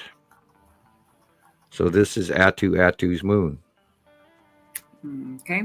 In the north sky. Wait a minute. No. If this is depending on if this is sunset or sunrise. If it's sunrise, it's in the north sky. If it's in sunset, then it's in the south sky. Right. It's hard to tell, isn't it? Yeah. I mean, it looks like Atu's moon to me as well. It spins the brain trying to figure out, because it always moves, but it always stays in the same place. And you just got to remember the parking lot 360 in your brain. It's this drawing here, I would say. Yeah. Yes, it's got to be Atu's moon, because Saturn doesn't really look like that exactly. No, correct. You know? Base cloud would have been different as well. Mm-hmm. All those creases and wrinkles, and that's it. Okay, wow. Oh, good. Chris is outside. Wow. Good. I'm curious. What's Vegas got to show us today? Thank you, Maria, for your messages on Facebook. Can't quite get to them at the moment. Just clear skies. Oh, wow. Yeah. I know, right? Like, I'm on a milk run. Okay. Right? Yeah, it's fresh air. You know, there's like a little bit of milk left, so God forbid somebody finds out I left just a little touch of milk in the carton, I might be sleeping on the couch. Who does that? Who leaves only half a glass of milk behind? I can see it coming. Yeah. I know, right? Yeah, well, with teenagers, I buy it 2 gallons at a time. Oh, yeah. And then on Mondays out here in Lolo, there's always a milk shortage. Oh, I bet. Yeah, we get the stale bread too, Look at that. Yeah, I was looking at that. Reminds me of a video I have. I guess it's Isatum to the right of the sun. It was years and years ago, but it looked just like that. You can see this round, very round shape. I'm going to see if I can find it in my YouTube. But anyway. I love the Isatum's yellow moon photo you took last year it's got like the 3 lines behind it, right next to it was right. I think it was probably over the right side of the sun. Yeah. That was a great I love one. that too. That was about, like you said, about a year ago. Exactly. Yeah. Right after Sam came out with that drawing. I know it was right after. Isatum's yellow moon. Let's see. This might be it. I don't know. Let me click on it and see if it comes through. That's not it. I don't want to confuse people. I'll find it though. I have it on video, good one, showing what you're talking about though. It's one of my favorites. That's what I really realized. Sam's accuracy is just mind blowing. Let's see. I watched your video, Rebecca, about everything you know about the binary system part 1, and I was wondering, is there a part 2 coming? Yeah. Yes, well, yes. You know about me and part 2 syndrome. I know it's been a minute. I know. Well, I got distracted with you have to mostly. give incentive to the watchers, It's like part 2 coming after 10,000 likes or something like that. Oh, that's a good idea. There you go. I never thought about that. Yeah. I was just thinking about it yesterday. I'm like, part 2, I gotta get that, get that going. Well, I'm not rushing. I was just joking about the part 2 syndrome, where because Radio Wasteland, my last show with Radio Wasteland was broken up into 2 parts, and they only published part 1. And I was somehow last night I came across I don't use it ever, the website called Pinterest, or am I saying it right? There's a website called Pinterest, and it's for a bunch of, I guess you put ads on it. But there's a Radio Wasteland. I guess they have a Pinterest account, and there's a whole bunch of links to their interviews, interviews I haven't seen with Sam yet. So that would be interesting to check out. There's only 87 of them, Christopher. Right. 87. Only. Yeah. So I'll post that on the on our Facebook groups if good. That way you guys can see 'cause there is a whole bunch of clipped parts of the interviews that are clipped. Yeah, that's that's included in the 87 count. Cool. Okay. Okay. I found that video. Cat hair eyes. Oh, it's so fun. That's weird. You said cat hair is fun? Yeah, my eye. I'm sitting here rubbing my eyes with cat hair. Oh my gosh, Sam. That's gotta be rough to be allergic. I don't know what that's like. Yeah, I know, Tara. Yeah, your son behind you, Chris, is highly pinched. Yeah? Yeah, it is. Okay, let me try this again. Okay, bear with me. Where'd it go? Yeah, see? Can you see it in your phone? Wow. Yeah? That is so cool. You should show us. Uh-huh. Let's see. Hang on, let me make it big. Yes. Awesome. Yeah, that's a cut-in flare. It's either from Saru above or from Matim on the left. But you sure can see that's a cutoff. There's a light interruption going on there. Wow.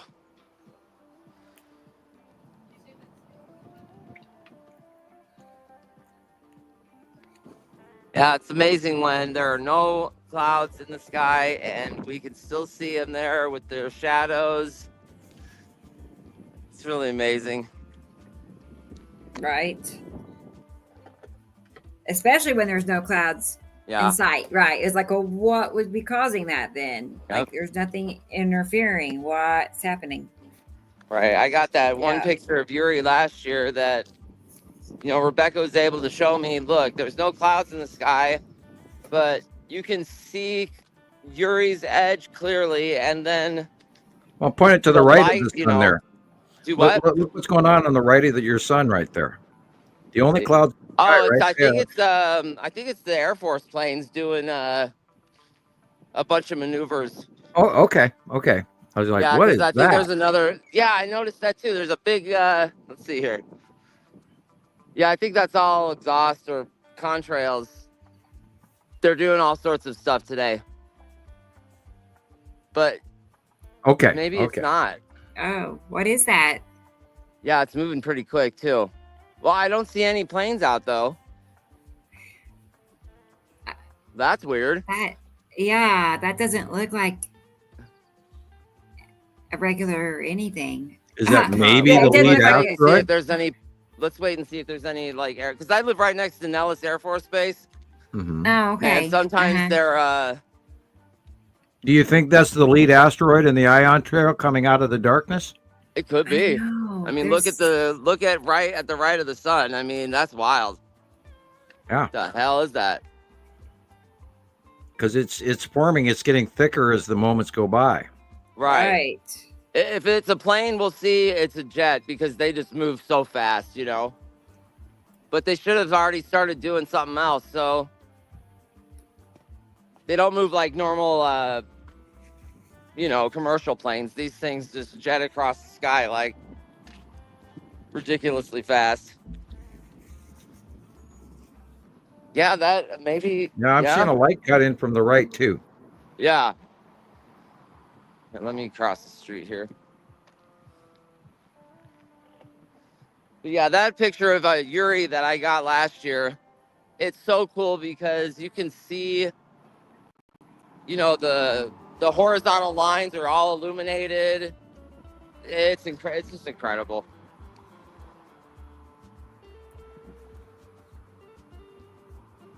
For what planet, Chris? Yuri. Oh, last year sometime. Cool. Yeah. Probably cool. like July or something like that. Yeah, it's the first time I realized that you could take a picture of the sky and still get a picture of the planet without any clouds in the sky, and you could see the edge clearly. Light just doesn't stop. Right. Andrea wants to know if you could stand still for a moment. Sure. Trying to find a better spot second. with no palm trees, Okay. I get you. Here we go. Get us a better view. Yeah, I'd like to see what that trail looks like too. Yeah, it's already gone. Oh, it's more over to the right. It's right there. Yeah, it's still there. It's still there. We get out of traffic. Wow. I think I'm looking at the lead asteroid, and the long box cube is farther to the right, and the edge of Saturn's yellow moon right there. Yeah. I think part of that, where that light is cutting through right there, where your light flare is, that little blue thing right there is where the long box cube is. Okay.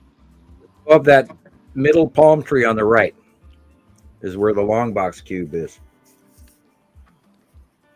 There. And just put this down so I can just keep it still.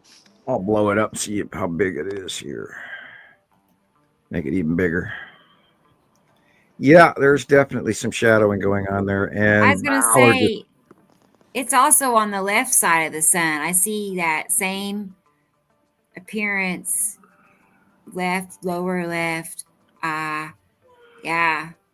Side of Yuri, side of and Matim cutting in as well. Look how dark it is. Yeah, Matim is very large.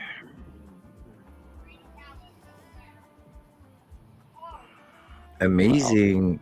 And yet there it is. And you can see the pinch off on either side. That's why that shaft of light is going through the center and planing down across in a horizontal plane. That's the light pinching between the objects.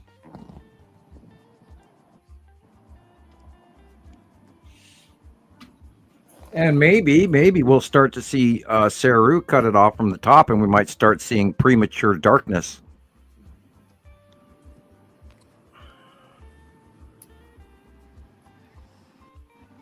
Like we did, like we used to with Nepacity and stuff on a regular basis. So we, no telling if Saru was to cut in from the top, that might actually affect our daylight. Now the shaft is going up and down. Wild.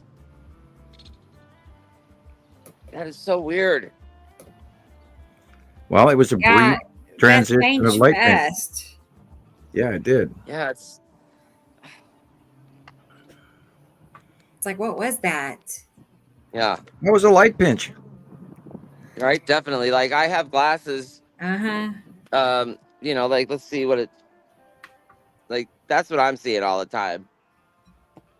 And if I take a picture of, if I take a picture through the lens, it's something completely different than what I'm seeing with my own eyes, right? Wow. That was cool.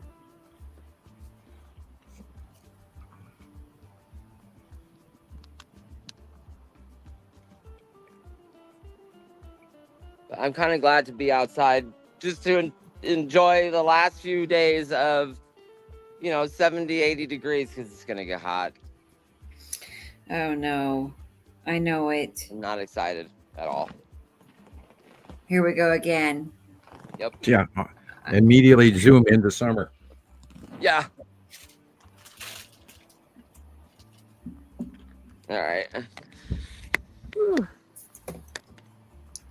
Wow, that's awesome. Okay. I'm going to put that. Keep us posted if it does it again or it comes back. I don't think that was from a plane. I don't know. That doesn't look like anything from an airplane. I don't know. It didn't. It looked like something just passing close by, I guess. Yeah. Something. We don't know what. It's weird too, like the lead asteroid, sometimes it moves really quick and sometimes it just doesn't move at all for hours. It'll just stay in the same spot, no movement, same cloud for 4 or 5 hours. Really cool.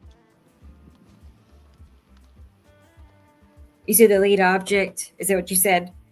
Yeah, have you ever noticed how fast it moves sometimes, and then sometimes it just doesn't move at all? And it'll just be in That's the like same the first spot thing for I look hours. for. When I'm looking to the right of the sun, I try to find the lead object first, and then I work, from there. But and once you know what it looks like, you can find it really, really quick. It's consistent. The same location, same size, usually. I think it looks like a skee ball. Oh, okay. Yeah. It's got that band down the middle. That's it. Yeah. Oh, man. All right, you guys get to go shopping with me for 2 minutes. Ooh, to the dairy section. Right, yeah. All right. Careful, stay away from the eggs. You can get injured there, People get upset around the egg. I know, right?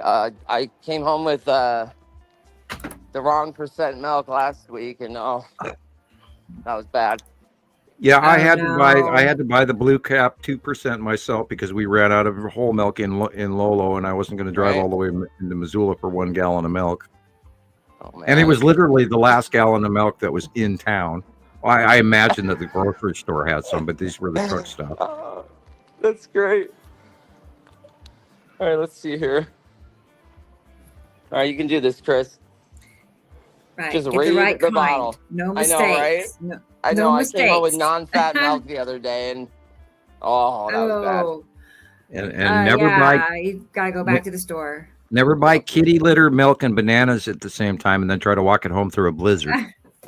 Hey, Doobaloo's here. Hey, Doobaloo. Hey, Doobaloo. How are you? I just now realized I didn't get you message back earlier. I was like in the middle of something, but she is in recovery at home from gallbladder surgery. Ouch. Oh boy. Yeah. So get well soon. I know. Remember last week she was like going to the hospital or not going to the hospital or Not fun. Not fun. Fun. Yeah, but most people will just let that simmer and boil for a few years, and then once you have that final gallbladder stone attack, it's like you're laying on the floor screaming, sweating from head to toe. I thought I was gonna die. And then the doctor shows me the ultrasound. They're so tiny, but that was painful. I mean, it was bad. Yeah. I've had mine go. Thank God I haven't dealt with that again. Out of kilter. Right. I'm going to show you this video, y'all. It's from 2020. It reminded me, I don't know, we saw this picture earlier, and I said, I have a video that looked just like that. But this is, sorry. Why? I wish it would do that. Anyway, look at it. You can see this definite roundness. I could see it just by looking at the sky. Maybe you see it. I don't know. Yes. Look at it. This is Pretty And the old. Saturn's yellow moon was much, much smaller back then.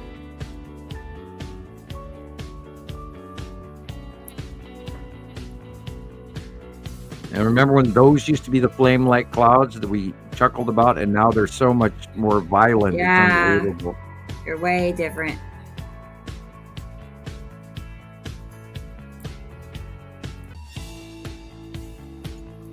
Like, I didn't know what I was seeing then, but I knew it was something. You know, it's like that didn't look like regular sky.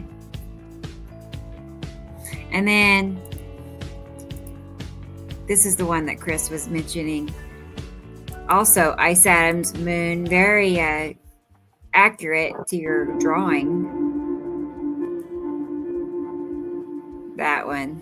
Oh, I love that one. I remember that one. That's it. That matched the drawing like Perfect.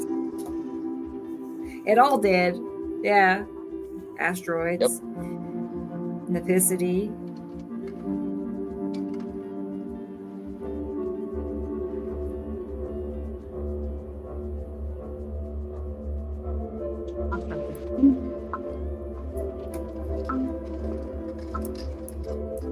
And Nibiru coming back around to a Saturn's yellow moon. And those three little lines. Love it. Just like the drawing. Your drawing had 3 lines on it too. Yeah, of course. Yeah. Well. Yeah. I know what's up there. I mean, it was just. Oh. In 2019, when Saturn and or Yellow Moon and Nibiru started coming back towards us, I was in heaven, and I was just going, "Oh, good, we get to see all of this." You know, the winged planet and the Nibiru planet, which are supposed to be one and the same, but they're not. And look at that ion trail; you can't argue with it. And and there's the edge of Nibiru right there. Yeah, right, Carolyn. I know. It's insane, people. Those 3 lines, I was driving when I saw them. I'm like, I cannot wait till I get to where I'm going so I can go and take some pictures, you know, before it blows away. You know. I don't know. I like that. Awesome. Yeah, it's amazing, even just in the few short years, the transition of what's happened. And yet we're saying years, even though, you know, every week it changes or every month it changes. I mean, it has been incredible watching Ice Adams Yellow Moon just from last year till now, getting closer and closer. Just as Sam has drawn it every month, that has been incredible to witness. Yeah, I like being right. It's, you know, I mean, it just amazes me too. And I keep drawing and and then we go back and we look, you know, like what happened 2 years ago and 3 years ago and 5 years ago. And it's like, wow, you know, and look at this, you know, and we can do that with, you know, you can pull a picture from 2020 and if you know the month and the, you know, date of capture, and we go back to our old drawings and they match. There it goes. It's great. Okay. Yeah, So, when you drew the illustration last year of Ice Adams Yellow Moon crossing the sun, the upper right side of the sun, I still didn't know much of what I was seeing yet, but I, you know, went back and looked at some of the pictures I had taken, you know, that week you drew that, and sure enough, there it was, you know, same as you drew it, crossing right over the sun. It just, that was a cool moment to be able to go back and look at your own pictures and see, wow, he's absolutely drawn, you know, what I've taken photos of. And I don't think I really had been talking to you yet that much. This was like February last year. Maybe we had been talking, but this has all been so amazing. I hear you. I know I can't imagine going back right to a time before I knew this. I look back, I'm like, who was that person? Who was I? Yeah. You know, I mean, I don't know. I mean, you know, without having the same clouds person. You're involved. just more It's weird. in tune with what's going on around you. I can't imagine not looking at cloud pictures. But for so long, I never looked at cloud pictures. You know, now it's right. Can't imagine Clouds. Right? What Why are would? those? Who cares? Yeah. Yeah, It's exactly. funny. Who cares? It is funny. That's it, Carolyn. I know we all bloomed. Right. Well, what do you think, Carolyn? Same for you. I mean, before you found Sam, it's like, what was I doing? What was I thinking about? What was I interested in? You know, basically nothing like I am right now. I'm just mad at YouTube for never putting me onto Sam's group or Nibiru Followers Anonymous. I don't know how many Nibiru and Planet X videos I've seen over the years. Yeah. You know, Wow. but why did your guys' groups never come through for that? So, I just, that concept, the whole one planet coming at us, and that never made any sense to me. So I never really gave this much thought. And then, I started seeing all of Rebecca's information she was posting in her lives, and that all just clicked for me so fast. Yeah. I know. That's been, how long has that been? Like a year and a half, I guess. Yeah. About a year and a half. Yeah. Yeah, Right. I think I met you in October of 2023. That sounds right. Feels like yesterday. I know. It's like, can it be that far or long ago? I'm just thankful I found Sam earlier on before I got into all the Planet X. Oh yeah, I was meant to be stuff. I mean, I got lucky. Right. Before You I were could meant to actually be get there in that involved. moment in time because, the comparisons you make are vital. It's vital information to all of this. It just brings everything together in a nice, easily digestible way of looking at all this. I think it's awesome. Awesome. Well, thank you. Yeah, at first it was just meant for me. I made them for me so I could just remember. Like, what did he say this was? What's that? I'd like go surfing the comment sections looking for what Sam said that day. What did he say? What was this? What was that? Yeah. It's funny. Oh, that's the wrong store. Oh, Andrea, she was fully into geoengineering. Yeah. At least you found your way out of that. Right? I mean, it's a sun simulator. They're terraforming so that they can invade. Wow. Yeah. We really live on Mars. All the lizard men are coming, the shapeshifters. That's it, Michelle. Exactly. It's just like perfect and ideal at the same time. I don't think Christopher's a Wi-Fi friendly environment. Oh, it's kind of locking up, yeah. He's on the move. So I have, let's see, I have some of Chris's things, but we could wait till he gets back to his internet. It's sort of like some new modern day commercial for sunglasses. Chris says, well, jump, picture, jump, change, Right. Yeah. He is locking up a little. Yeah. I'm just glad my internet today is ideal after 2 weeks of. Yeah, mine's been pretty good today too, knock on wood. Yeah. Thank you, internet gods.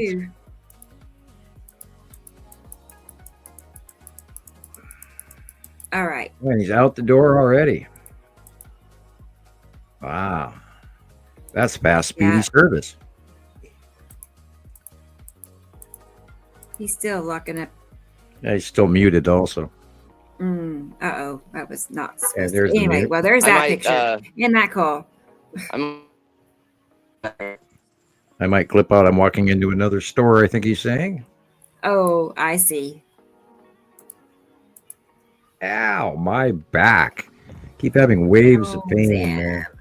Just from the barometric pressure. I'm sitting here in this chair. I'm not even moving, and I keep going, ow, ow. Waves. Not fair. It's not fair. Well, you know, the old planets, they hurt. You know, us old folks. It does. I know. Gotta I'm get right my, there with you. Get my hot water bottle and my sweater, you know. I do know, actually. I got all, it's like, I never thought about needing heating pads and Epsom salts and stuff like that 20 years ago.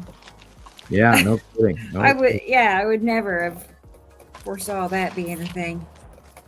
Yeah, you know, I found to this day the best hot bag that you can get is a pair of basketball stretch socks, knee high, and raw wheat. And you put the raw wheat in one sock, and then you put the one sock in another sock, and you microwave that thing for 4 minutes, and you've got it smells a little bit like wheat, but it's one of the best hot packs there is out there. And you know, and you buy raw wheat for a couple of dollars, and you don't have to spend $80 on a hot pack. I've never heard that ever. Oh, they're great. They're great. Raw wheat. Yeah, raw wheat.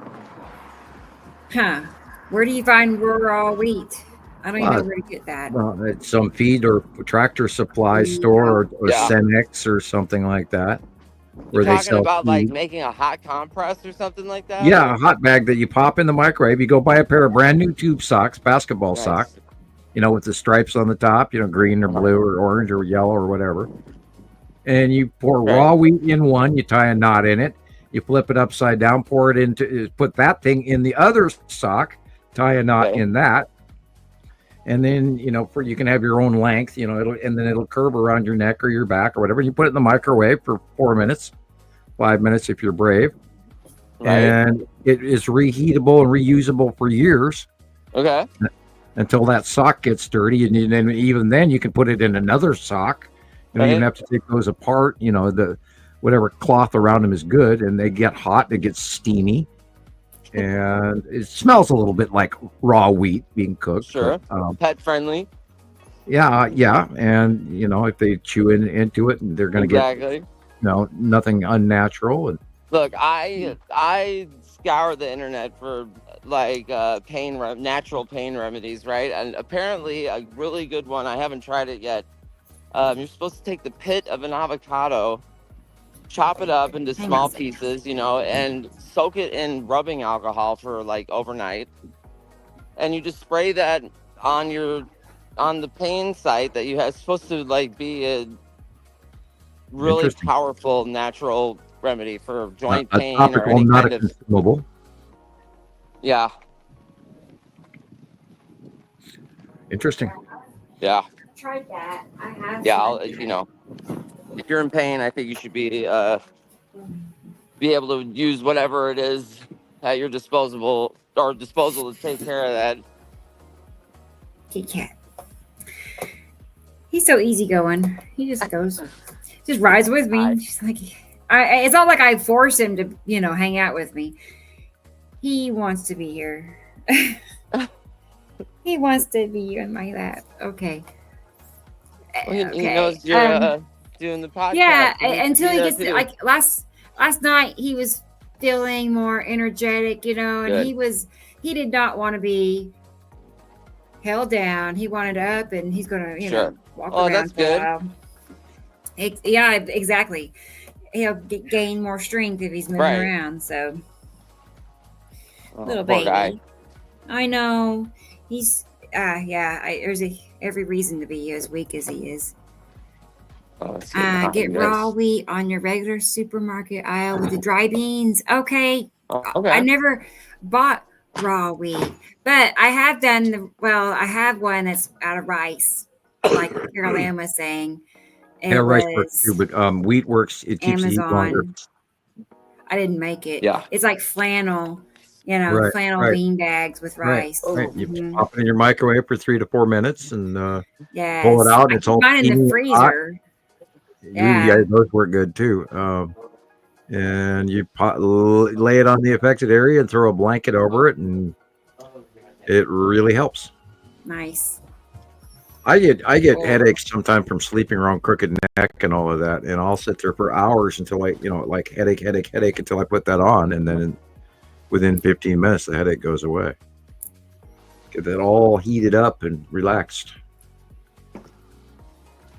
So I thought we would play Christoper's Good videos, things that he made through the week. Are you going to play the 180-day cycle? It's in that. It's part of it. Oh, okay. It's like a collection of all the things he worked on this week. So I think that new intro he made, I love it. Yeah. It's in this as well. So I have watched that about 20 times this week. Okay. I like it. I really did. I had goosebumps everywhere. That's touching source. Why? I know. It must be something special. I couldn't help it. I'm just that's so good. That's the new Uranus going into the planet Uranus going into Aries thing that we're transitioning. Oh, okay. The new power. Yeah. Fortitude of thought. Culmination of our beliefs, dreams, hopes, and desires. Shrugging off excuses that stopped us in the past to move forward. Going to find the truths of mankind for the next 14 years. Yeah. Yeah. Uranus will be in Aries for the next 14 years. I think it came out of Pisces, et cetera, et cetera. Oh my God, Uranus came out of Pisces. Bad joke. No, I haven't heard much about that actually at all. I did not know that happened. I'm not in the right circle, I guess. You lost me. You're talking. Keep up with it. No, I'm talking to you. Oh, what? Oh, excuse me. I was reading also. So, what did you say? Are you? I did not know that. I don't keep up with. Oh, the regular planets. The regular planet. I know, isn't that crazy? Okay. Well, I go through both astrology, and I try to remind myself every once in a while where the normal planets are, because we're always talking about the other ones, and the normal planets do show up. And now years ago, that was more prevalent because the other planets were smaller. So I mean, they were all show up in the same grouping, and I tried to remember what was who was who. That way, if we were looking at Venus, I wanted to be able to say, okay, well, Venus is also in this shot, et cetera. Now it's not as important, although I do follow the astrological retrogrades and things like that pretty regularly. Because this morning, I watched 3 different religious programs about one about Masada, one about Jesus, and one about Revelations. Yeah. So I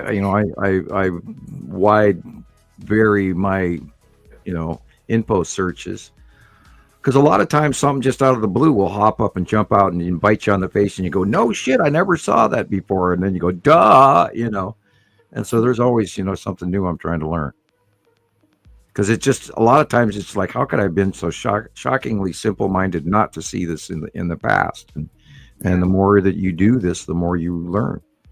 And I encourage everyone, if you have something to question, do look it up. The only silly thing is not to look it up. And of course, ask questions from people who may or may not know. And if I don't know the answer to something, I will tell you I don't know. I don't try to skirt around it and give you a false answer. But if I don't know, I'll say so. But I study all the time. I can't get enough. I am obsessed. Yes, Neptune in Aries. The Ram.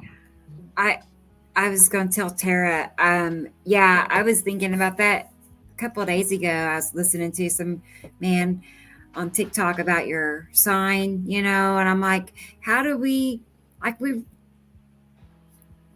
okay, it's like if the calendars aren't accurate, then that could make it to where you really don't know what your sign really is. Well, there's a period of time within it's like a 28-day period, and generically it's within the realm. Now, astrology goes back over 5,000 years. But so astrology, does anybody? There's a song. Like we don't know what time. We don't know when we're at. Does anybody know what time it really is? Yeah, right.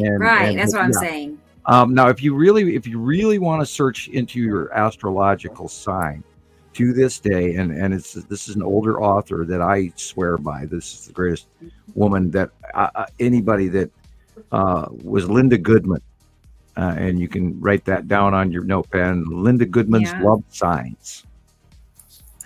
That is a book that if you can get a hard copy of it off Amazon, keep it because it's gospel gold. Linda Goodman's Love Signs is one of the best astrology books I've ever read. And I have read many. Okay. Because I'm always looking for the answers, to inside me. And I'm a Cancer male, and that's a sci-fi novel in itself. But me and my three sci-fi movies I've got going on simultaneously in the life of Sam. The Truman Show, that kind of crazy. It's true.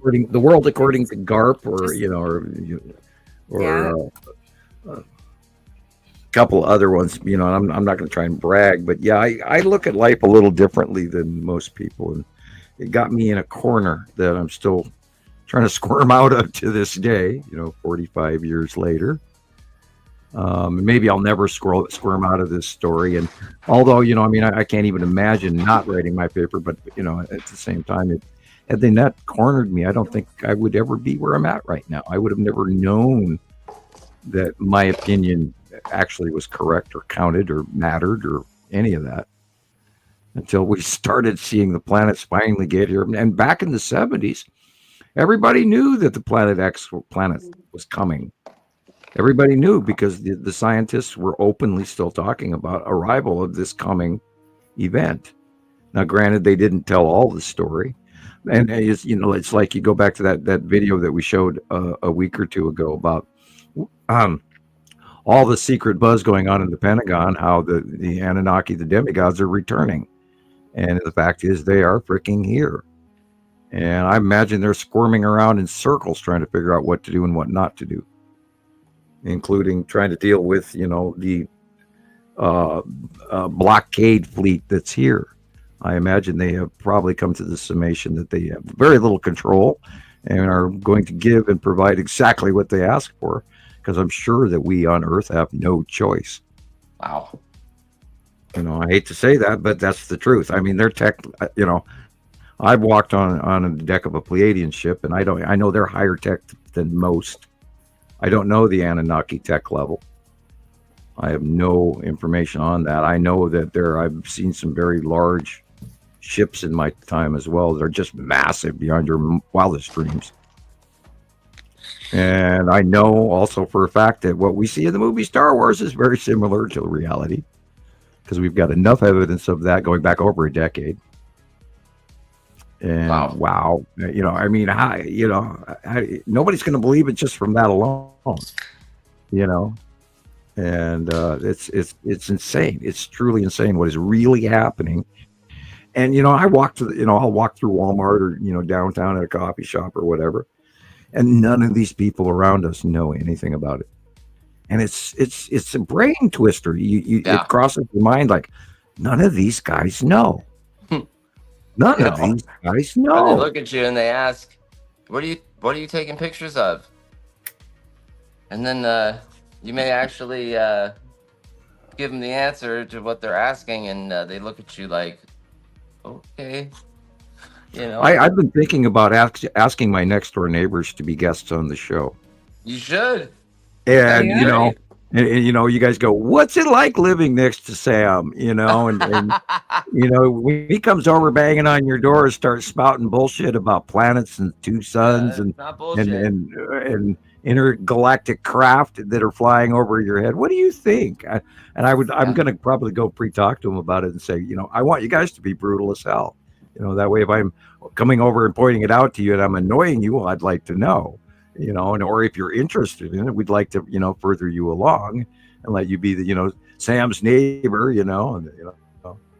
I don't know if you've ever seen the show What You Doing, Willis. There's it's like a sidebar guy that That'd be great. does his own YouTube channel because he lives next door to another YouTuber. But anyway. Or the guy at the post office says to me, "Well, you're that YouTuber, aren't you?" Yeah. I guess, Okay. Yeah. How do you like my show? What do you think? I'm just waiting for that one lady that I told at the grocery store. I think she works in there, and she asked me, "What are you taking pictures of?" I think they've been watching me ever since. Like every time I go into the grocery store, I feel like someone's following me around the store now. Somebody's watching. Yeah, right. Well, our dear friend Thomas got removed because he was. Yeah, Thomas, he's been on the show, and his Facebook page just got put through the copy grinder. No. And I got a new friend request from him, which he's talking to us now from. What? And when it can be dangerous to talk to me. Right, he's got great information too on his. I posted his TikTok page on our Facebook group. So if you guys are in the comments and you haven't checked out Thomas's TikTok page, yes, he speaks favorably of you, and I irritate him.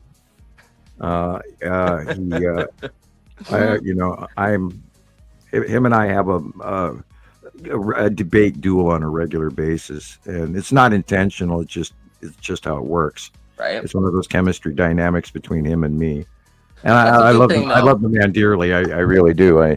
I see him as wise and learned, and I try to tease him a little bit. And I'm not sure he takes it very well, but anyway. Well, we do lose something between the English and German translation. I promise you. Yeah, if anything, you'll be speaking German here by the next few months. So. Oh, I could actually translate my comments into German. I have that ability, and I have used it for years. I go to Bing, and I go to Bing Translate, and Bing Translate. Yeah.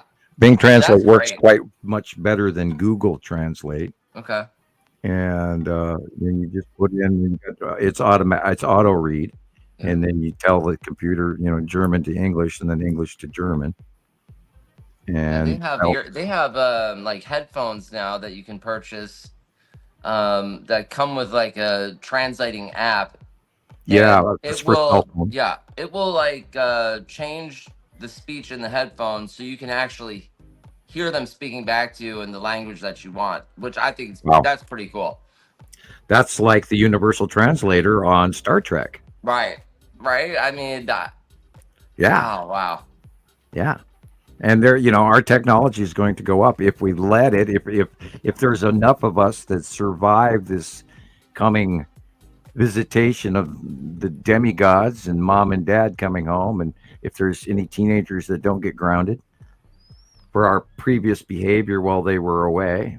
And somebody untie the babysitter. She's in the closet still. Oh no. Bless her heart. And no hamsters were injured in the making of this film. Right. We love hamsters. Yeah, I sent you the other day, Christopher. I sent you a hamster emoji. Okay. It may have been a rat. I don't know, but I mean. Man, I do not like rats. Yes, and again, I apologize to everybody out there that I music bombed this week. Dude, I love it. Yes, I speak in musical metaphors because those guys, they write so much better lyrics than I do, and not that I'm trying to write lyrics, but I sent somebody a Led Zeppelin song, and they went, "Why are you sending me Led Zeppelin?" I went, "Oh man." Well, what would you like me to send you? Well, I'm sure you could find metaphor in all genres of music that you're trying to find. Well, it was Stairway to Heaven, and so it's like, I don't want to die, and I said that's not what it means. It's not teaching you how to die; it's teaching you how to live. So anyway, and the person may be listening today, and so I avoided using their name, but you know who you are and what we're talking about now. So I send metaphors because I'm trying to communicate with people through song and music, and I'm in that good mood, so I'm sharing that. And I like how Carol Ann said, she takes, she puts down the lyrics on, paper so she can actually read it instead of listening to it, and she's able to, find the metaphor and a little bit easier that way. That's a good idea. Yeah. And right now, in this time of darkness, pardon the expression, it's true. We have to start thinking about some of the good things and not be the negative and not quit, because we can't quit.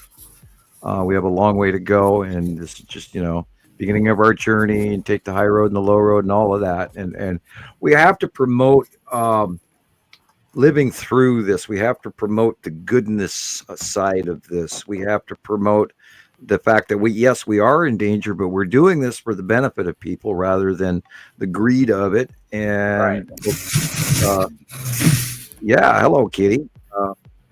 Boy, he is a little he's cleaning himself. Yeah, he's taking a bath again. Hello. He's very right. Right. Let's talk about epicity. Still shaky though. He's still weak. Yeah, he's still right. He rocks a little bit. Yeah, he's rocks weak. back and forth. Needs a can of tuna fish. Oh gosh, he's had many cans. Okay. And he loves half and half. And Carol Ann sent me some kitten formula to add to his half and half, and I warm all that up together. And he likes pate the best of all. And speaking of which, tuna and chicken, he loves all of it. You mentioned that anti-itch spray for. Yes. Yeah, and that you could get on Amazon. Mm-hmm. Yeah. Could you mail me a bottle of that to my PO box, and then I'll mail you a check for it? Yeah. Would you please? I can. Sure. And I will absolutely mail you all. And then just tell me what it costs. Right. Tell me what it costs, and I'll mail you a check for it. Okay, Sam. Yep. Thank you. I'll get it ordered I and was send thinking it to about you. it because we did just give the cat a bath so we could get her to stop itching so bad, because she literally licked a huge circle off of her belly fur, and she scratched open her neck in a reoccurring scab that she won't let heal because she keeps scratching it. And so anyway, enough cat stuff. Let's go back to the skies. Right. I know. Right. Yeah. We'll she's get her clean. some And medicine to make her feel better. Yeah. I know. I want to give him a bath, but I don't want to do it just yet. I want to wait till he's, a little bit stronger before I get him wet because and cold, a lot of bodies to keep themselves back up. Because he's, he gets afterwards. medicine on his neck from anyway. So I've been sponge bathing him like a wash rag. So. Oh, you are super mom. He's my baby, my little baby. Y'all want to see Christopher's collection, his collection, art, his work this week? Oh. He's been hard at work. I tell you what, the making weekly videos. update is what we're doing here on 109. Show 109. Right? Yeah. It's okay. funny, So I'm gonna start. I totally forget what I've put together so far. So it seems to happen. Right, well, what did I made videos this week? What? We love the intro you made. Oh, I keep looking from both of you guys' channel to see what's new. Every day I'm always checking what's new. Did Rebecca put out a video? Did Christopher put out a video? Did Jesus put out anything? What's new? Yeah. I'm always looking. We have a fan. Yeah. But I don't know if you made it to be an intro, Chris, but to me it makes a good intro. I'll have to see which one it is. Yeah, it's I think I know which one you're talking about. I just made it. I think I made it last week for, just put on my TikTok page so people know. Okay, I like it. We have a podcast, and you have to start including today, and then every Saturday at 3:00. You have to start including Nibiru System Skywatcher on that list also. Yeah. Yeah, you should. Because you get Montana Skywatcher. My thing is, I just make sure to put Nibiru Followers Anonymous in it because I want people to understand. Look, this is the main source of information, or not the main source, but the one site where all of the information is, all the basic information you can learn. I remember when Rebecca first started Nibiru Followers Anonymous, because she'd left and it started her own page for her own. It was like with me, you know, it's your own deposit page where you throw stuff that you can go back to later. And I've had a few of those. And when I heard that, you know, she was getting popular, I went, God, she picked a really good name. I'm kind of jealous. And I mean, look what it's turned into, you know. And of course, I even chuckled that AI thought it was for people who were trying to get away from Nibiru rather than just be anonymous. You know, it didn't take the premise Who needs a sponsor, right? Yeah. It's funny because, well, no, I was already saying, I was going to say it's funny because I just wanted a place where I could chronicle my own pictures. I wasn't even thinking about people joining, you know, and then over time, hundreds and then thousands joined, and I'm like, I can't believe this. What? You know, and then like 3 years go by, and then I start to make sense of what Sam and the drawings and, you know, so it wasn't like it all was, you know, created like it is now. It just fell into place. And yet you came up with a really cool site name on top of it, you know, and in Nibiru Followers Anonymous, it's anonymous because you don't have to tell us your name. But we just want your information, not anonymous like, you know, you're going to alcohol recovery or anything like that. That, you know, AI got it wrong on that one. Nibiru recovery, You'll never recover from Nibiru once you see that. Once you see these planets, you'll never come back. I'm addicted to Nibiru. Right. That's it. Yeah. What a glorious feeling. There is no cure. No. Right. Just you know, just know we got your back. You know, go to the Nibiru Anonymous Facebook group. If you're having, you know, trouble. That's right. Yeah. We'll support you. Right. Yeah, we'll put you on the right road. You know, if you're having trouble at home, you know, if the cat stopped, you know, liking you, or if your wife starts getting mad at you for going outside and taking pictures or whatever. Or are you filming that blonde down the street again? Right. Was that the brunette in her red Corvette? You didn't do the dishes. You're outside taking pictures. You know, something like that. Yeah.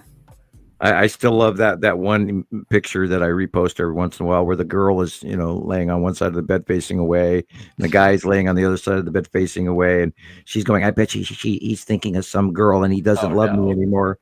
And, you know, the caption above the guy is go, now, which planet is it? Nepesity, Saturn, Uri? That's great. Yeah. I still love that one. She only knew. She's insecure for nothing. I know, right? You know, and we know over the years that this is actually there have been believers and non-believers in the middle of families, and parents looking at their children going, you're batshit crazy. And of course, then there's the Australian police that called me at my house 3 times going, you're a cult leader. And we, you know. No. Yeah. I still love it. I mean, the first time it scared the hell out of me. The second time it annoyed me. And the third time they called me, I ended up laughing at them and hanging up. After, you know, concerned, hello, nice to see you. And I was polite, you know, but I had to sit there and prove to them that I, you know, had no connection. And this man had never mailed me a penny or anything like this, you know, and I had, you know, and I immediately after that, I got blocked in Australia for about 3 years. Like, why would they care if you were a cult leader? Well, to the Australian folks, I think they take social issues very. Is that against the law? I see. Well, it was a family reported intervention. They actually had reported it to the police. Wow. So the Australian Federal Police investigated it, and they called me on the phone. Yeah. Gosh, Sam. You know, and I just about shit bricks. I mean, it's like, what? Australian Federal Police, and it wasn't anybody faking it because of the line of questioning alone. Right. You know, there wasn't any scam or anything in any way, shape, or form. These guys were really the Australian Federal Police. Gosh. Yeah. And on the caller ID, it said so. You know. So was this because of a certain member at that time? It was a member, an early member, Montana Skywatcher 1. and I think he's still a member. And I'll just say his first. I think it was Neo, and he had a different name, and back then he used to use his real name, and then after that, he came back as a avatar. It's and then again, some of my videos have been translated to other languages, and I haven't even got to see any of those. Nobody's ever mailed me a copy of it, and I used to be really popular in Europe, and then after the Ukraine thing started up, we lost people in Korea, we lost people in Russia, we lost people in Europe, we lost members just sort of vanished, and I'm not sure if they got unsubscribed or if they actually voluntarily left or what. Right, but if you got unsubscribed, usually, I mean, if you're really into this, and you get unsubscribed, I would think that you would just automatically go back and get back into the group. Right, if you're really into it, then back. Well, somebody the other day said, "Yeah, I haven't seen any of Sam's material in a few years." What? And, I've seen that too, like on TikTok or right. It's weird. Like I've had some people comment on some of my videos saying, "Glad to see you back, Sam," or something like that, or and I've been bombing everybody as much as I can for as long as I can. Every week I'm bombing everybody and going here, and then yet people aren't seeing. And I've looked. I mean, I used to get 100 to 150 likes on my posts, right? And now I'm getting 3. So that's wild. Yeah. So I don't know what's going on. I've got videos like that on TikTok. It'll say 400 and something views and no comments and no likes. So I don't know what that's about. Yeah, I might have to start commenting on my own videos. I mean, it does seem like we're a lot censored in so many ways. I really do think so. I don't think it's just because we're unpopular. I mean, we do have followings, but how much of what we share do they actually see? I mean, do we have to start saying Planet X because that's what the idiots are getting views on Planet X? But I could try to put that into like hashtags or something, see what happens. Little baby. Start like, do you want to know what Planet X really is? I guess teasers. I think we're just going to have to teaser the hell out of people. But go ahead, Rebecca, play the video. Yeah, I'm gonna start that video, and then I gotta go give Theo another dose of medicine. So I know I feel like the bad guy every time. I don't like it, but I've talked to him about it, and I think he understands. I think. Okay, so here it is, y'all. The weekly collection of Christoper's work. All right. And then we'll watch Donald's video. I like all his stuff. Okay. Yeah, I got stuff of his. Okay, here we go, guys.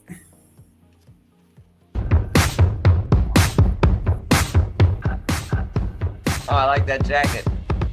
Yes. Cool.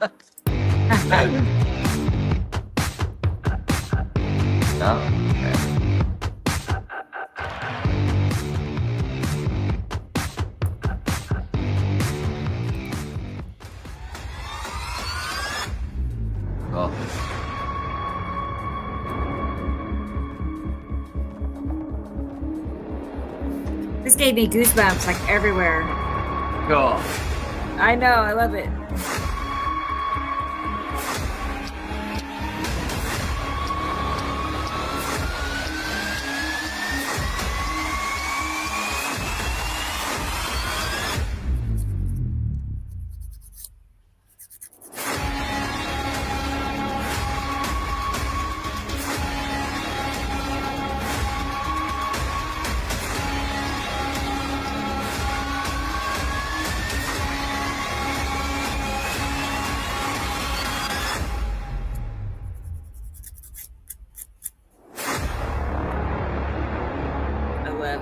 Like I'm at the movies. Not here. Right?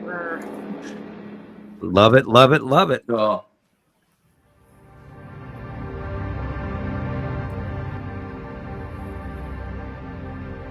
Yeah, I've been wanting to make this one for a few The weeks now. 180-day cycle begins in the second or third week of March as the Earth's axis moves into spring orbit and lasts for 180 days.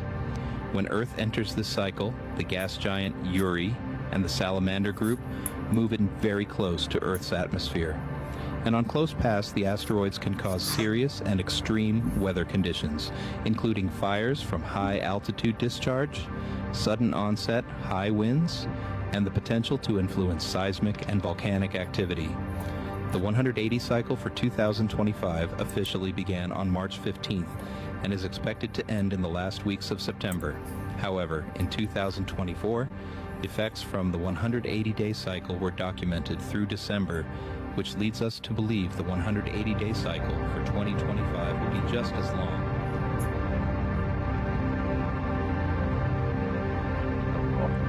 That's 2012.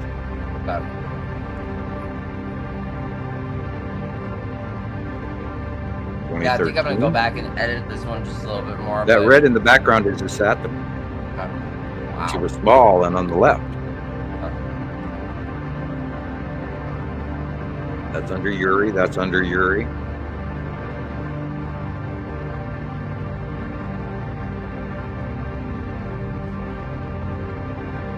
Lead asteroid under Attu's moon. The red asteroid amongst the Salamander group. 2015. This is 2017.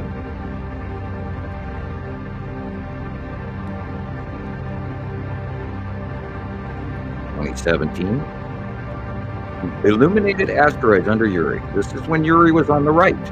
Bad. This is when Uri and Attu were on the right.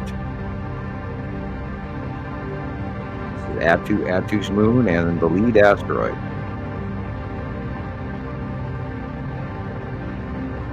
(2018) Attu's moon. Again, Salamander asteroid group under Uri. Rainbow debris field under Uri.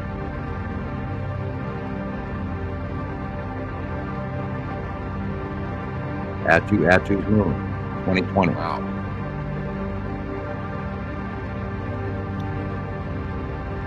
Attu's moon, 2024. Red asteroid, Attu's moon about 3 years ago.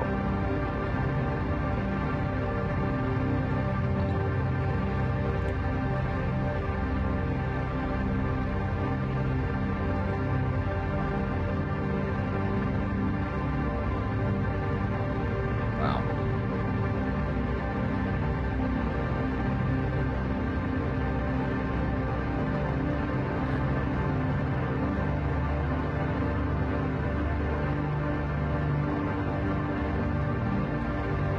Boxing Day event 2018. Necessity discharge. Boxing Day event 2018. This was actually after Christmas. That's Attu's moon. That is the lead asteroid in the spiral close. This is Saturn in 2015 or 16. This is 2018 or 2019. Asteroids over the United States. Wow. I mean, what a cool picture. That's when we first started documenting these close asteroid passes that were causing weather events. Sharon Arbic, I believe, around 2016.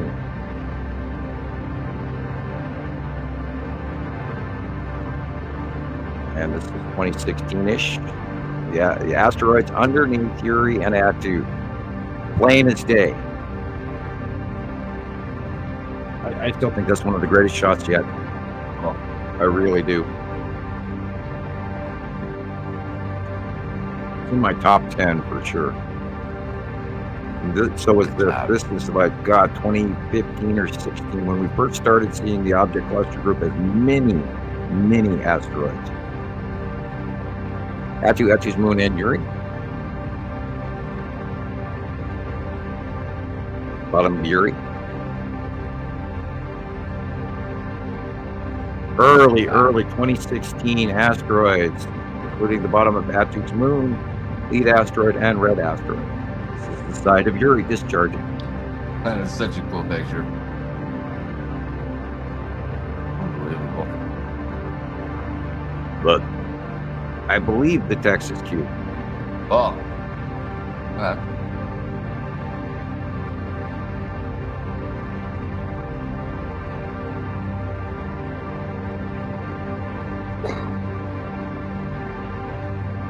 In the side of Uri.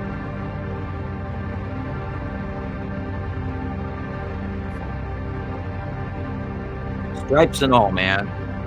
Stripes and all.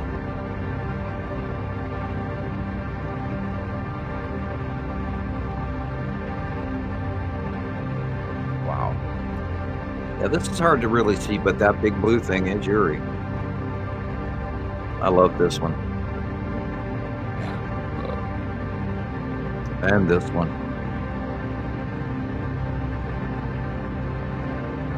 Bingo. And you can't make this up. I draw it before the pictures come. Yep. That's what's hilarious about it, you know. And it happens over and over and over. We watch it year after year after year, and it all matches, guys. The fact that we're they're just like you said, it's happening, but look at this. It's crazy. There are asteroids passing in the sky every day. We can see it around the world. It's just wild to even think about. I had to add that one in there. That's a good one. And it's a repetitive pattern that happens over and over and over, year in, year out. It's like we couldn't do this if you know, if it was not repetitive. Oh, it's over on the left today, and oh, it's on the right tomorrow. Right. Or, yeah, and it's not. I love this one too. That's 2020. And you can, if you start looking at the dark areas first and work your way out to the light, these objects will pop out at you. That tone is actually putting me to sleep, man. And that's, you know, the big, these guys carved this rock for a reason. See that big white blob? That's the object cluster group. Illuminating. See those 7 rocks there in the front? Those are planets. They came with the second star. See the little line thing, the second icon up above his finger? That's also the asteroid, the object cluster group. We got pictures going back when it looked exactly like that years ago, when it was tiny.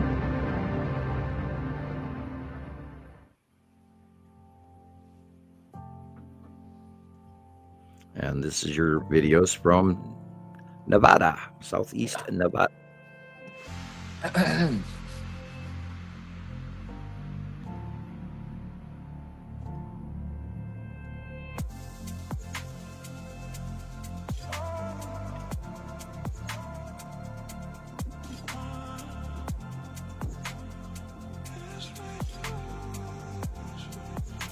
And it's so weird to look at it. You know, you're seeing it with your eyes, and then you look at the pictures you've taken, and it's just so different sometimes. It's really weird.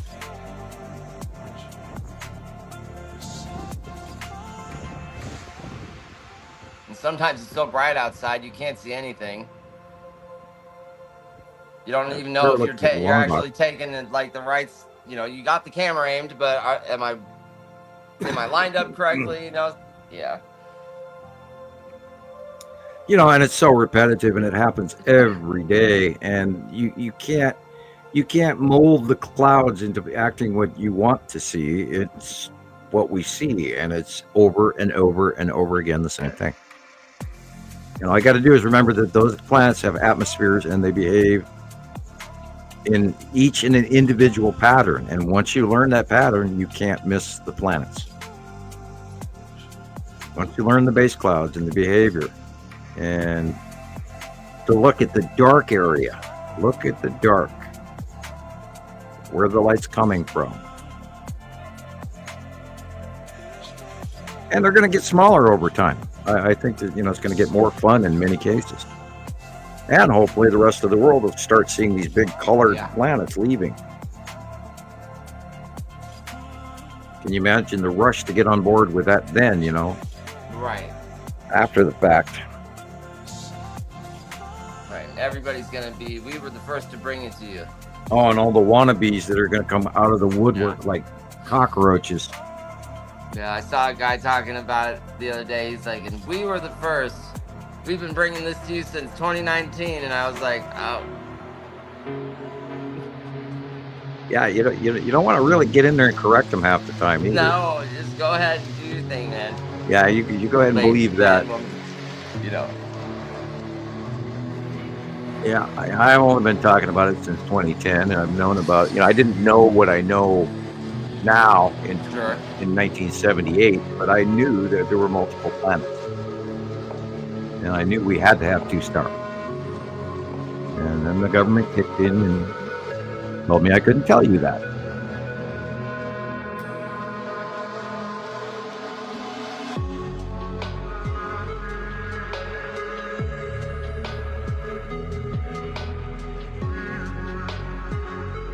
Yep, bingo, long box cube. Yeah. Vertically facing down. And that too is there. We've got cubes. What else do you want to see? Well, we want to see the Imperial probe droid. Well, that is a mouthful. It's hard to say.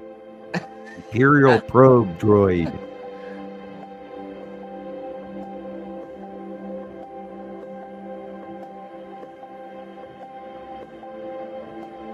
Okay. Yeah, I think this one was last week sometime. Yeah, can't make this up. Nope. This is one of the I days actually where I like this drawing. I do too. I do too. Some of them I look at and I go, ew, other than there's a bunch of them that I really do like. I think one of my favorites is the yellow moon flame-like cloud one. Yeah. That's got to be one of my favorites. When I was first talking about the crab plate, Yeah. I sat on the yellow moon looking really good today. Lead object right in front.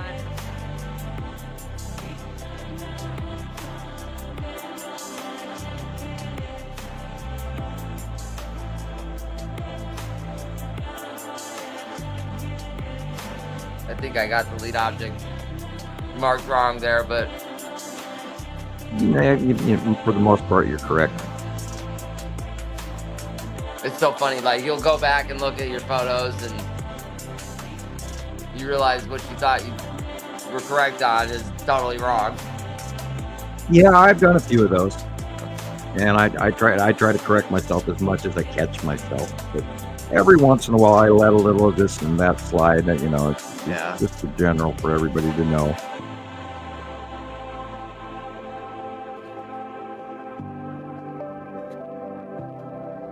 That is the side of Uri.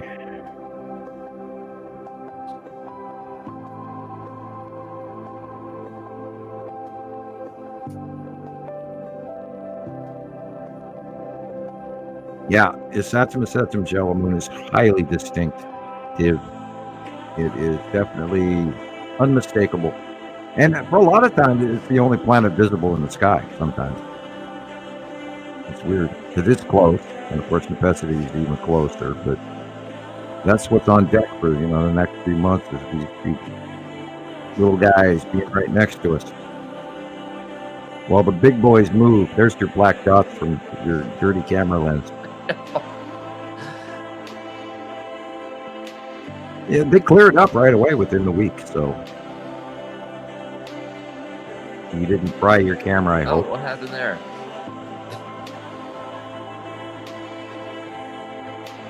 That's a great shot.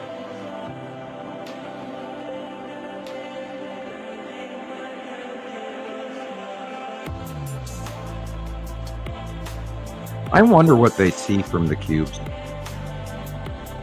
What kind of a view do they get from us? Oh, gosh.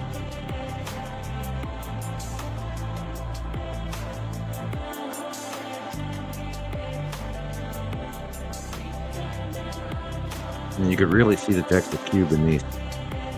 I mean, the long box. I'm only at 4 hours. I shouldn't be making verbal mistakes. Yeah, like I said, I got up at about 1:40 this morning. I got up way too early. Yeah, I've been having trouble sleeping. I've been having some weird dreams. That too is also part of the Neptune into Aries. Yeah. Weird dreams are going to be very prophetic right now. I've never had dreams like this before. Yeah, we're going to be working through some of our inner demons, so to speak. Oh, I can't believe you just said that. Oh, man. Wow.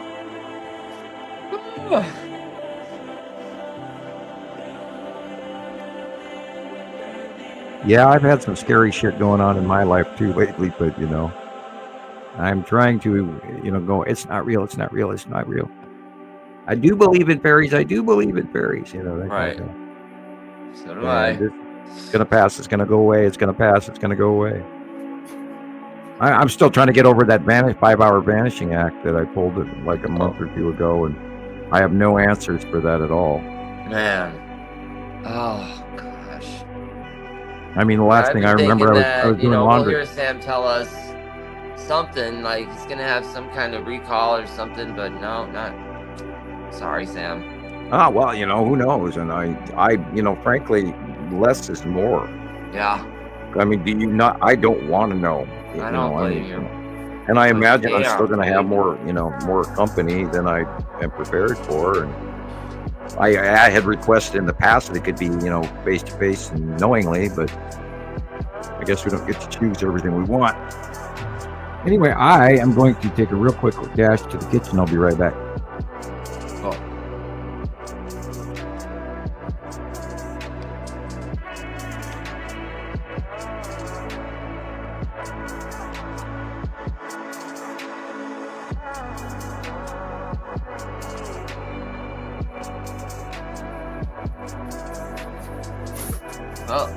Hey everybody, let's see here who's in the comments. Andrea and hi Tara. Hi Andrea. Hi Katie. How's everybody doing?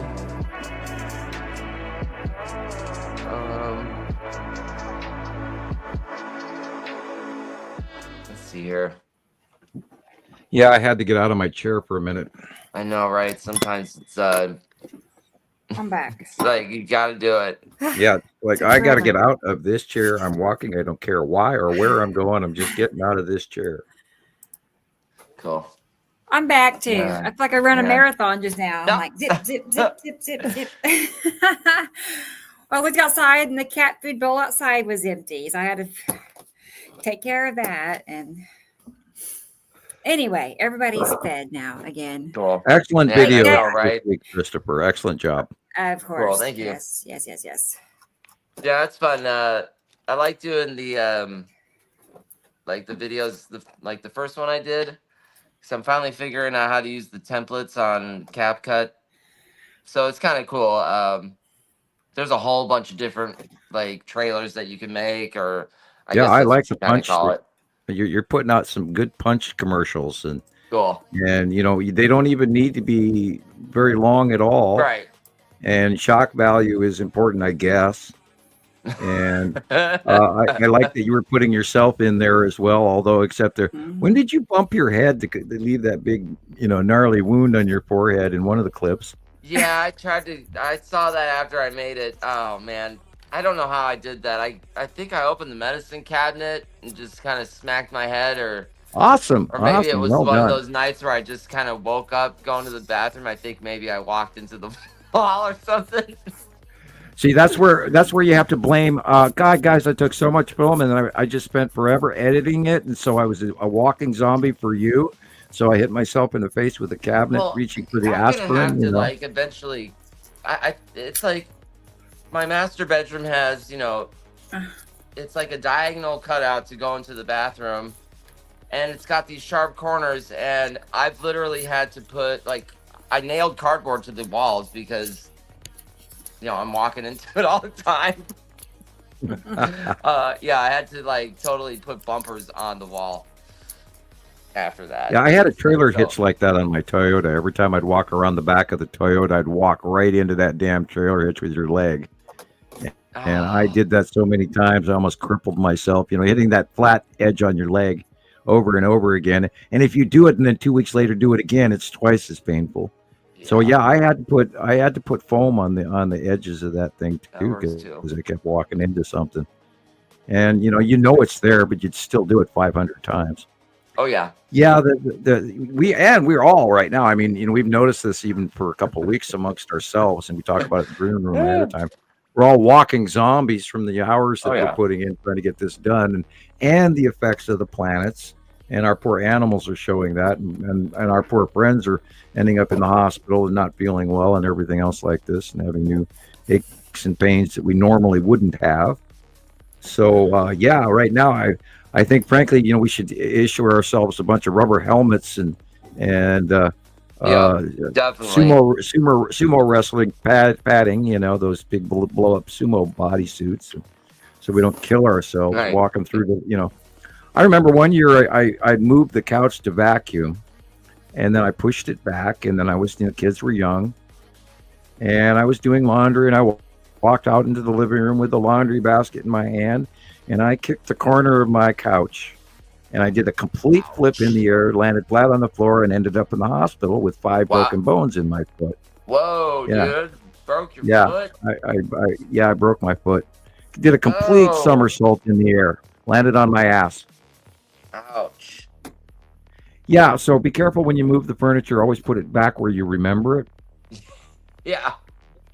Because I was walking with, laundry basket in my hand, so I wasn't looking directly in front of me. And so I walked where I assumed the couch was, and it was not where it used to be.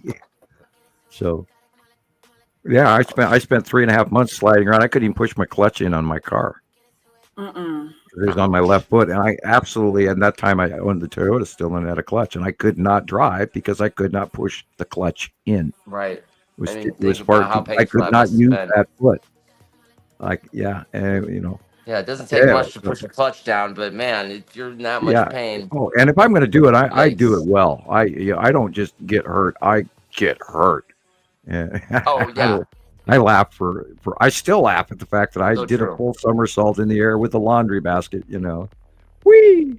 Oh man. Laundry baskets. I remember when I was a little kid, I got in the laundry basket. My mom threw me over the balcony, She used to throw laundry over the stairs to get it closer to the laundry room, I guess. And I went flying with the laundry basket. A couple flights of stairs. Ouch. That was fun. I hate falling down. I know, right? Hate it. Hate it. God. Especially in your dreams, or if you get that falling sensation when you're sleeping. Yeah, every time right before I go to sleep. Seriously? Yeah. God. Yeah, I get that a lot, right? The one that wakes you back up and you go, no, I'm going to sleep. Usually I can wake myself up if I'm having a bad dream, but if it's if it's falling or something like that, it just has to play out until I wake up because I can't wake myself up. A lot of times on Saturday nights and Sunday mornings, I'm still talking to you guys by 5 a.m. Rolling over, clicking my pillow, here, let me send you this video. It's funny. Yeah, well, we put 10-hour in shows, and so our brain completely gets sucked in with that, and then you're asleep and you're still doing it, and dedication. Completely zombified, brain dead me. We're so into this that we eat, breathe, sleep, pardon the expression, fart, all of the Nibiru, I fart, ion dust. Exactly. Red iron oxide. Red iron oxide just for you. Here you go. Yeah.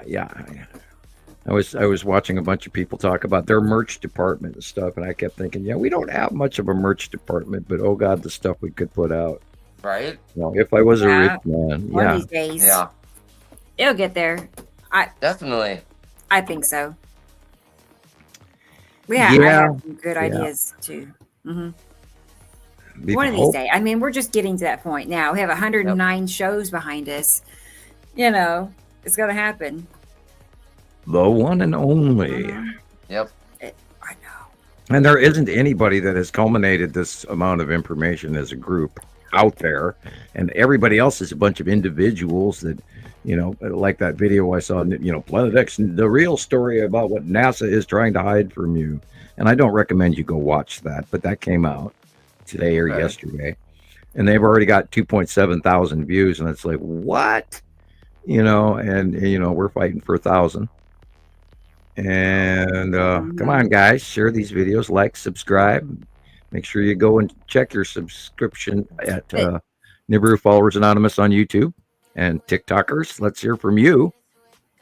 I would think something that follows the narrative, like Planet X, you're more likely to get both real views and bot counts. Like, you know what I'm saying? I mean, they're going to gear their bots to like towards the things that fit their narrative, I think. Yeah, well, we know that the videos that are wrong are the ones that get the high counts, and it's like they don't mess with those guys at all, and they never end up in Facebook jail like you and I do over and over again.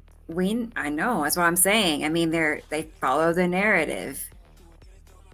Yeah.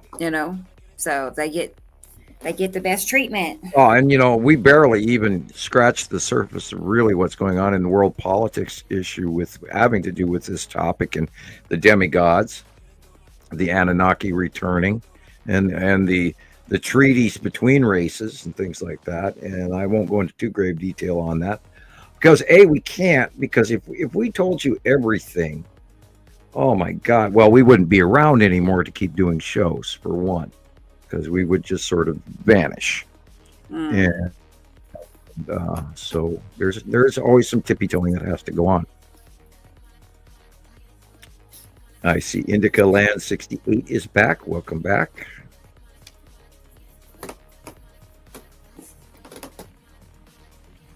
I didn't know they left.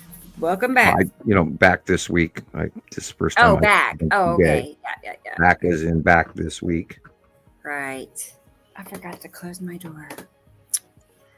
I left the little baby in the bathroom. He wanted to hang out by the heater because it's cozy. Oh, boy, if I had a heater to hang out by, I'd hang out by it. Oh, man. It's so nice and peaceful in there. I don't blame him. Hopefully, stays in there. Because he was trying to sleep on the floor furnace. It's not on right now. I turned it off, but he wants to be where it's warm. Tara wants the inside info. Tara, there are other factions that are out there, and there are numerous factions on Earth and numerous factions above us, and they're all trying to get a slice of the pie. And if you start thinking bigger in that department, then the answers will come to you. If I was to tell everybody everything that I know that is going on, I wouldn't be around long. Those black Escalades with the high window tinting would roll up to my house. Anyway, and when you're out there studying things, if it's complicated and it's hard to understand, well, then it's a lie. If it fits and it fits in place and it's simple and it's self-explanatory, then it's the truth. That's the Sherlock Holmes thing. No matter how crazy the possibilities, when you eliminate all the others, what you have left at the end is the truth. And the truth is simple and it fits. And, not everybody's going to come out and tell you all the stories, because I don't know everything that's going on, and I know way too much. And, oh my God, there are certain little avenues that you can go down that'll scare the living hell out of you. And in some cases, you may not want to participate in the society in which we live in. So I do have to kid glove in some topics on purpose for a number of reasons. Mostly, if not, I would write a book if I didn't have children at home. And then I would tell secrets, and but then I could chalk that all up under artistic license and claim either insanity or fiction. Maybe that's why some Hollywood movies are made. I don't know. So anyway, I hope that leads you down a proper path to realize that there's way more factions going on around us and above us. And a good portion of the factions around us here on Earth are not nice. They are not people that we would admire. Wow. God, I could say a couple of words here and get us banned off the internet immediately. Just by shit that I'm afraid that I've looked up that is in, public domain information. I mean, God, just look up arbitrage. There's one word. Wow, what a world we live in. So Another some word, are mean and bullies, mean bullies. Another word would be, it's a metaphor, but the movie Elysium. There's a lot to that movie that we're actually already living. And there's many other sci-fis out there that I could also refer to. But part with it is we all have to find a level of comfort in our own lives. And like this little vanishing act that I did, that takes away some of your comfort. You don't want to meet E.T. You don't want to have him land in a field next to you and then go home tomorrow and then try to deal with how that's going to change your life and everything around you. And then you spend the rest of your life wanting to tell people something that's really important, yet you don't dare because they won't believe you, or they'll ostracize you, or they'll laugh at you, or whatever. And there are things that happen to people that they don't talk about.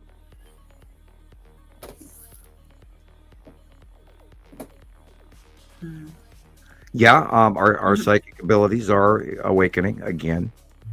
I've had some unbelievable answers to that ever since 2010, and the ascension started.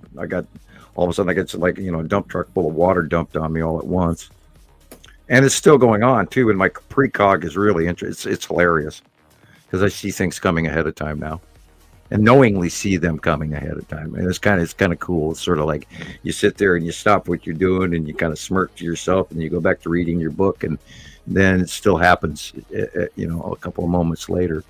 Like I know when my kids are about to walk out of the room before they even do. And so, it's like pizza cutting time, and boom, there she is. I looked up and I knew it was time. It's not like I didn't hear I didn't hear the timer or anything, but my internal clock is working so well. It's hilarious. You just see things ahead of time knowingly. And this is it's like sometimes you get that feeling before the phone, like somebody calls you, I was just thinking of Gillian, and then it rings, and I'm like, example. Yeah. What? Yeah, there's a lot to that, and everybody goes, "Oh, it's just a thing. It's lucky." No, when it's that goes on, that's what remote viewing. I mean, a lot of people have skills they don't really focus on, and then the more you focus on them, the more you can use them. It's like a give and take. It's a it's a Jedi thing. It really is. And that's how most of you guys got here today, is because you knew you needed to know more, and you questioned the right questions and ended up here today.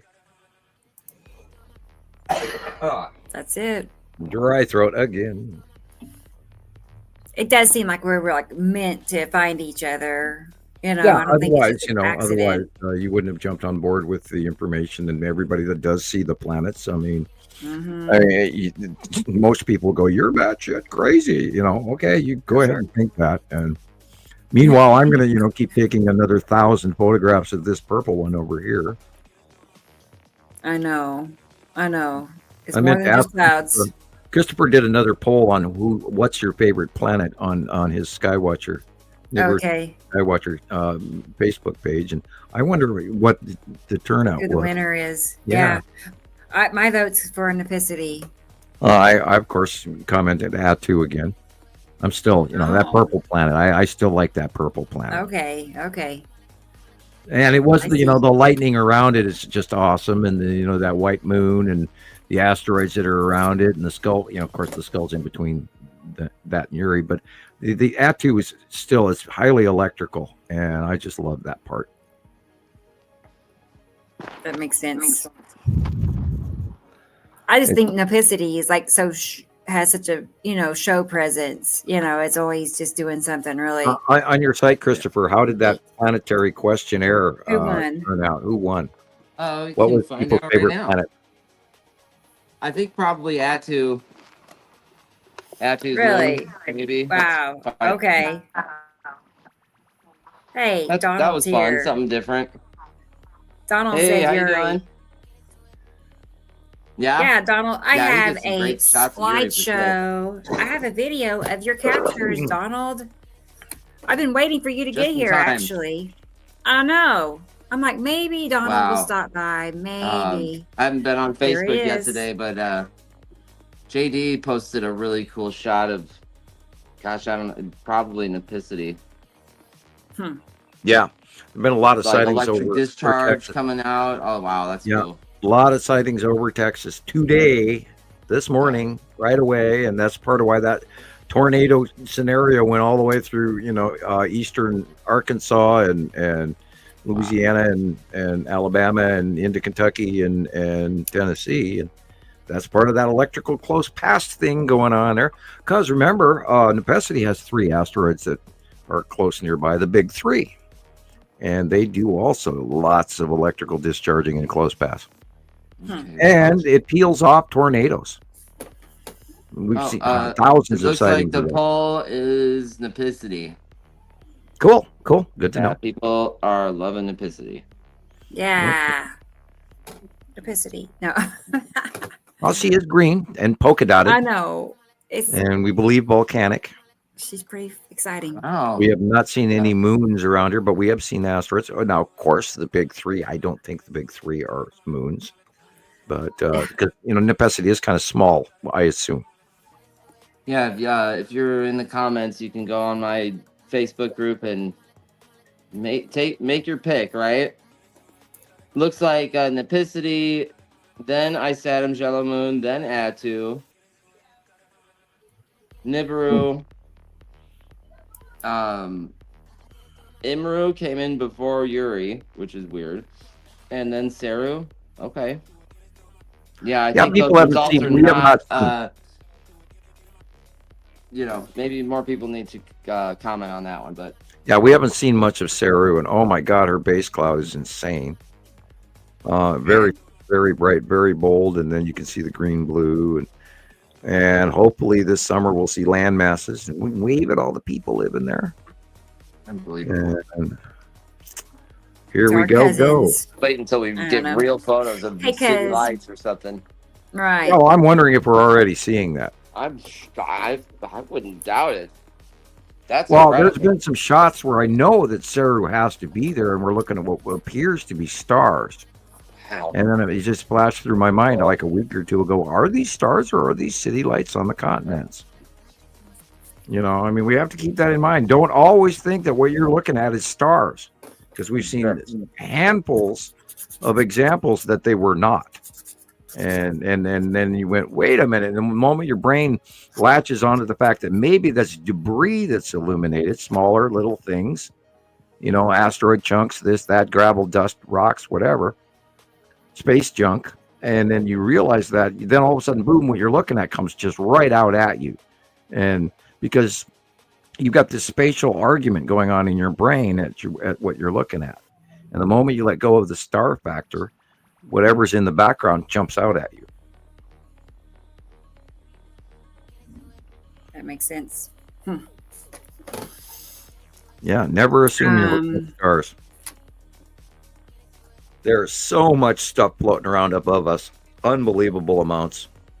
Then again, we're going into the Leonid, the Leo, the Lyrid, or Leonid, or whatever, meteor shower right I never now. can say I'm right either. Doesn't it seem like there are way more meteor showers now than there have been? Yeah, they're saying that. There is, of course, there's the Perseids, right? The Leonid. There used to only be like 4, and now we're talking 10.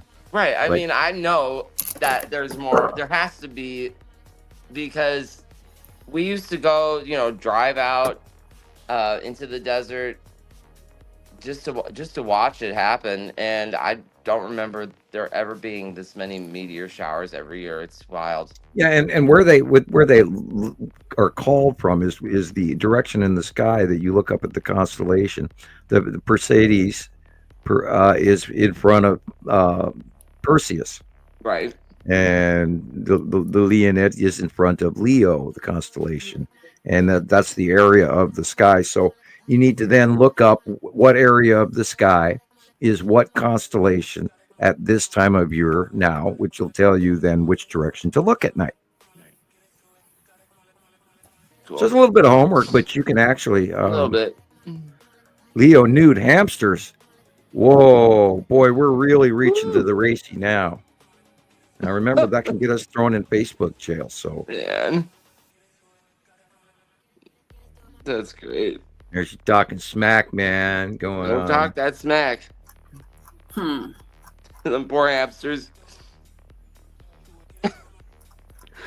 Okay. I care about hamsters' feelings too. I do too, man. Them hamsters got Right. feelings. Right, Hey, I do. What about their cousins? Exactly. The guinea pig. I mean, in South America, they're a delight at the table, served for dinner. Oh. No. Yeah, we're having guinea pigs tonight and No, potatoes. quit. Au gratin. Oh my gosh. You guys don't even know that. So when Jackie With got llama cheese. right, when you get sick, you have to have a certain proper diet, right? Why? This was at the hospital when my wife got sick. They had a special diet for her. She wasn't allowed to. She can't have phosphorus, right?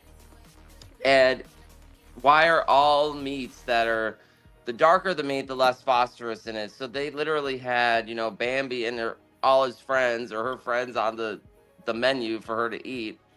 No chicken, no, nothing with white meat. But if it was dark meat, like there was squirrel on the menu, rabbit, Yum. all this. Yum, this is yum. the hospital menu. Like, are they gonna make that in the cafeteria for her? I just didn't get it. But Oh yeah, I'm sure they come in boiling bags, shipped in from, Albuquerque, was New so Mexico weird. or something, right. Well, and then, of course they. if they wanted to fix the meat problem right now, they'd switch to Nutri. You know what a Nutri is? No. It's a giant swamp rat. Oh God. And currently they have a plague of them in Florida. And y'all Floridians might be. It's an Amazon swamp rat that got moved by They got accident. the up big here. teeth. Yeah, they're like 3 feet long. Oh. No. Yeah, there's a bounty on them now. You kill them and you just chop off their tail, and they'll give you like $5 or $10 or $20 per tail. What? Yeah, if you wanted to, if you were a hunter and you wanted to make money, you just go down to Florida and start hunting Petrie or Nutri, and Wow. you can make a living off of hunting those swamp creatures because they're undermining all the canals. Right. They get into the And if you canal have a bank. good haul one day, you can name your price. Yeah, you buy a new $20 ain't working for me. I'm gonna need $150 for each tail or something. Yeah, just chop, and throw the rest in the city dump. Woo. Unbelievable. They were brought to the Florida for their hides. Wow. And then during a hurricane, they escaped and then went absolutely ballistic. And they are filling the Everglades right now in a completely now great food for alligators, I might add. But yum. I imagine you get a good 20-pound steak out of those things. We're having roast swamp rat tonight for dinner, kids. Oh my God! Quit. Right. You got the little buck teeth floating in there.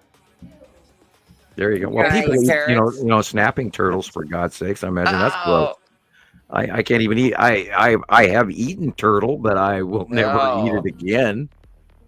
Hey, at least you can say you did it once. Oh, I had me some turtle stew, I had me some turtle stew.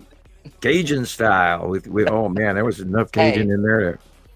They got some recipes, man. That Cajun food is wild. Gator and all that. Yeah, stuff. snapping Crickets turtle. and- Yeah, you can get a good 40 pounds of meat out of a very large snapping turtle. Wow. I'm of course exaggerating. Probably 10 or 20. I don't know, but You never know. 40-pound snapping turtle. Oh my God!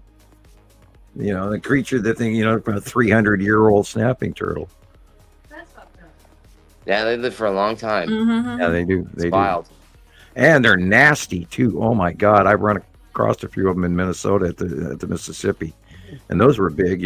Remember the old book Men of the Mississippi? Poor man, he done growed up, man. Man, that boy got tall. Yes, we've officially at 5 hours 13 minutes. We've lost our minds. Well, it happens almost every show. Dude, what is going on? Oh no, what are we talking about? Whatever we're talking on your next video. And What happens? What happened? Yeah, we're talking about hamster meat and it's like usually something really gross. guinea pig. Yeah, boys I like know. gross things. I know. What? Frogs in our pockets and marbles and sealing wax. Yeah. I know people on the East Coast like frog legs and eel. Escargot. Escargot. Oh God, that's an. Hey, I saw a new video recently that I had avoided in the past, and it was stinky tofu. Oh. It is like surströmming. Oh man, how do you get tofu to smell like that? You let it ferment. Oh, gross. And it basically smells like sewage. Oh God, those videos are hysterical. And I think stinky tofu is argumentatively right up there with surströmming. Yeah, the surströmming probably is healthier for you if it's healthy at all, but oh God, I wouldn't eat it. I wouldn't even open it in my home. I know it'll be in there. The smell will be there like 4 or 5 years later. It's like, dude, it's time to clean in here. No, you can't clean it. It's great viewing. I've rewatched a couple of those guys. There's quite a few videos out there, and I rewatch them all the time just to watch. Hysterical. They do it outside in the yard, and they open that can, and it's just the neighbors can smell it down the street. Yeah, flies come in from a 5 mile radius. Give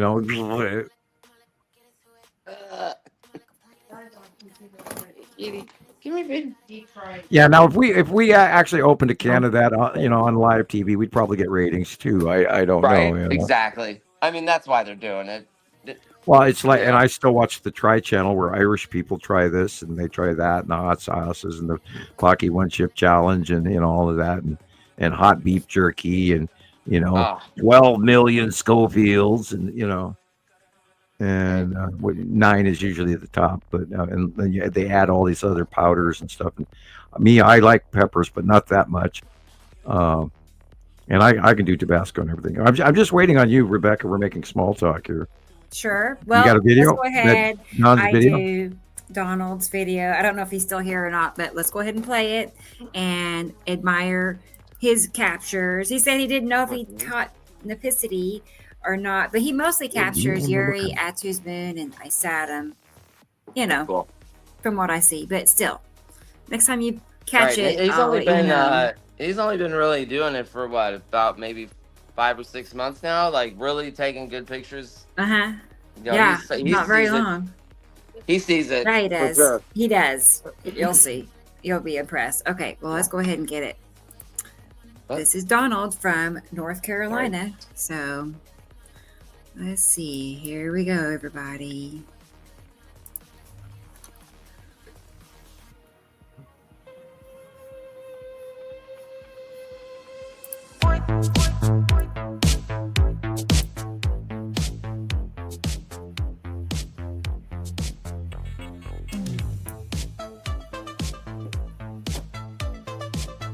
You can really see Blue Matim sitting out there on the corner right next to Yuri.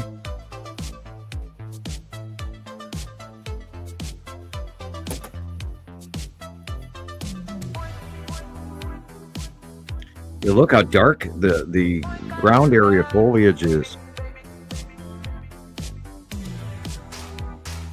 Yeah.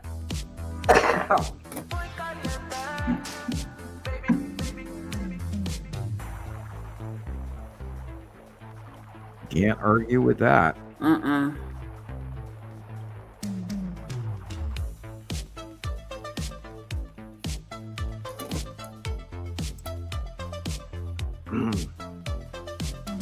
I popped in a Ricola because I have got a really dry throat.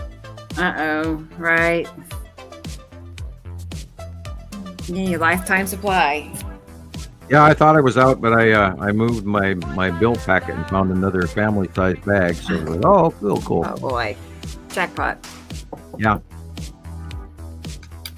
You'll have to buy more. Well, you might as well stock up. Yeah, people, look at the horizon. Look at the color of the sky at the horizon. That dark blue, start there.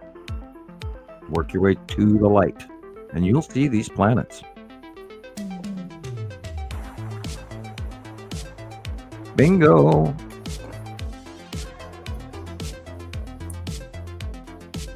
Look how dark that is.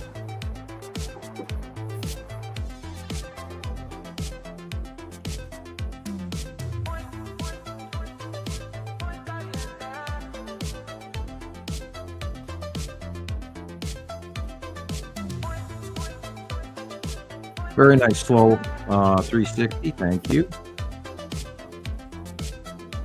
Boy, look at that.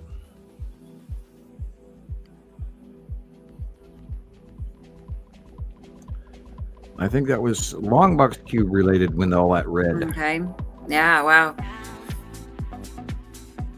I know Donald's out taking pictures like daily. Like he posts a few times a day. You know, he's like he takes pictures and then he posts them and he goes and takes more pictures and he posts them. He's avid. That stuff under Uri right there. See that nice little perfect circle right there? By the power line. Them is asteroids. There again, you see lead asteroid right there, and then you see the yellow moon, and you see atom right there. Yellow moon is dark.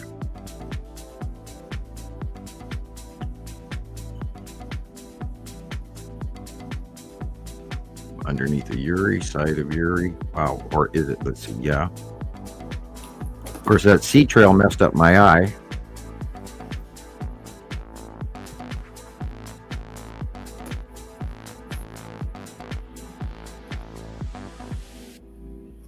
It looks kind of suspiciously long box QB with a very definite visible side orb, if not the Empire orb. Every once in a while, it goes over to the Texas cube. I mean, the long box cube. God, I can't talk today. I can't think today either. I've been doing that too. It's like my words won't come out right. Right, I'm doing opposite. It's like I meant to say that, right. No, I meant left. Yeah, that looked like a very well captured, nicely, slowly panned work there.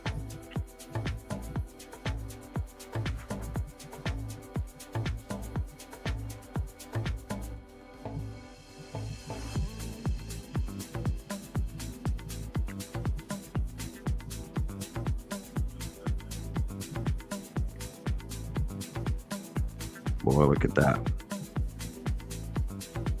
Bottom of Uri. He has a great view, really. I mean, he's in North Carolina, right? But he just... It's amazing view for being so close to sea level. He And that, of course, is the lead asteroid. gets such great pictures. And that's the side of Uri and the Tan asteroid and Lorraine and Pappy and all of that. Oh, look, movement.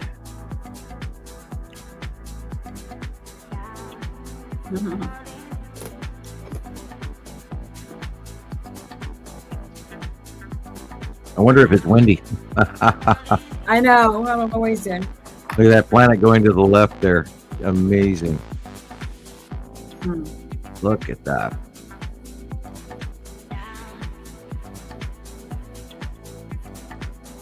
Is this your soundtrack or his?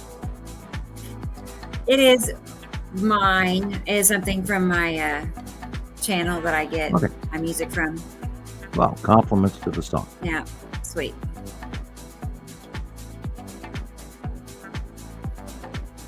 Yeah, looks like the drawing. God, look at the size of its atom.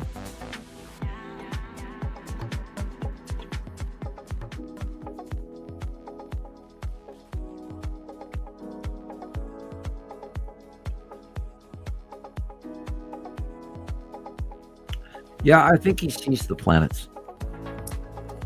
Right? I've been saying that for a little bit now.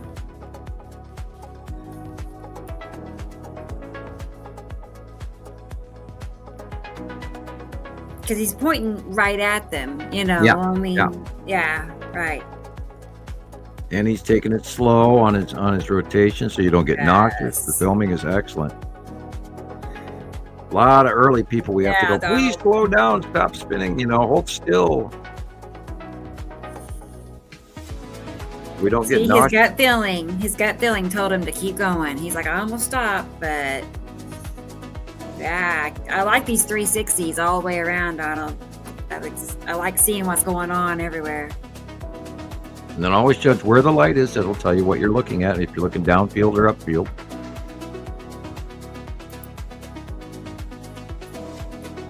That looks very long box QB suspicious.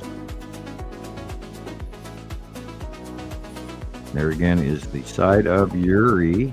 Wow, beautiful. Again, the side of Uri with the tan asteroid and all of that sticking out. Look at that. Lorraine, Pappy, and Tan.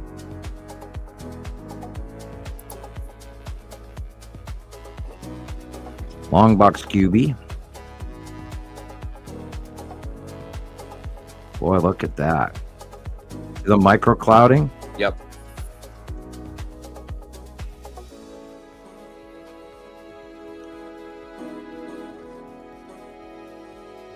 I love it. Wow, check that out. That's cool, man. There goes the lead asteroid.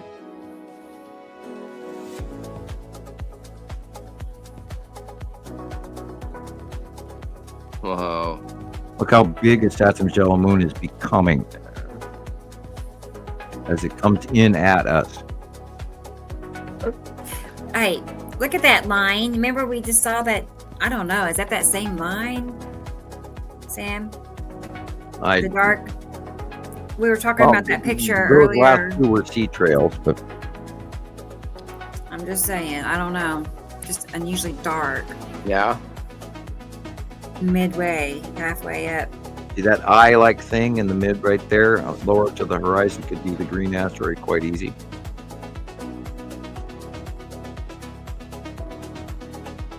Again, it's Saturn's yellow moon coming in towards us. And before you know it, out will pop the lead asteroid as well.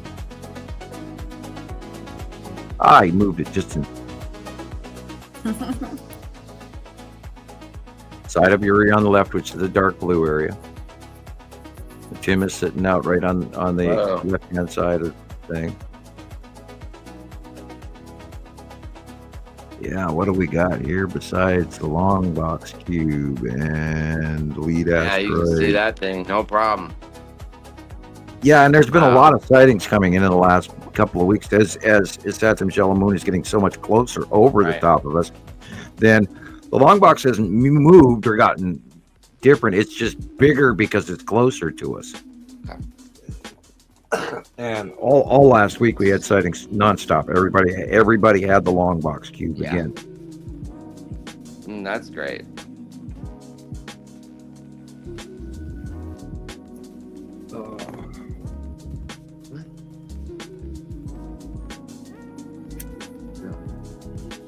Yeah.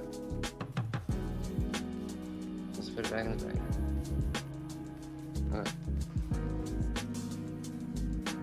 Yeah, those little white triangular clouds sure get my attention these days. Right. Yeah, if you see one, if you find one, you're gonna find 20 of them in the back, and then when you find that 20, then you're gonna find another 100 of them. Your friends are there. Yep. Definitely. Waiting for SpaceX DoorDash. Right. That's it. They're just DoorDash delivery drivers or something. Yeah, we're going for New York slice tonight. So right. We were in LA last night. We were going to New York for dinner tonight.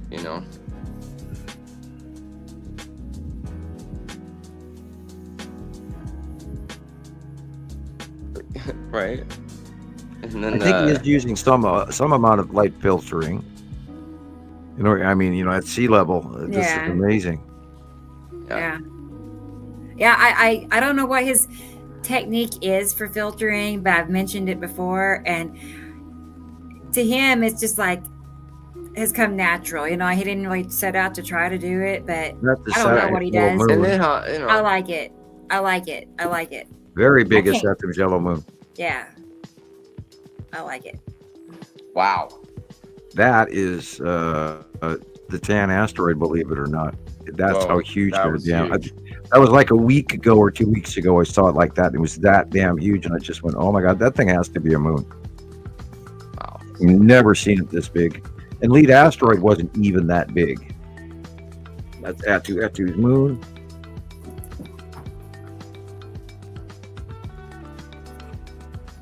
Side of Uri again. The spiral asteroid. I'm sitting here looking at it with one eye closed again. I'll walk out of here later and I'll be blind in one eye because I sat there for 5 hours with one eye closed. Yeah, light pinch. That's why the shaft lighting.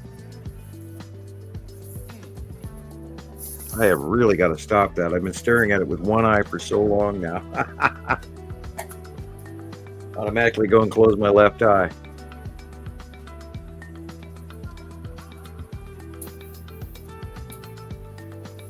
Why is everything blurry now? Side of Uri. Again, the side of Uri. Look at that. And again, at the horizon is the real color sky. Look at that internal illumination, facial illumination. It's now becoming, like 2/3 illumination inside these planets, which shows you they're moving farther past us, and we're seeing more of their face now than we ever have before. It's awesome.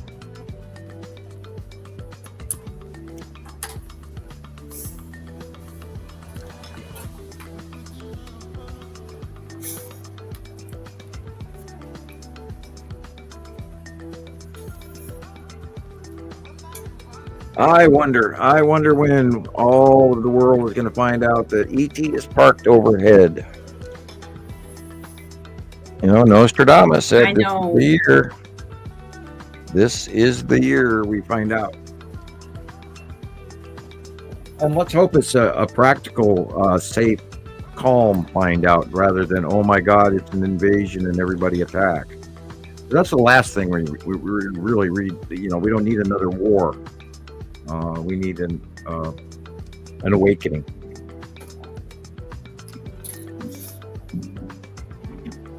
That just sounds like something they would instigate. They like war. Well, there has been the threat. People are fear. And the fear mongering is the prime tool lately. Saying, oh, it's an invasion and they're coming to, take away our lives and our American flags and our guns and all of that. And that can't be the case because, well, they've been parked over us since 2019. They've been here since 2010, and they've been here since 1947 on through, depending on your point of view. We cannot react poorly to any invasion because they'd win, period. That's all there's to it. And so there is you don't fight this. They've been here since the 40s, but haven't they been here since forever? 400,000 years. Yeah. Yeah. Always been there. Always been here. Always been here. We were placed here. We don't own Earth, and I had a dear person from the East Coast, ask, by the way, thank you. Anyway.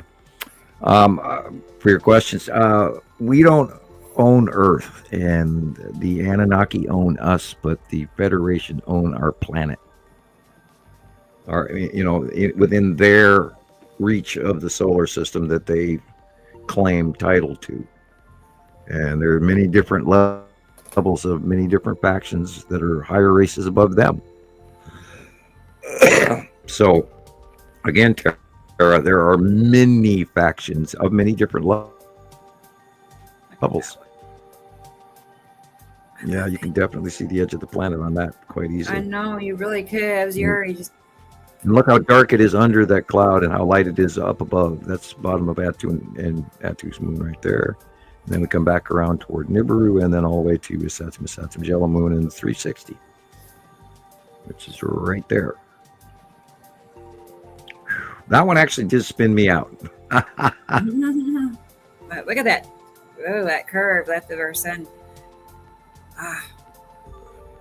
Yeah. Perfect shadow. Thank you, Yes. Donald. Thank you, Donald. We are impressed. We're a fan. I'm a fan. So. Yeah, Tara. Let us hope there are more friendlies, and there are people that are on our side, and then there's a bunch of people not on our side, if you want to call them people. And then of course people on Earth will. There's a bunch of people on Earth that'll sell us out in a heartbeat. And have. And there's quite a few governments that will do that as well. And, you know, it's kind of a thing. You got to remember that, because everybody says, oh, well, you know, our government will save us. Nope. They'll save themselves. Yeah. I don't have any expectations for them to come and help me. No.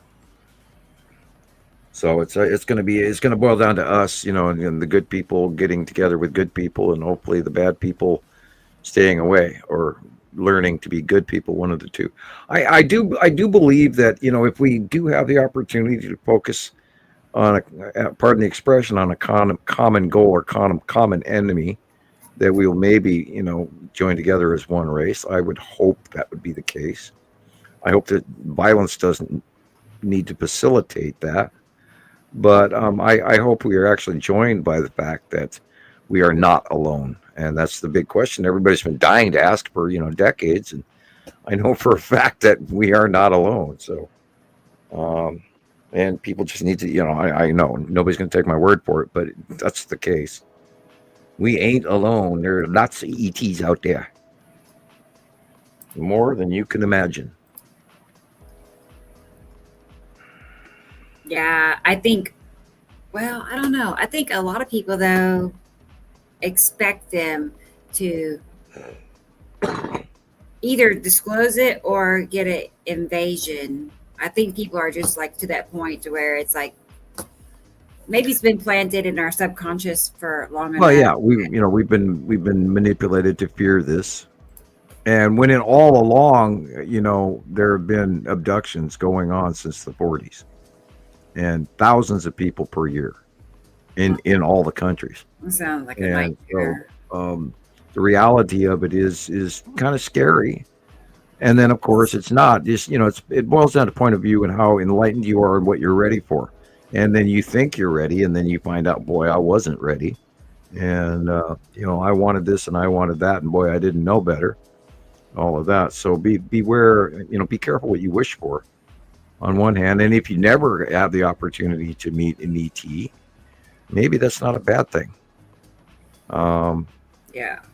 You know, it's quite difficult to deal with. And, you know, you tell your friends and then they look at you funny. So I would rather not, honestly. Yeah. I think it would just take my peace of mind a little away. It screws with your head, you know. And if you know, if you see a chip on TV where, you know, on NBC or ABC or CBS where they say, oh, okay, you know, a ship landed in New York City in a baseball field today. Well, okay, well then you know, then hopefully that would get out, which is, you know, the movie The Day the Earth Stood Still, and there's 2 versions of it or more out there. Dang, Audrey. I like the older version instead of the new one. With Klaatu and all of that, and Gort the robot, and it's always that's awesome, Audrey. Good view. Sorry, Sam. Right. 130 screenshots. Good. Yeah. Don't overload your memory. I worry about that all the time. You know, I'm always taking too many pictures. I wonder how many hundreds of pictures she takes throughout the whole podcast. Like 1,000, or I bet something like that. And My AA file has 114,000 pictures in it in one file. and that's just oh my God, 114,000 something. Wow. Okay. Yeah. That's insane. I know. Yeah, that's just in the AA file, and I go, A to Z, and then ZZ backwards again all the way to AA. And I've got a lot of files, but this is the biggest file, and boy, I need to put this on a thumb drive. I really do. I hope and pray, knock on wood. I'm not even going to say out loud what I worry about, but anyway, don't want it to happen. No. I want to jinx myself, but anyway, I bet you can imagine. Anyway. Moving right along. Thumb drives would that it take? I'm just thinking how many thumb drives it would take. You'd need one for each layer of the alphabet. It sounds like. Oh well, actually, I have loaded a good majority on one thumb drive. And, really? Yeah, I did it, and that was before the AA file.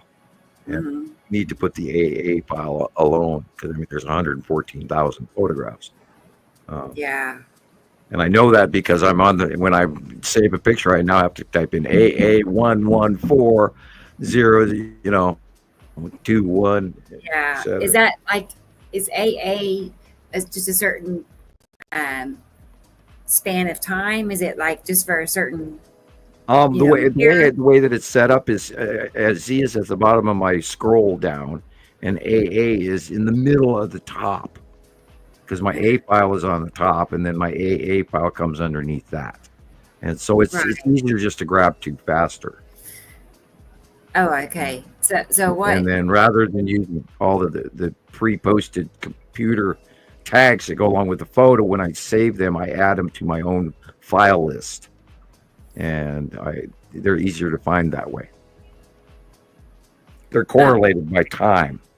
This came in 2020, this came in 2021, this came in 2022. Right. And then I have sub files where I will occasionally find a really good picture here, there, and there, and here, and then I'll send it to the F2 file or the Necessity file or the Texas Cube file, or Yeah, I have those separate files as well. Exactly. I have two copies, one in one in the B file and one in the Texas Cube file, whatever. But then I scroll through them and I see all kinds of stuff that I haven't seen in years. It's really cool. And I shared a bunch of that with Christoper. That's what he did his 180-day cycle thing out of. There's a bunch of old pictures coming all the way back from 2015 on. Awesome. I'm like that with my old, I have Google Photos that has all my pictures from like 2015 on. And so it has I have a big collection of my sky stuff, like all of it. Yeah. So I love looking through it. Like I never get tired of looking at the same old pictures ever. It's like never. Yeah, I'm sitting here reading the comments. Howie T, Fallen Angels. That's a Bible term. How are you? Hey, you guys see how fuzzy this camera is? Yeah. You got the steam in your Did you breathe on your camera? No, I wiped it. I tried changing the settings. I don't know. It's foggy. I hope you didn't get moisture in your lens. I know, right? Like, ugh. Put it in rice tonight. Yeah, fallen angels. That's a term from the Bible, and fallen angels. That would be man's point of view, and yeah, that's. Oh shoot! What's happening is Christoper and his wife are getting really steamy behind the camera. Oh God! Yeah, but wouldn't fallen angels? Could that be the Anunnaki? Right. There we go. Obviously, right. You know what I'm saying? Yeah, and from our from the human point of view, they fell from the sky, and yet they're angels, and that is, of course, how Rome and the Roman Bible and the Abrahamic religions are viewing it. But that's fallen angels are not fallen. I'd put just a picture up, but I don't know how to do that. They're visiting it on vacation. What you do is you go back out of the setting, you go back out of StreamYard, and then you start your camera or stop your camera, and then it'll give you the option to load an uploaded photograph. Okay. I'm just wondering, why you have moisture under your lens. I don't know. Is that what that is? It was fine. I don't know. I'm looking at it. There's like a bunch of dark spots on it, like lots of them. Wet? He's got leprosy. He's got It's leprosy. running off. What? I know, it's my skin. Like, where did you set it when you Sick, just? you guys. It's Yeah, did you set it? Did you set it on the washer or near a No. boiling pot or In anything the like that? bathtub? No, it's weird. It's weird. I mean, it wasn't working this morning either, so that's why I've been using Jackie's phone all day, but Sweaty back pocket, maybe. yeah, I don't know. You shouldn't get liquid under your lens. That's what it Right. looks like in a way. Yeah, I didn't drop it in the toilet or in the Put it in bathtub rice or anything tonight. like that. But I don't know. it was fine just up until now. I know. How? I know. That's my life, you guys. This is how everything goes for me. So Okay. You know, it's like It's a giant see-through thumbs up. Put it in Right. the microwave. Remember, you've been getting your thumbs up bubbles. right. Oh God. Yeah, I would do don't that, put but it in the I'll end up microwave, burning the no. neighbor's house down or something. That won't be good. All right, let me see if I can put a picture up. Okay. All right, Wow. because I know nobody wants to look at this. So That's so weird. I know, right? Okay, Chris. I mean, I do look good. No, I'm just Right. we playing. can't Okay, see I'll be you, back. though. I mean, Okay, well said, well said. that is. He was using Jackie's phone. Oh, I see. Okay. I was like, how'd that just happen? But still, how'd that happen? It looks like there's liquid under his lens, doesn't it? Yeah, it does. Or oil. Did he clean it recently with some sort of spray? I mean, they are sealed. They're not, unless they, I don't know, unless you do get some liquid in there and it seeps through. Oh, by the way, did you see, because of these trade changes, that the cost of a cell phone is going to literally go skyrocket to double what it costs now? Oh, yeah. Yeah, we could be looking at $3,000 cell phones. I'm just thinking, I mean, is that just for foreign made? Or are they all foreign made? I don't They're know. all foreign made. We don't make. But I I feel like we need to start making our own anyway.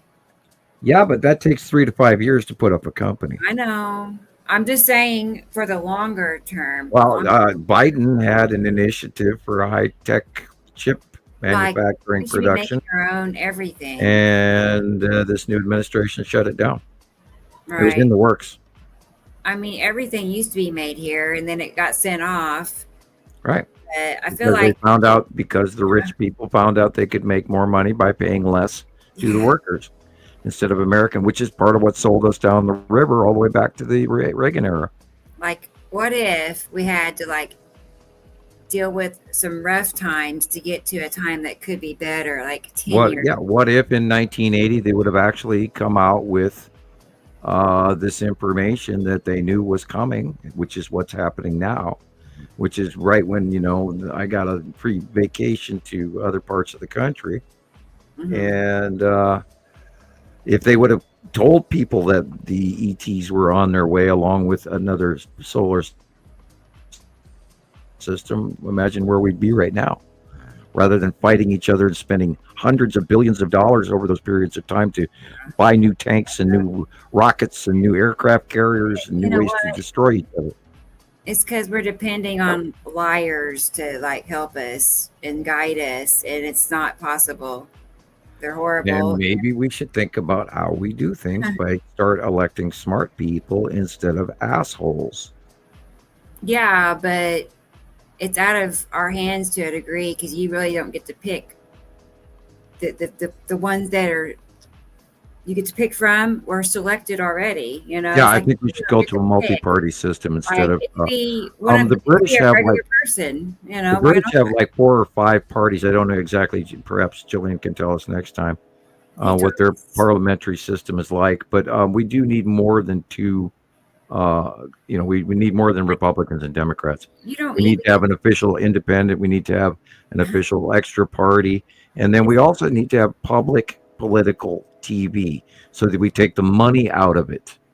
And that way all candidates are given equal time on these public television networks. And that would limit the travel cost. It would limit the campaign donations and all the finance, paying money for this and money for that. And people would come be the broadcast, and you get to see the person that's running for office and hear their story. And everybody had equal time.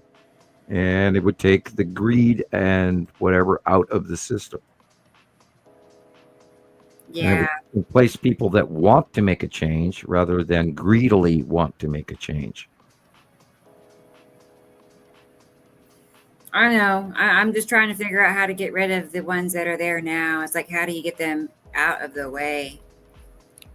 Well, we hope they hold their breath and then they have kids, and then they get elected in, and then they have kids and they get elected in. It's like, go. Yeah, well, then we got to take the money. You got to take the money out of it.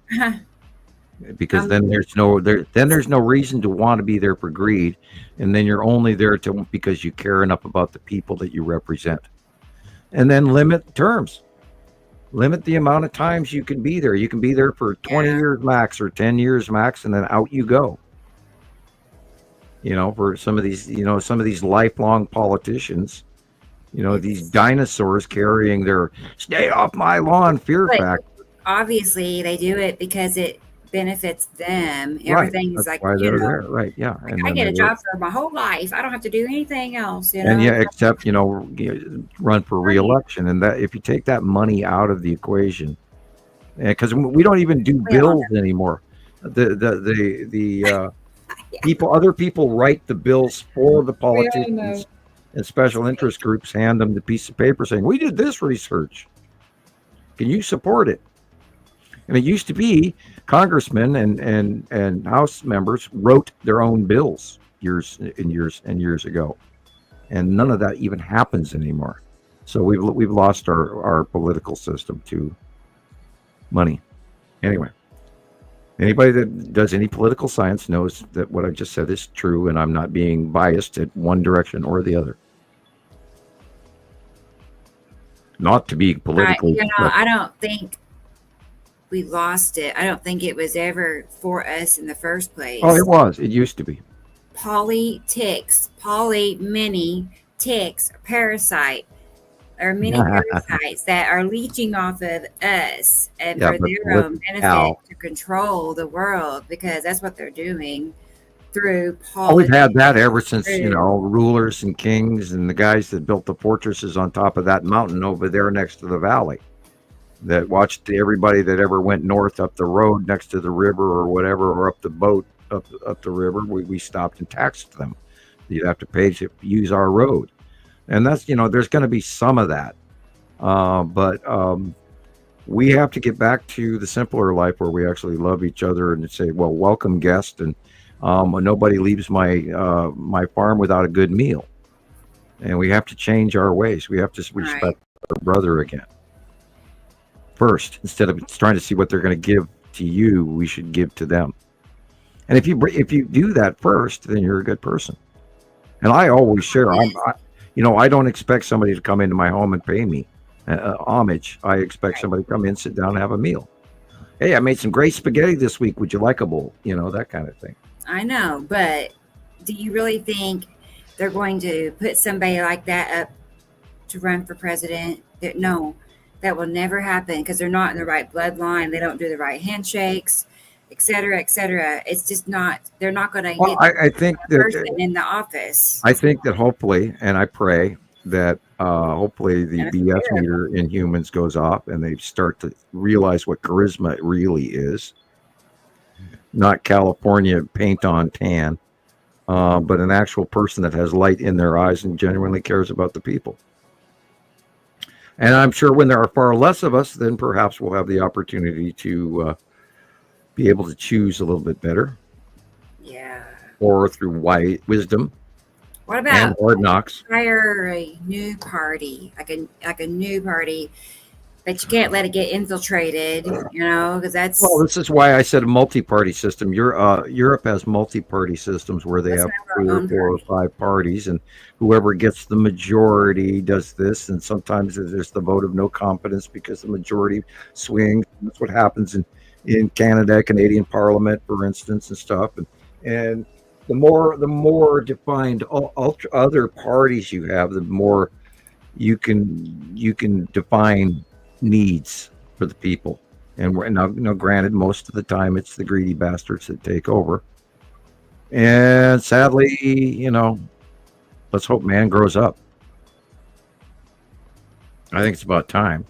I know. I think it's just going to take an overhaul, a brand new. But, that you can't even be so sure about something brand new because they'll come at you from every angle. Oh, we got a Well, new. we are as a species, we are bred to be greedy. There's heartfelt people in this one, and really it's the same people coming Well, at you. we are bred to want to dig up gold and other commodities and for profit. I just and, feel like it's.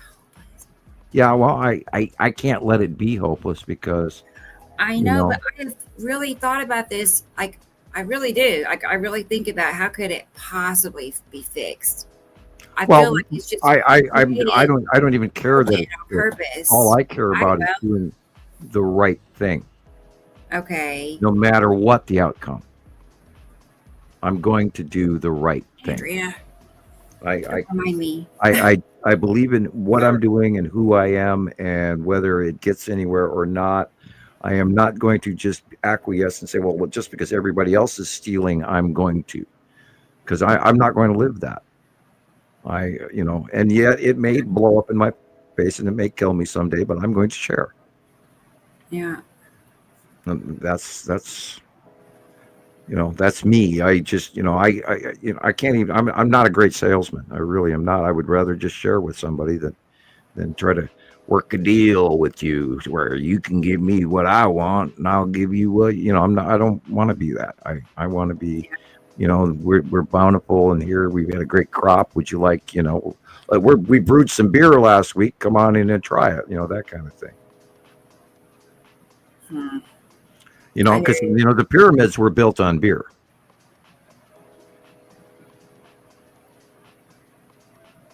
You know that. About like they're drinking beer or what? Yeah, drinking beer. Yeah. Drinking beer. Well, you cannot run a workforce without providing maybe beer at the end of the shift, man. I'm telling you. Look it up. Look it up. Look what up. Beer. Look at the consumption of beer in the history of mankind. I'm sure there's a video out there on it. I'm sure there is too. Yeah. There's probably 10 videos on it. If you want to raise a barn, in Texas, you give a barbecue and you have 3 kegs of beer. That's right. It'll happen. Right. If you don't have those 3 kegs of beer and a full dead cow that you're about to barbecue for everybody, nobody's going to show up to help you. You give a barbecue with lots of free flowing beer at the end of the day, and by God, you're going to have people there till 1 o'clock in the morning. Yeah, I hear you. Okay, I'm convinced. They did it. Beer. Beer. Buy a keg right now. Yeah. Beer and pizza, as my father used to say. I said that to somebody at the truck stop, and they went, "Ew, that sounds horrible." You'd be amazed, I mean, that was our traditional night before Christmas meal, was beer and pizza. I thought that went together. It does. Usually. Yeah. Out of touch. Yeah, I don't have all the solutions for how we're going to fix our planet, but I know that right now we are in the middle of a whole new version of reality that's changing right before our very eyes. And I'm watching it happen, and I've watched it happen in the time period that we've been doing this, 15 years, and in 5 year, 5 year, 5 years, 3 5-year cycles. Wow, has the world changed? Wow, have people changed? Wow, have the planets changed? Oh my God! I mean, this is amazing, and I want to run down the street screaming this, but they'd lock me away. And I'm sorry that everybody else is missing the greatest show of all time. It really is. It really, really is. Seeing these asteroids illuminate at night, and these planets that are discharging on our planet. And, you know, it's horrible what's happening to the Midwest. But, I mean, those storms are really freaking cool, too. But, I mean, they're horrible, but they're cool. And I spent hours and hours and hours watching, you know, Storm Chaser live footage. And you know, Max Velocity and Ryan Hall, y'all, and all of that. Because I cannot get enough.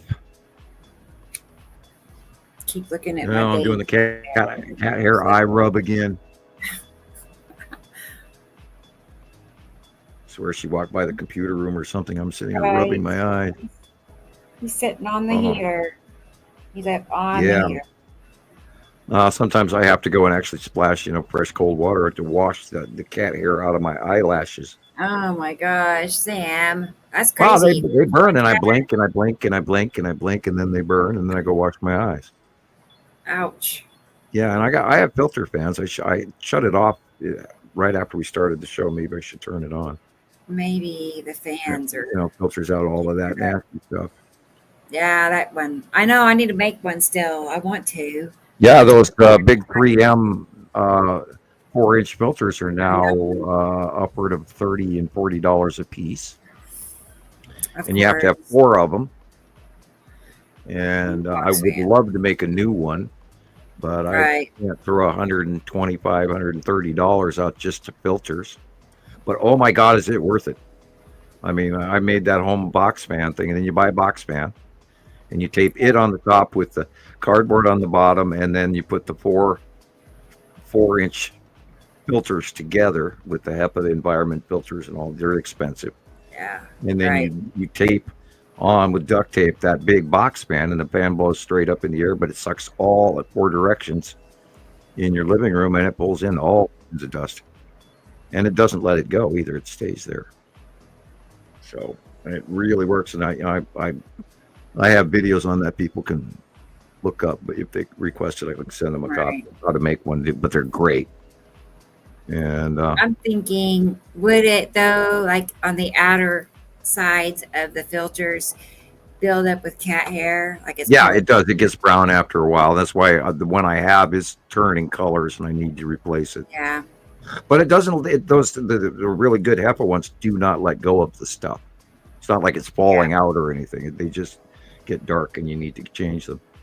Right. And that also affects their ability to suck, you know, clear. But yeah, they've actually gotten colored by cooking grease and you name it. Right. So I'm sure I need it, really. I could imagine you know, I'd probably walk in your house and be crying within 5 minutes from the cat hair alone, you know, tears rolling down my face, me sneezing. Sad. Itching, scratching. I gotta go by, you know. Yeah. Well, I get it. You know, I walk in the house and I immediately know that, oh my God, there's a cat in here, you know. Home. Yeah, at least it's just one. Yeah. Yeah. Well, the other one is no longer with us. We do miss him. Anyway, so what else have we got? And where did Chris go? I don't know what happened to Chris. I don't know. Probably I don't know. Still trying to figure out how to switch his camera. And you go into the original settings and you turn your camera off, and then it'll hand you a video option to upload a photograph. I don't know what he's doing. In your files. Yeah. So let's see. You know, he's back in the green room eating the M&Ms again. That's it. Doritos. Yeah. Yeah. I mean, we covered most of what I had ready today. I was a smidge short on videos just because of taking care of the kitty cats. Yeah, we didn't have a mega eventful week, but I mean, the regular everything is normal has been going off right in front of our faces, and oh my God, the cookie cat was good. I didn't send you a lot of stuff this morning because of I was in the middle of doing 6 things. hours. We still talk for 6 hours. Yeah, right. I know. It's like, well, wait, it's not 9 hours, darn it. No. Well, you know, God, last week, didn't we do 10 hours last week? It was one of the longer ones again. I'm Yeah, like, I didn't even see that one coming. It just. Oh, I wonder if we scare people by the length of our videos. You know, they go, "I'm not watching an 8-hour long video. No way." You know, give me that one that goes for for a minute and 30 seconds, and then I'll move on. VB agree. They agree with me, VB. So, I know it's going to take something crazy. I'm not saying it can't happen because it can. Things do change. Well, I think if we suddenly all realize that we are not alone, then maybe we might actually start treating each other a little bit better. Maybe if we, well, I'm not gonna go there, but it could happen. It's a thing that man has been contemplating for eons. Right. I mean, I feel like enough people want out from underneath all of this. But I also see, like on TikTok, I watch people, and like I told you before, I mean, they'll like, okay, how am I going to word it? They'll create the problems to then offer the answers, which is something people would not have accepted beforehand, but they'll accept it, you know. But the answers are from the same people creating the problems. You see what I'm saying? Well, people think that if they have perfection, that they're going to be happy, and that is not the truth. We need a little bit of conflict and burden in our lives to learn and grow, and we need work to stay busy and active, because if we sit on our butts for 20 years straight, we're going to not be able to walk across the room. You have to have a little bit of burden to stay healthy and happy and keep our minds going. And so, and we talked about this at Radio Wasteland. You know, some of the best camping trips that I ever had in my life were the ones where I froze my butt off, where I got soaked to the bone. And that little bit of that discomfort sometimes leads to the best of times. And, you know, the best friends in the entire world are people that go through these traumatic events together. You know, the guy in the elevator that you go through an earthquake with becomes your best friend because you guys got through that together. And those moments are heartening and sometimes necessary. So we can't have perfect lives. We've got to have a challenge. And this is a very challenging topic. And wow. And, back to the batshit crazy subject. And there's been so many years of piled on misinformation that have led us to think that anybody who sees little green men's walking around and they're a whack job, or you're just a UFO enthusiast, or you're a conspiracy theorist, or there's varying degrees of all this, and I think we're going to all about to reassess those values in the coming days. So, what do you think about Earth School, Sam? Do you think that's like a real? Met, or is it just something? The Pleiadian I met asked me to refer to him as the student. So, question is, are they sending their people down here to learn as well? And Earth School, I think that we have to go through a growth period before we're even allowed to evolve, because we're not going to be allowed to evolve if we're assholes. And they're not going to tolerate that in their long worked out societies. So, not only that, I don't, people talk about, oh, I want to go. If we can go to another planet, I want to go. I'm going, okay, we'll see you later. You have a nice time. I'm going to stay right here. Thank you. Because I don't have any wish to change my world.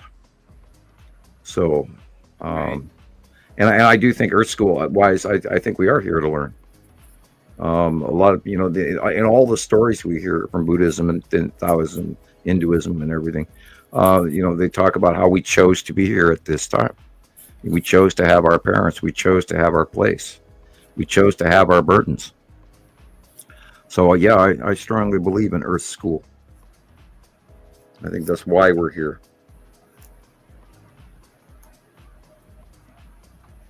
The formative years, and we earn our way out. So start studying and start being a good person. And no matter what, whether you get rewarded for that or not isn't the issue. I think that, just doing it the correct way is.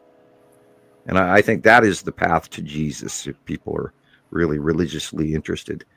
The path to Jesus is to behave like Jesus, not whether or not you believe in him or expect him to return and give you salvation. Nobody wants to sit for the rest of their life next to Jesus and be bored stiff, You can't drink punch and sniff flowers all day long.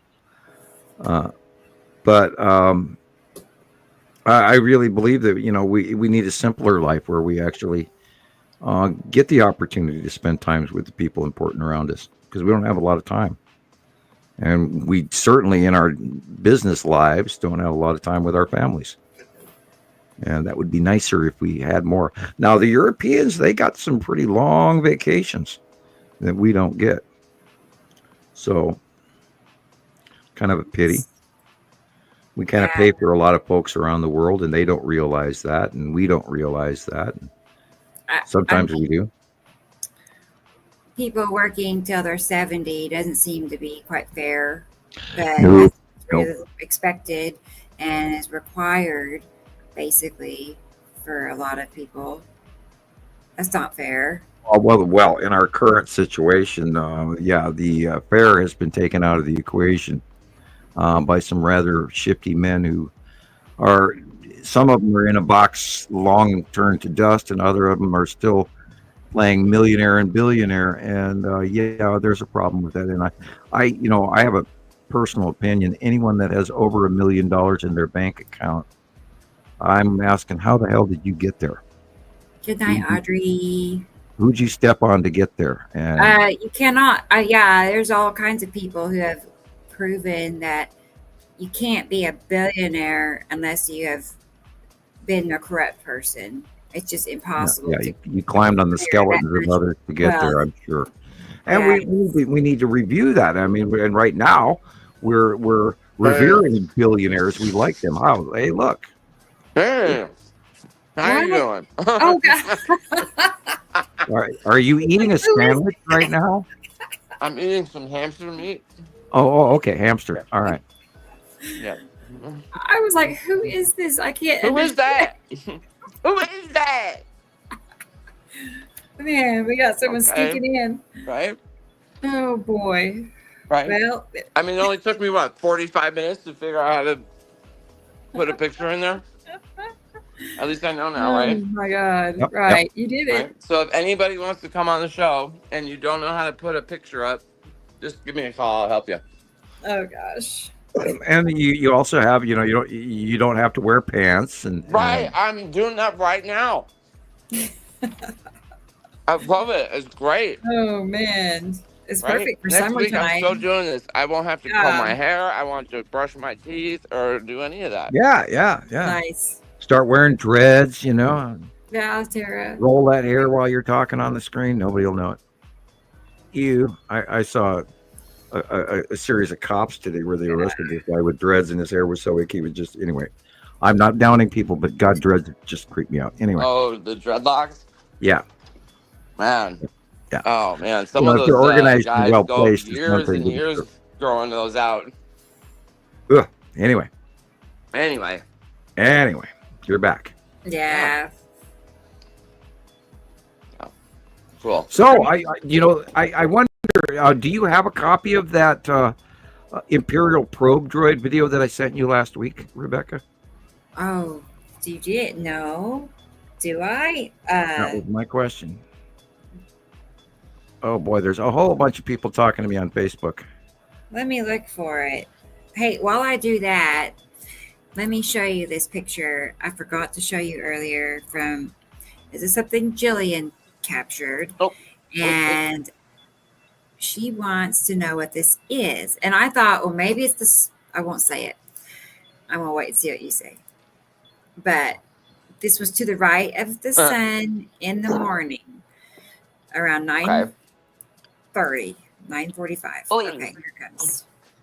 Here it comes. I don't know for sure what it is.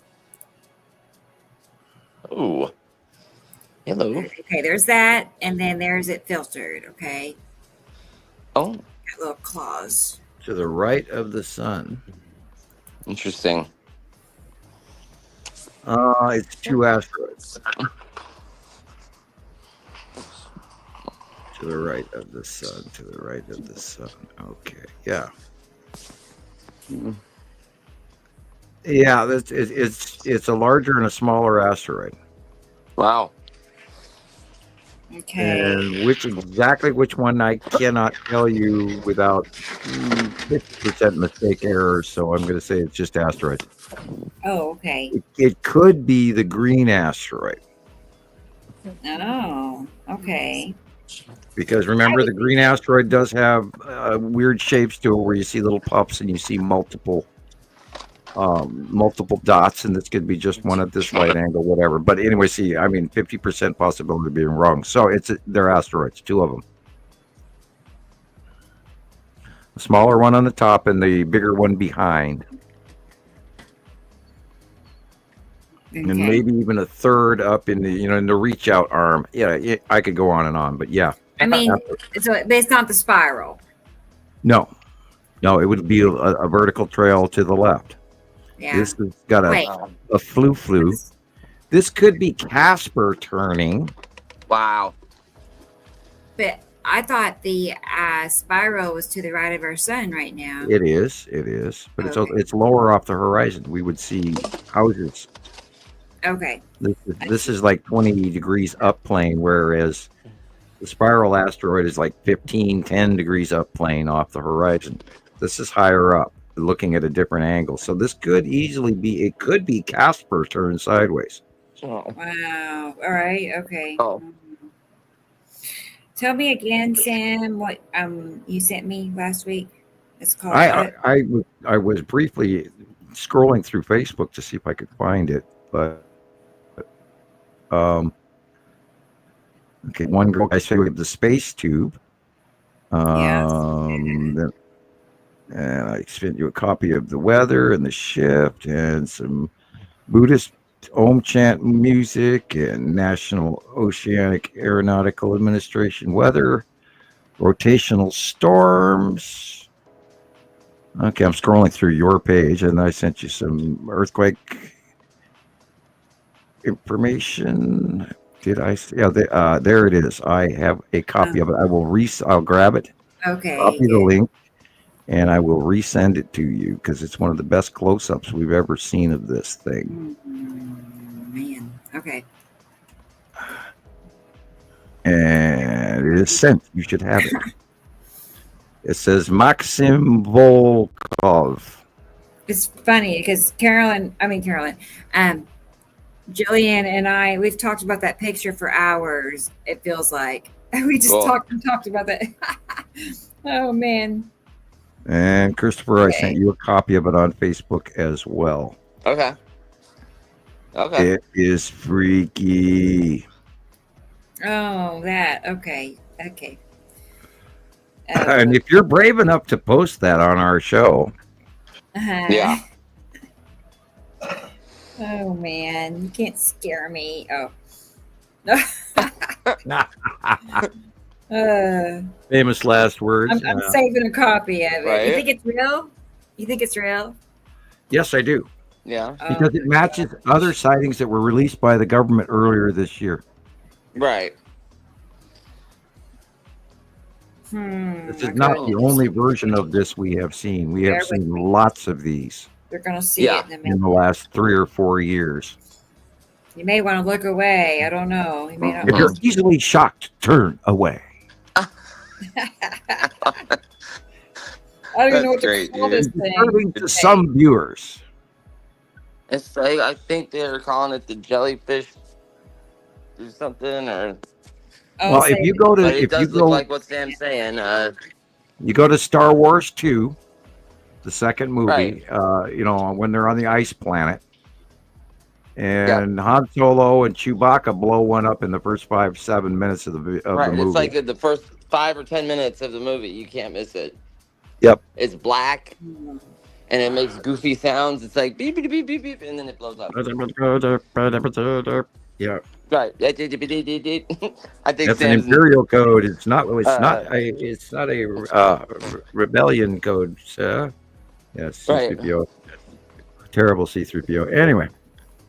Terrible, dude. Almost got it.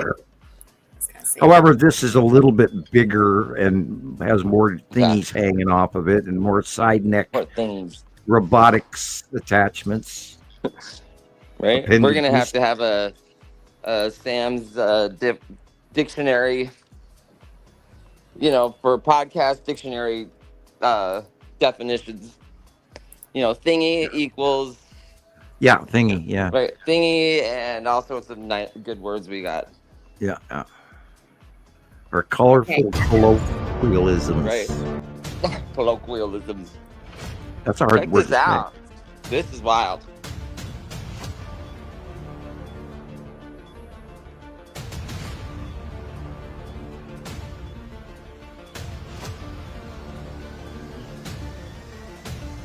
Is that a being or a craft?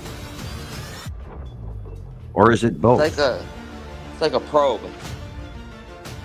Like a They drone? send them in to gather information. It's like a machine that takes Like a pictures. robot? Oh.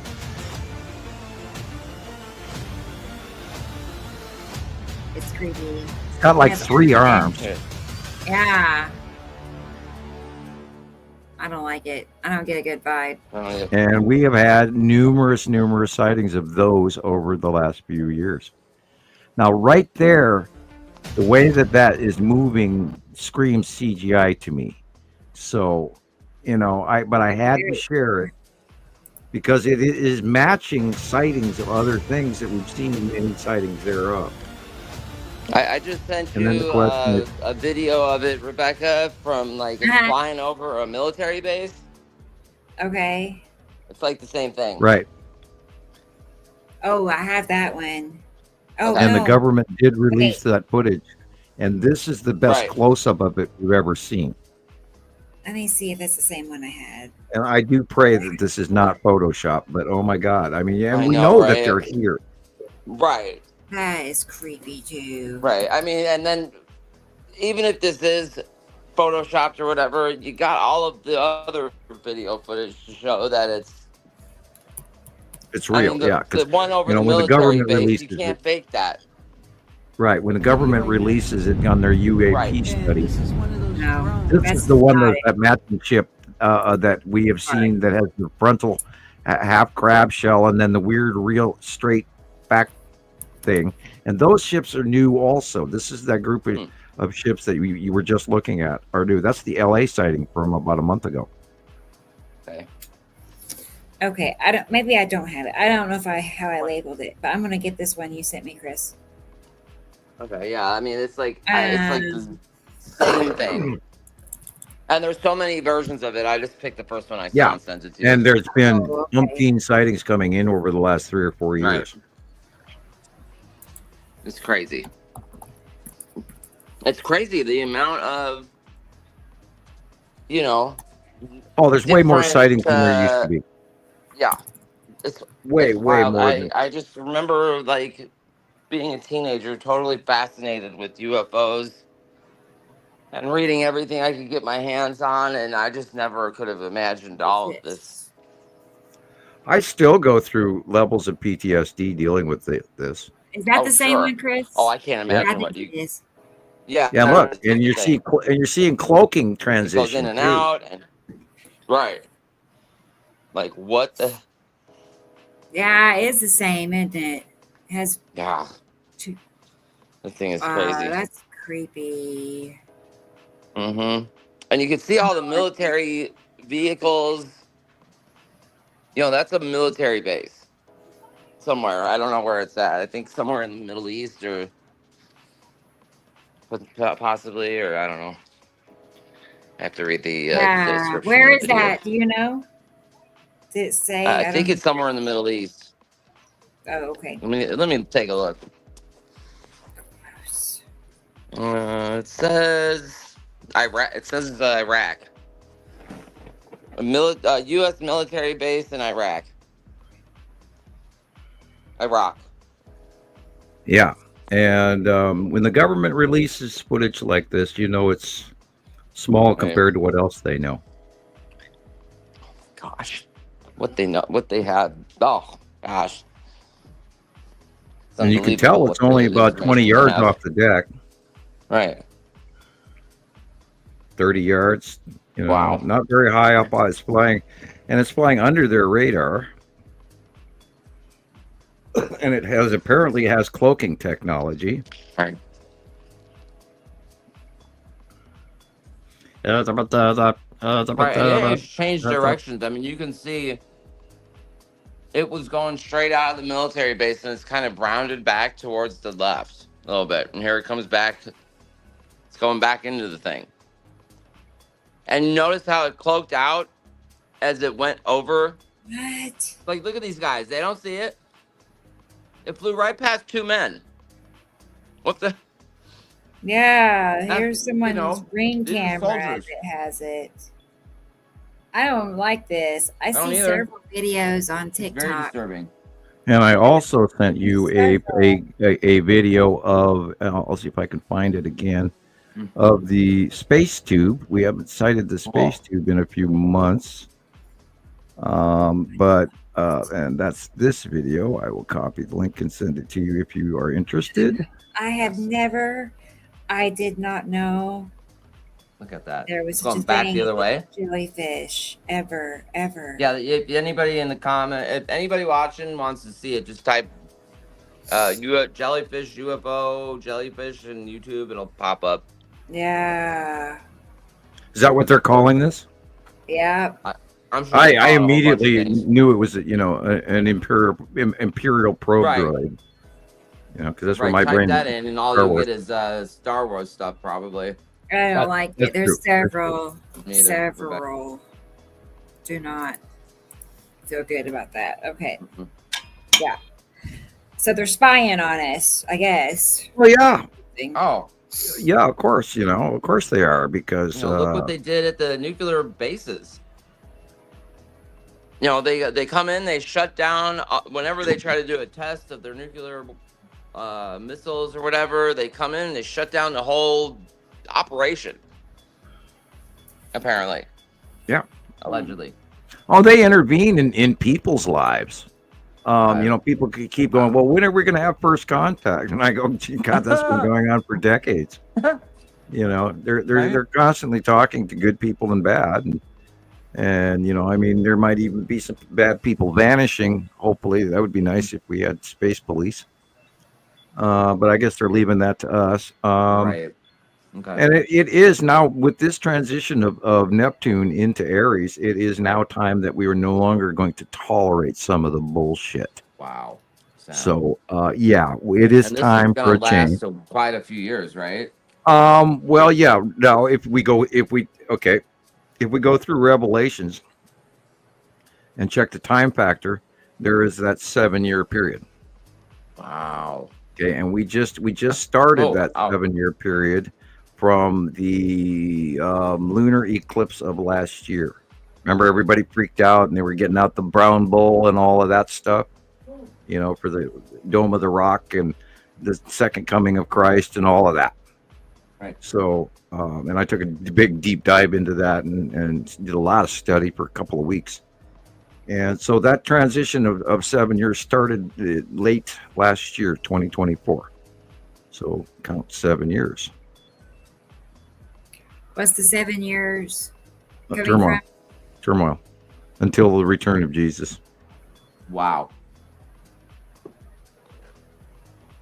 That's, I watched a program on it earlier this morning as well. Right. And there's not everybody agrees with that time factor.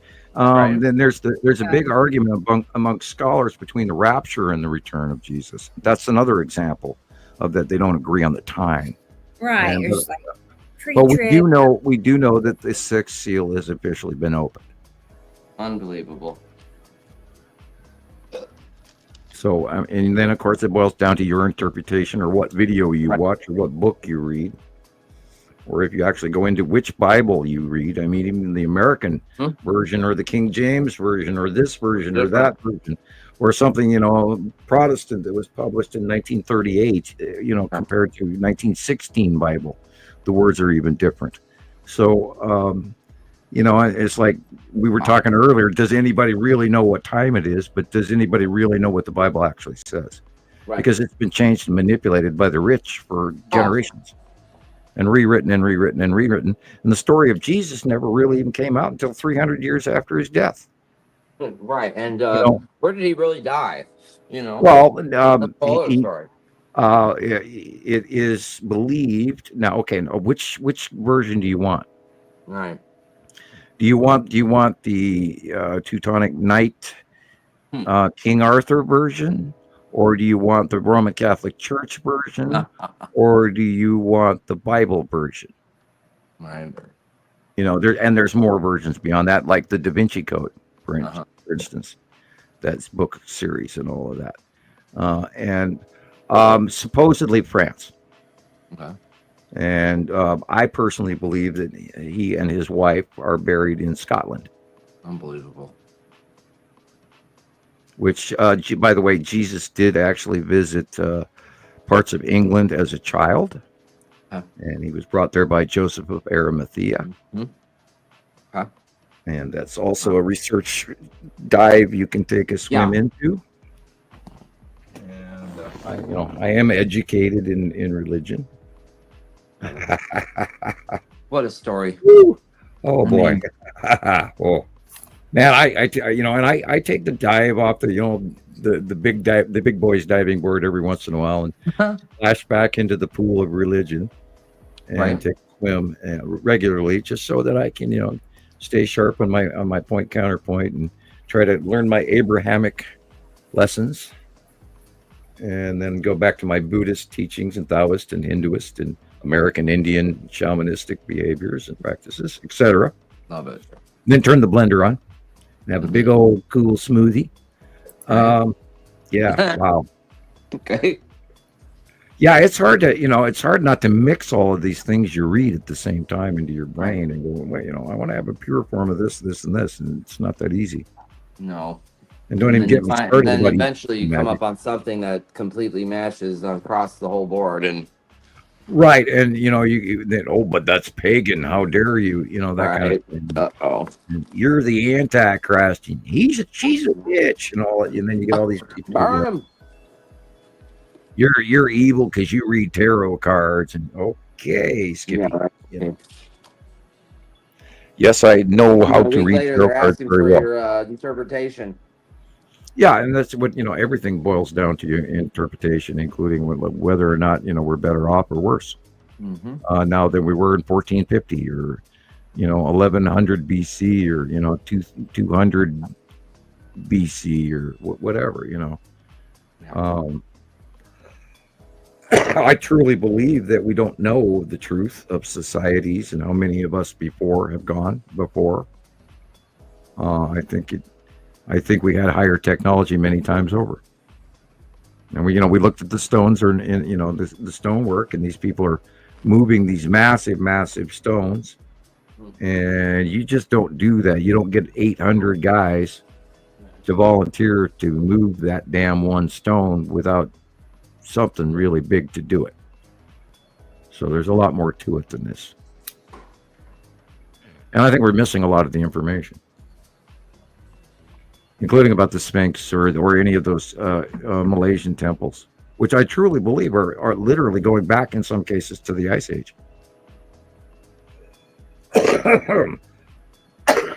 Hello, kitty. How are you? I get a nice dry cough and I look back and the cat's right behind me.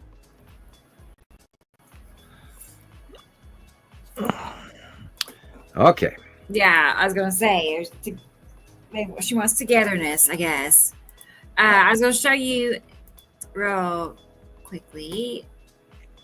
I also sent you the video of the space tube. Yeah, I didn't know if that was probably the same one I have. Let me look. Cool. It's a new one. Oh, it's new. Space tube. Okay, Space it's like the tube. same one. Yeah, okay, I'll get it. while I get that, here is a few pictures that Tara just sent. Hey, Tara. From Texas. Hope your week was good. I know. I'm ready for the sun to come back out. Oh, man. Yeah, you've been Thought I was totally... recording. And then Ready. you stop. Here we go. Let's see here. Oh.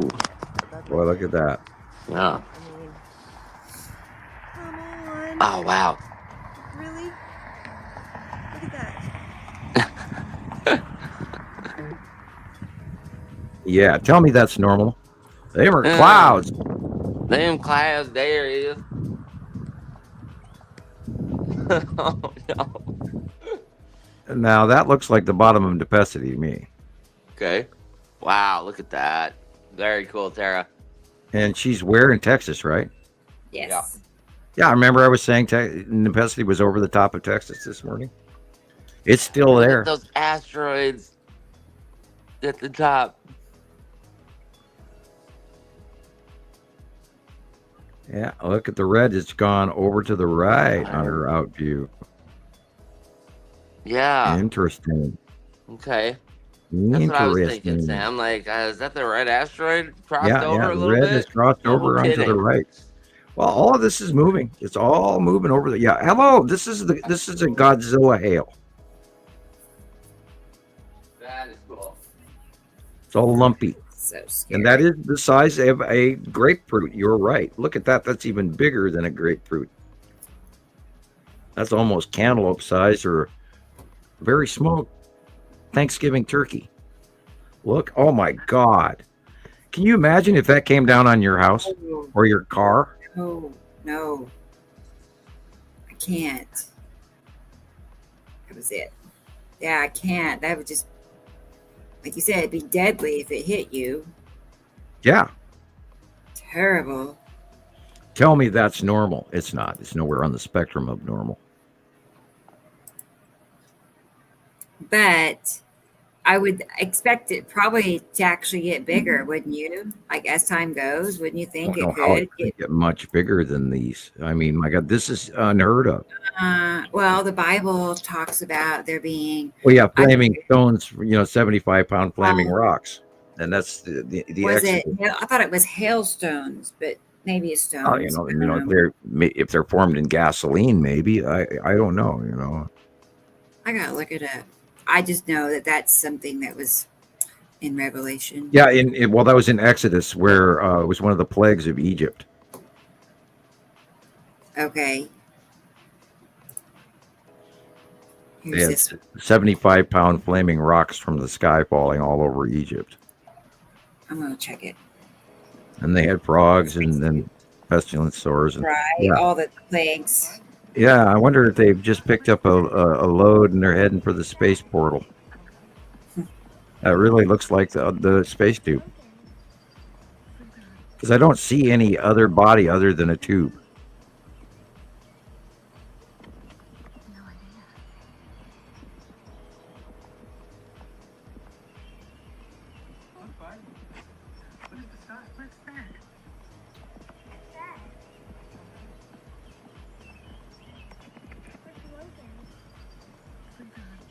Portable shipping container.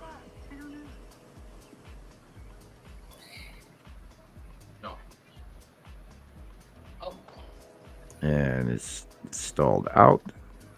Might be the end of it. Rebecca.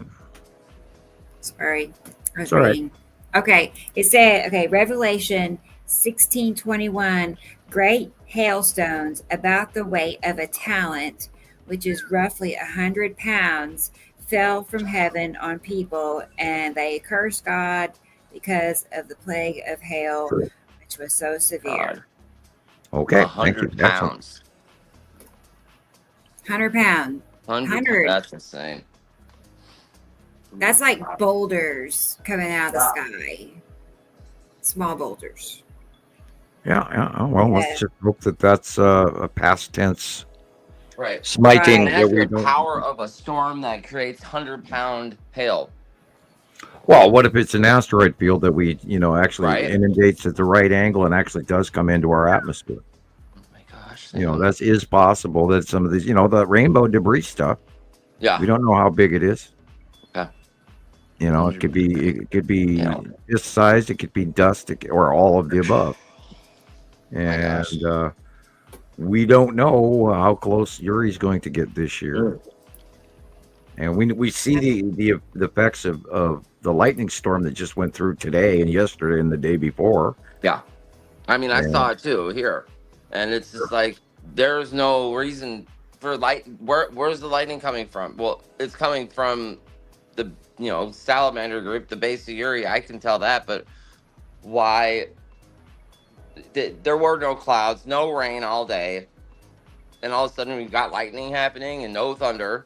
You know, just a few flashes, boom, boom, boom. It's like, yeah, that's definitely discharge. Well, yeah, there's things up there that we can't see because there's also a lot of sea trails in the air. Okay. So we are kind of being blinded in a sort of good and bad way. Yeah. Good because, you know, maybe less people do see it and maybe there's less panic. You know, that's that slippery slope, like half a dozen, 6, you know, and all that. It's like we want people to be informed, but we don't want people to panic. Right.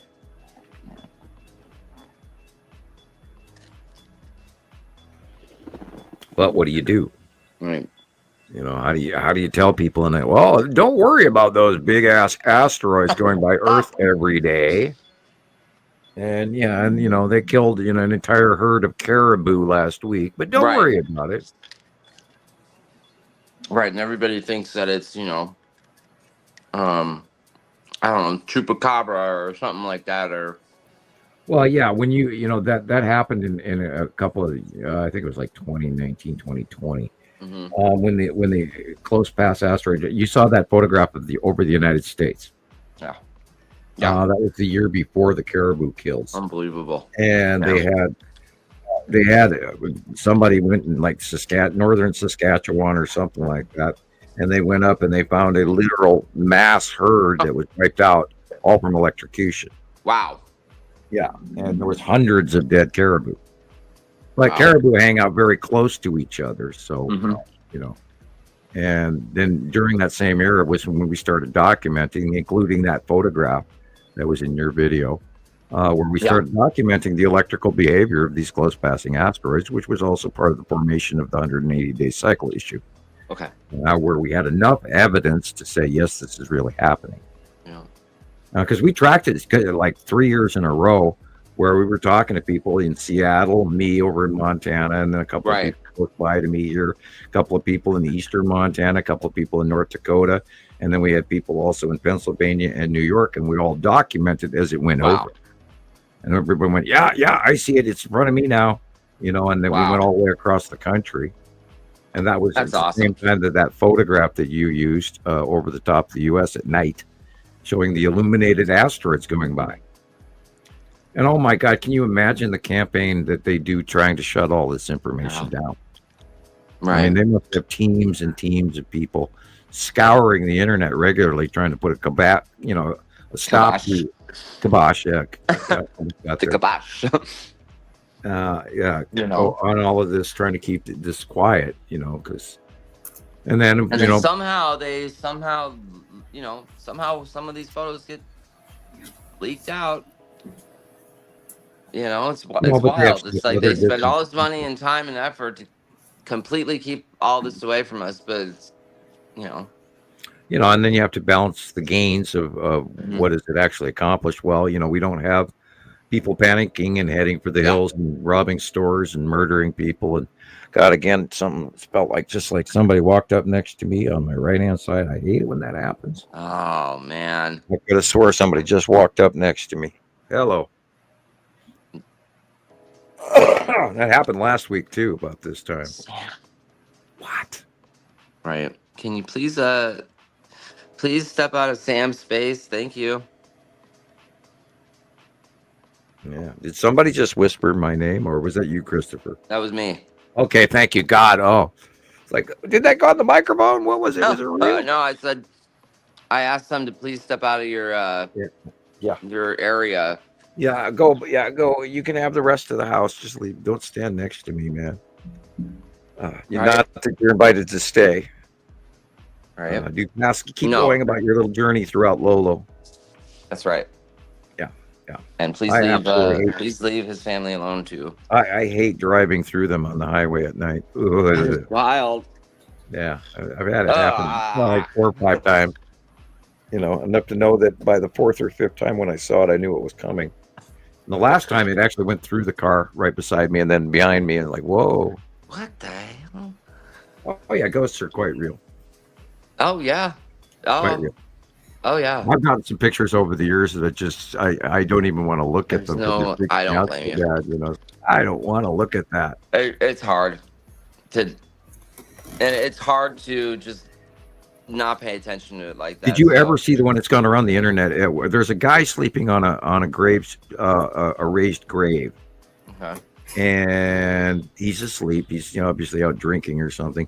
And then standing above him, bending down, looking at him, is a ghost next to the cement works that this guy's sleeping on top of. Wow. And it's one of the best. I know I have the picture someplace, but it's I wonder if it's in the ghosts file. I should look up G and see if it's there. But ghost photos are kind of spooky to look at when they're real. Love them. I've been watching The Really Haunted Guy again. There's a great to-do about whether or not it's real. But I don't think he can fake these shadows that are walking through and all the flying orbs. So if you really want to get scared, go watch the series Really Haunted on YouTube. And there's about 2 to 3 years worth of videos. So start at the beginning. And I'm just going to have to actually break down and go get another Coke. Okay, I cannot talk without liquids. Get it. Go get it. Coke and Ricola. I was going to tell Carol Ann. I just walked in the living room to check on little Theo because I couldn't see him. And he saw me from the kitchen and started running. Like he just like galloped to me. It was so cute. I could just see a little dark shadow of Theodore running to me. So it's a big deal because he couldn't even walk a few days ago, hardly. And anyway, he's running. It was cute. Yeah, I know. Yes, he did. Scary, guys. I thought something terrible was happening. And it was, actually. I know. Yeah, he was. He really was. It was. And now he's running. Like, he's so cute, Right. He's cute. Every day he's getting better and better. We'll never know really what happened. What it was or is. I know you were. You and me both. Just so unexpected, But I expect he's going to be better than ever before after all, the antibiotics and such. Thanks, Tara. I know, me too. Because he's been sick for 2 months. For 2 months, he's been sick and coughing in his eyes, and he's had a rough life already, poor baby. Yeah, exactly, Tara. They tested him for like all the major, cat ailments that, are extreme. Thankfully, everything was negative. And we lost Christoper somehow. I don't see him. I don't know. He's dropped off again. Yeah. Anyway. Now we went through another 45 minutes, really. Just talking about this, that, and the other thing. Right. Yeah, we're standing up a little bit on his back, but he does look okay. Right. Well, he's still shaky. Just a little. He's shaky. Right. He's like weak. Rocks. He's weak. Yeah. Mom, I need to sit on your lap. He is. I know. Well, whatever he wants. There's a pillow right here waiting on him. I seriously, for the first 2 or 3 days, I hardly put him down. He slept right on my chest right here.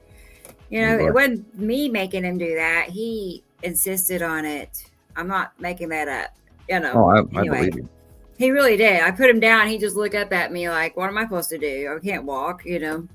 Yeah. So, yeah, he's better. Spooky when people aren't feeling well, including pets. I don't want anything to happen, right? And I said people, but I also meant people pets. Right. He's like a person. Well, I had to put my cat to sleep because he was so bad. He couldn't walk anymore. He was so old, and he was suffering so bad, and so we had to put him down. And it's still horrible. I still hate it, and it's been a couple of years already, and it still bothers me. Yeah, I've had to do that 2 times now, and I just can't. I could not. I already know what that's about. I already know, and I could not. And that's what they were talking about the other night. Right. And I'm like, guys, I spent money rather than doing it the second time with Rosabelle, and it is Nova. She is Nova's cat, and we tried to save her. And I got to admit, it was amazing what the Facebook folks came through in 3 days. They brought enough, sent enough money to save that cat to emergency veterinary hospitals and their recovery hospital. And boy, that was a mint. That's a very expensive cat. But she's fat and totally. It adds up very fast. The kids love her, so I guess that's what counts. Right. Well, she wanted to experience her life. That's how I felt. I felt like he hadn't even had a chance. He's just a baby still. Right. He's not got to experience anything yet. Maybe he'll bounce back real quick and be happy. This will all be forgotten. That's the plan. Okay, Christopher, you got to show up or not show up, and if we run out of things to talk about, we can. I mean, we're at the point where we could shut the show down, or unless you have any more material. And then I can go. I know, right? It's like I don't. Okay, well then we can probably wind it up then for today. We could. I know it's a little shorter. Oh, it's almost 7 hours. I mean, 10 minutes away. You could show the address, the ticker tape on the bottom where people can write in or send donations. We do need do that. And I want to thank Loxie very much for her donation. Your thank you card is back on the way. And mail is dropped off. People, write me a letter. You'll get one back. Experimental 4 a.m. Wow. I'm impressed. Thank you. You're tough. So long with us. Right. I know. It's just, thank you, Tara. Thank you. Our weekly thank you, Rodney. Update best, And we tell ourselves in the green room every time before the show, okay, everybody try to stick on topic, and here we go. I know, Tara. It feels like they should be. I don't know why, but no, they don't have to be. 7 hours is okay. Yeah, could you imagine trying to keep it down to 2? No. We spend 2 hours just saying hi to each other. Yeah. We're like that. Yeah, we're long. All right. Well, we'll give Christopher a break so he doesn't have to fight whatever he's fighting right now. So we'll wind it up, everybody, and cash up, and be sure to go to the subscribe on the YouTube and on TikTok and all of that, and we'll see you again next week. And we'll be out there studying all the cool stuff that's happening, and we'll share it with you again on Saturday. That's it. Yeah, next Saturday we'll be here 3:00. It'll be here before we know it. Oh yeah, it always seems so fast anymore. It's amazing. Like, didn't we just do this? I know, it's always 109. like that. Next week will be 110. Yeah, 110 shows. Chris is back. He's back. Okay. Hey, I keep getting booted. Sorry, guys. Well, we were just winding it up and getting ready because we were waiting for you, and then you didn't come back, so we were going to wind it up. So I guess you're just in time to say goodbye to everybody. Yeah. Yeah, if you guys want to wind it up or whatever, I'm down for, if you guys want to stay on until 5 o'clock in the morning, whatever. I wouldn't be able to talk. I know, right? How many Cokes do you have, Sam? My name's Sam. Yeah. I'd be floating on the ceiling and not be able to reach the microphone from the from the bubbles in my body. Anyway, Yeah. some cartoon character floating on the ceiling. Yeah, we were just going to say goodbye. So if you have any closing words, Christoper, words of wisdom. No, we had a great show today, and meet us in the Facebook groups during the week. If you got any questions or you want to make any comments, if you want to be on the show, send Rebecca a message. We'd love to see what you have to say. Yeah. I would love that. I mean, people Right. that I love And that people comment. message me saying I want to be on the show. It happens occasionally, you Cool. know. I think So- this year's going to be great. I think there's going to be a lot of new things that get introduced just, to amp up the show a little bit, and we'll see where it goes. And Yeah, let's hear about your comments on the cubes. Go to YouTube tomorrow. Listen to the last 5 minutes or the whole damn show. Tonight's show, Right. and then give us your comments in the comment section, and all of that. Right. Give us your Apparently, comments in the Katie cube. Joe found she was on one of these groups, not our groups, but some UFO group. I guess somebody there posted the cube photo of mine from February, and Cool. they're talking about how it was taken in 2015 and it was on the local media in Las Vegas. I'm like, what is this? I thought that was pretty funny. Yeah, it's amazing how things can get misconstrued. Right. And no, it was 2025, and it matches information that came Right. from 2015 because that's the arrival time of the Texas Cube. Right. And it Exactly. came- and That's it's what I called told the the guy. I Texas sent him a Cube. private message saying, hey, look, I took that picture and here's information about what it is. It's called the Texas Cube because of where it arrived, where it Yep. came out of the wormhole over Texas. I think it's so incredible how it stays in the same spot. Well, it's an exact match of this outside exterior, and you can't make that up. Oh, yeah. I mean, a decade apart, and I mean, I couldn't sit without actually sitting down with the 2015 copy and copying it. And we know it's not a Photoshop because you filmed it and it came out of nowhere, and we all saw it live on your film, and then we saved a copy of it from I show think that 104 photo at 4 hours 20 freaks me minutes. out. I don't like it particularly. It's not my favorite, but it's pretty amazing. Well, it's spooky to realize that there are other beings on that craft. It's like sort of like landing on Darth Vader's, starship and going, "Oh, this is going to be fun." Right? Yeah, do I get a tour? Oh my gosh, it must be huge. Yeah. Oh God. Well, yeah. If they park Star Destroyers on those damn things. Yes, we know how big those are. So Yeah. Yeah. for that thing to be able to fit, you said you've seen hundreds of them. I saw in my time of watching, I saw dozens of them offloaded. Okay. I mean, like more than 4 or 5 dozen offloaded. Wow. In about a 2-hour period. And and I just couldn't sit there and stare at it anymore because it was eating me up. I mean, it does mess with me realizing that that you're watching an invasion fleet offload, in the skies above Earth, and it's a nightmare to think about that. And I had to go, it's cool. Hey Tony, it's a nightmare to realize that there's an invasion fleet here, and then you want to jump off your your porch step and bang on the neighbor's door and say, "Look, an invasion fleet!" Yes. And and they're gonna laugh at you. Right, and it makes you think twice about if you've ever like actively looked for UFOs or signs of life in the sky, and then you actually really do see something. It changes your whole perspective on why you started looking for it in the first place. And maybe you didn't want to do that at all. Well, I go back and I think about my paper in 1978 and 80 and all of that, and it blows me away how long in between that I really didn't even think about the planets coming.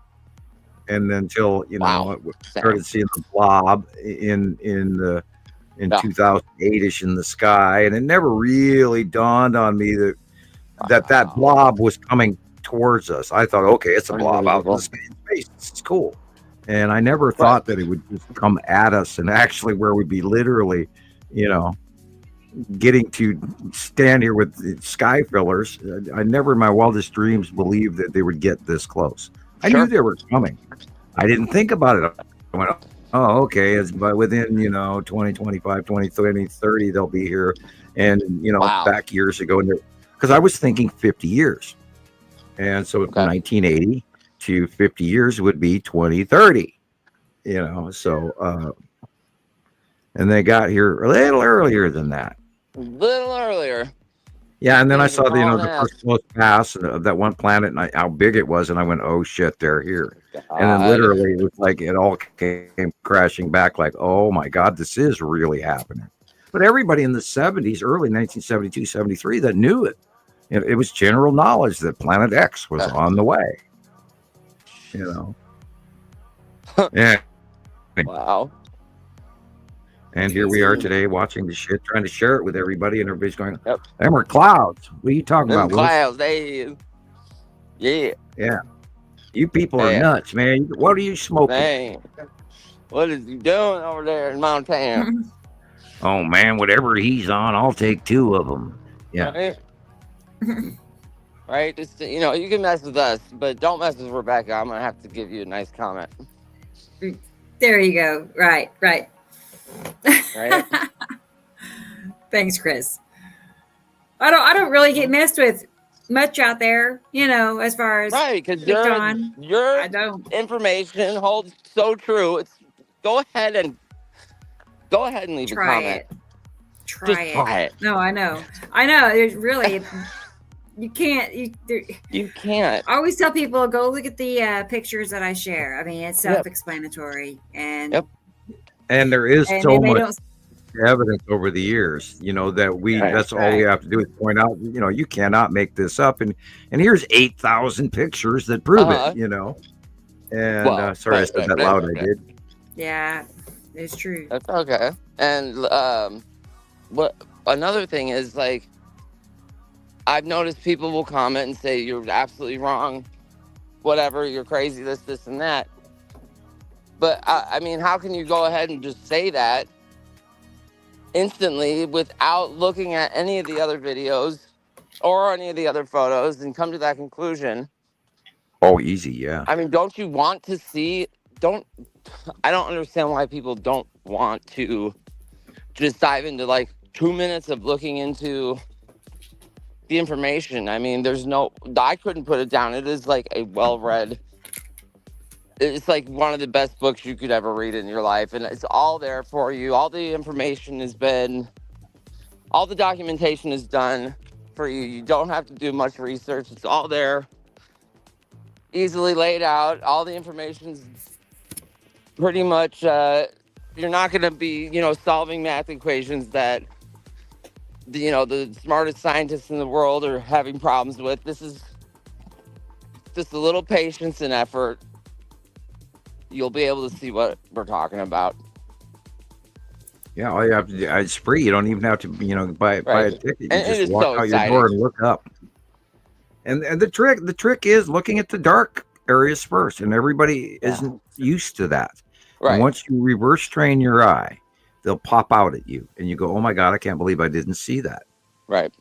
And it's because we have expectations, and we're also in a hurry. And I'm looking at the traffic light. I'm not looking at up. And I found over the years that I find myself pulling over in parking lots just to get out to look up. Nice. I got a nice big empty Walmart parking lot or Shopko or Target or whatever, and Burger King or whatever, and I'll pull into their parking lot whether I'm buying anything or not, and I'll get out and look up. And people don't do enough of that, and they're always busy looking at the thing in their hand. And you guys are missing the greatest show that ever was. Look up. Look up. Maybe a few more people will catch the finale before it's over with. Yeah, I saw that Christopher put that in his video. Don't miss this, Yeah. Right. True. It's right. true. Don't miss this. I mean, you're a part of this world. Like, why can't there be planets passing by us? Why? Why are you limiting yourself into, and it's not about having an imagination. It's just about, we're seeing this, and it's highly repetitive, and this is not. This is more possible than impossible. You cannot fake this. Yeah, we are not the exception to the rule. We're the norm. Most solar systems, 83.3%, have 2 or more stars, and along with each of these stars is a solar system of planets. And in most cases, out there are people that live in the Goldilocks zone, because where life can grow, it does, and we are not the exception. And not only that, not all of the planets and solar systems are the same age. There are older civilizations than us, and they're here. They're here. It's that simple. And we're arrogant to think we're the only ones out there. Right. And yeah, we know we're not. To me about. Yeah, me and Thomas were talking about how, there's as many stars in the universe that we know about as there are like grains of sand on our beaches. It's just a number you cannot even possibly understand. It's so it's so huge, and it's just crazy. So for us to think that it's just us is. Yeah, it's insane to even think that. Right. And there are billions of races. Wow. Because there are billions of That's galaxies. like a conservative number. There are billions of galaxies. And I mean, how many races are in our galaxy alone? Unbelievable. Right. No, you might as well just, again, a number that you can't possibly understand.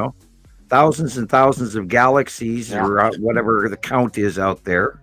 I mean, we can only see so far. Now that we look in the past, everything we see is millions of years old. Because light takes forever to get here. I mean, yes, it's a brain teaser. So there's so much more out there than what we know, and we have visitors, and they're in control, and we're not. And I mean, on and on and on and on and on, and then it's a mind job, and oh God, yeah. So get into this. It's the greatest show that ever was, and you're missing all of the cool shit, man. Right. Don't miss the opening credits, or the last inning of the game. Oh my God. Exactly. Everybody's like, oh, the spice of life is gone. I can't, there's nothing that shocks me anymore. This and that. Well, just look up. Yeah, it's that simple. And it's free. It's that simple. And it's free. And it's free. You can't beat it. Right? And, send Sam a letter or say hi. If you find this information as amazing as we do, let him know it. And he's out walking again. Who, me? Yeah. No, I got the wrong kind of milk. Are you serious? Yeah. How can you be that tricky? This is how I go. This is how I roll. That's how it is. I see. I told you guys. He was in a hurry because he was podcasting. I know people like that. No, it's like, I mean, I got milk. I did walk out of the store with milk. Was it fat free? Was it low fat? Was it? It was, I got 1% this time. Yeah, I buy the real milk, vitamin D. Vitamin D. I don't know. I think I'm going like colorblind a little bit, or I don't know. Well, we'll just start calling it the second absent-minded professor. That's right. Number Oh one. my gosh, absent-minded isn't even it. Yeah. Yeah. Well, that's because you're busy and you're thinking about other things, and or when you're, I'm just getting the wrong stuff, so I get to go back outside. There you go. I did it on purpose. I did it on purpose. I meant to do that. At least the store is close by. Right. I mean, it's not. I mean, Okay. That was You must have fun. gone in. You're starting to clip out. That was awful. Yeah, I had All to. right. That was like one of the punishments. Oh, powdered milk. You didn't hear me talk about powdered milk? I have a No. bunch of that stuff. Oh, I think we're Yeah, losing. Tara, right. I think we're losing you, Christopher. It's a Maybe good he was time. We can wrap it up. Yeah, we can do that, Sam. All right. Well, Okay. all right. I'll reach for the X button. Everybody, you have a good week. Okay. Be careful. Be safe. Don't buy the wrong milk. Drive careful. Wear your seatbelt. Focus. Right. Be kind to others. Don't fidget when I talk to you, and sit up straight at every meal. That's it. That's it. Hey, guys. That's the best advice right. yet. All right. We'll talk to you guys Okay, soon. Good night, Sam. everybody from We'll see you Montana. next Saturday. Bye. Bye-bye. Okay. All right. Bye, Chris. Have a good night. See you next week. Thank you. And to Tara and Carolyn and Sabrina and Esri Colette and Experimental. Who else is still here? That may be mostly it. At least in the comment section. Ginger, maybe. Yeah. Anyway, and Michelle, probably. And Aaliyah, maybe. And Karen. Right. I think I got most everybody. Anyway, thank you, everybody. Thank you. I'm going to go give Theo his last dose of medicine for tonight and get him ready to settle down. He hangs out with me in the bathroom at night, so we're going to take a hot bath, and he's my little twin. So anyway, I'm going to hit the button, y'all, and we'll see you next Saturday. It'll be here before we know it. So bye, everybody. Thank you. Take care.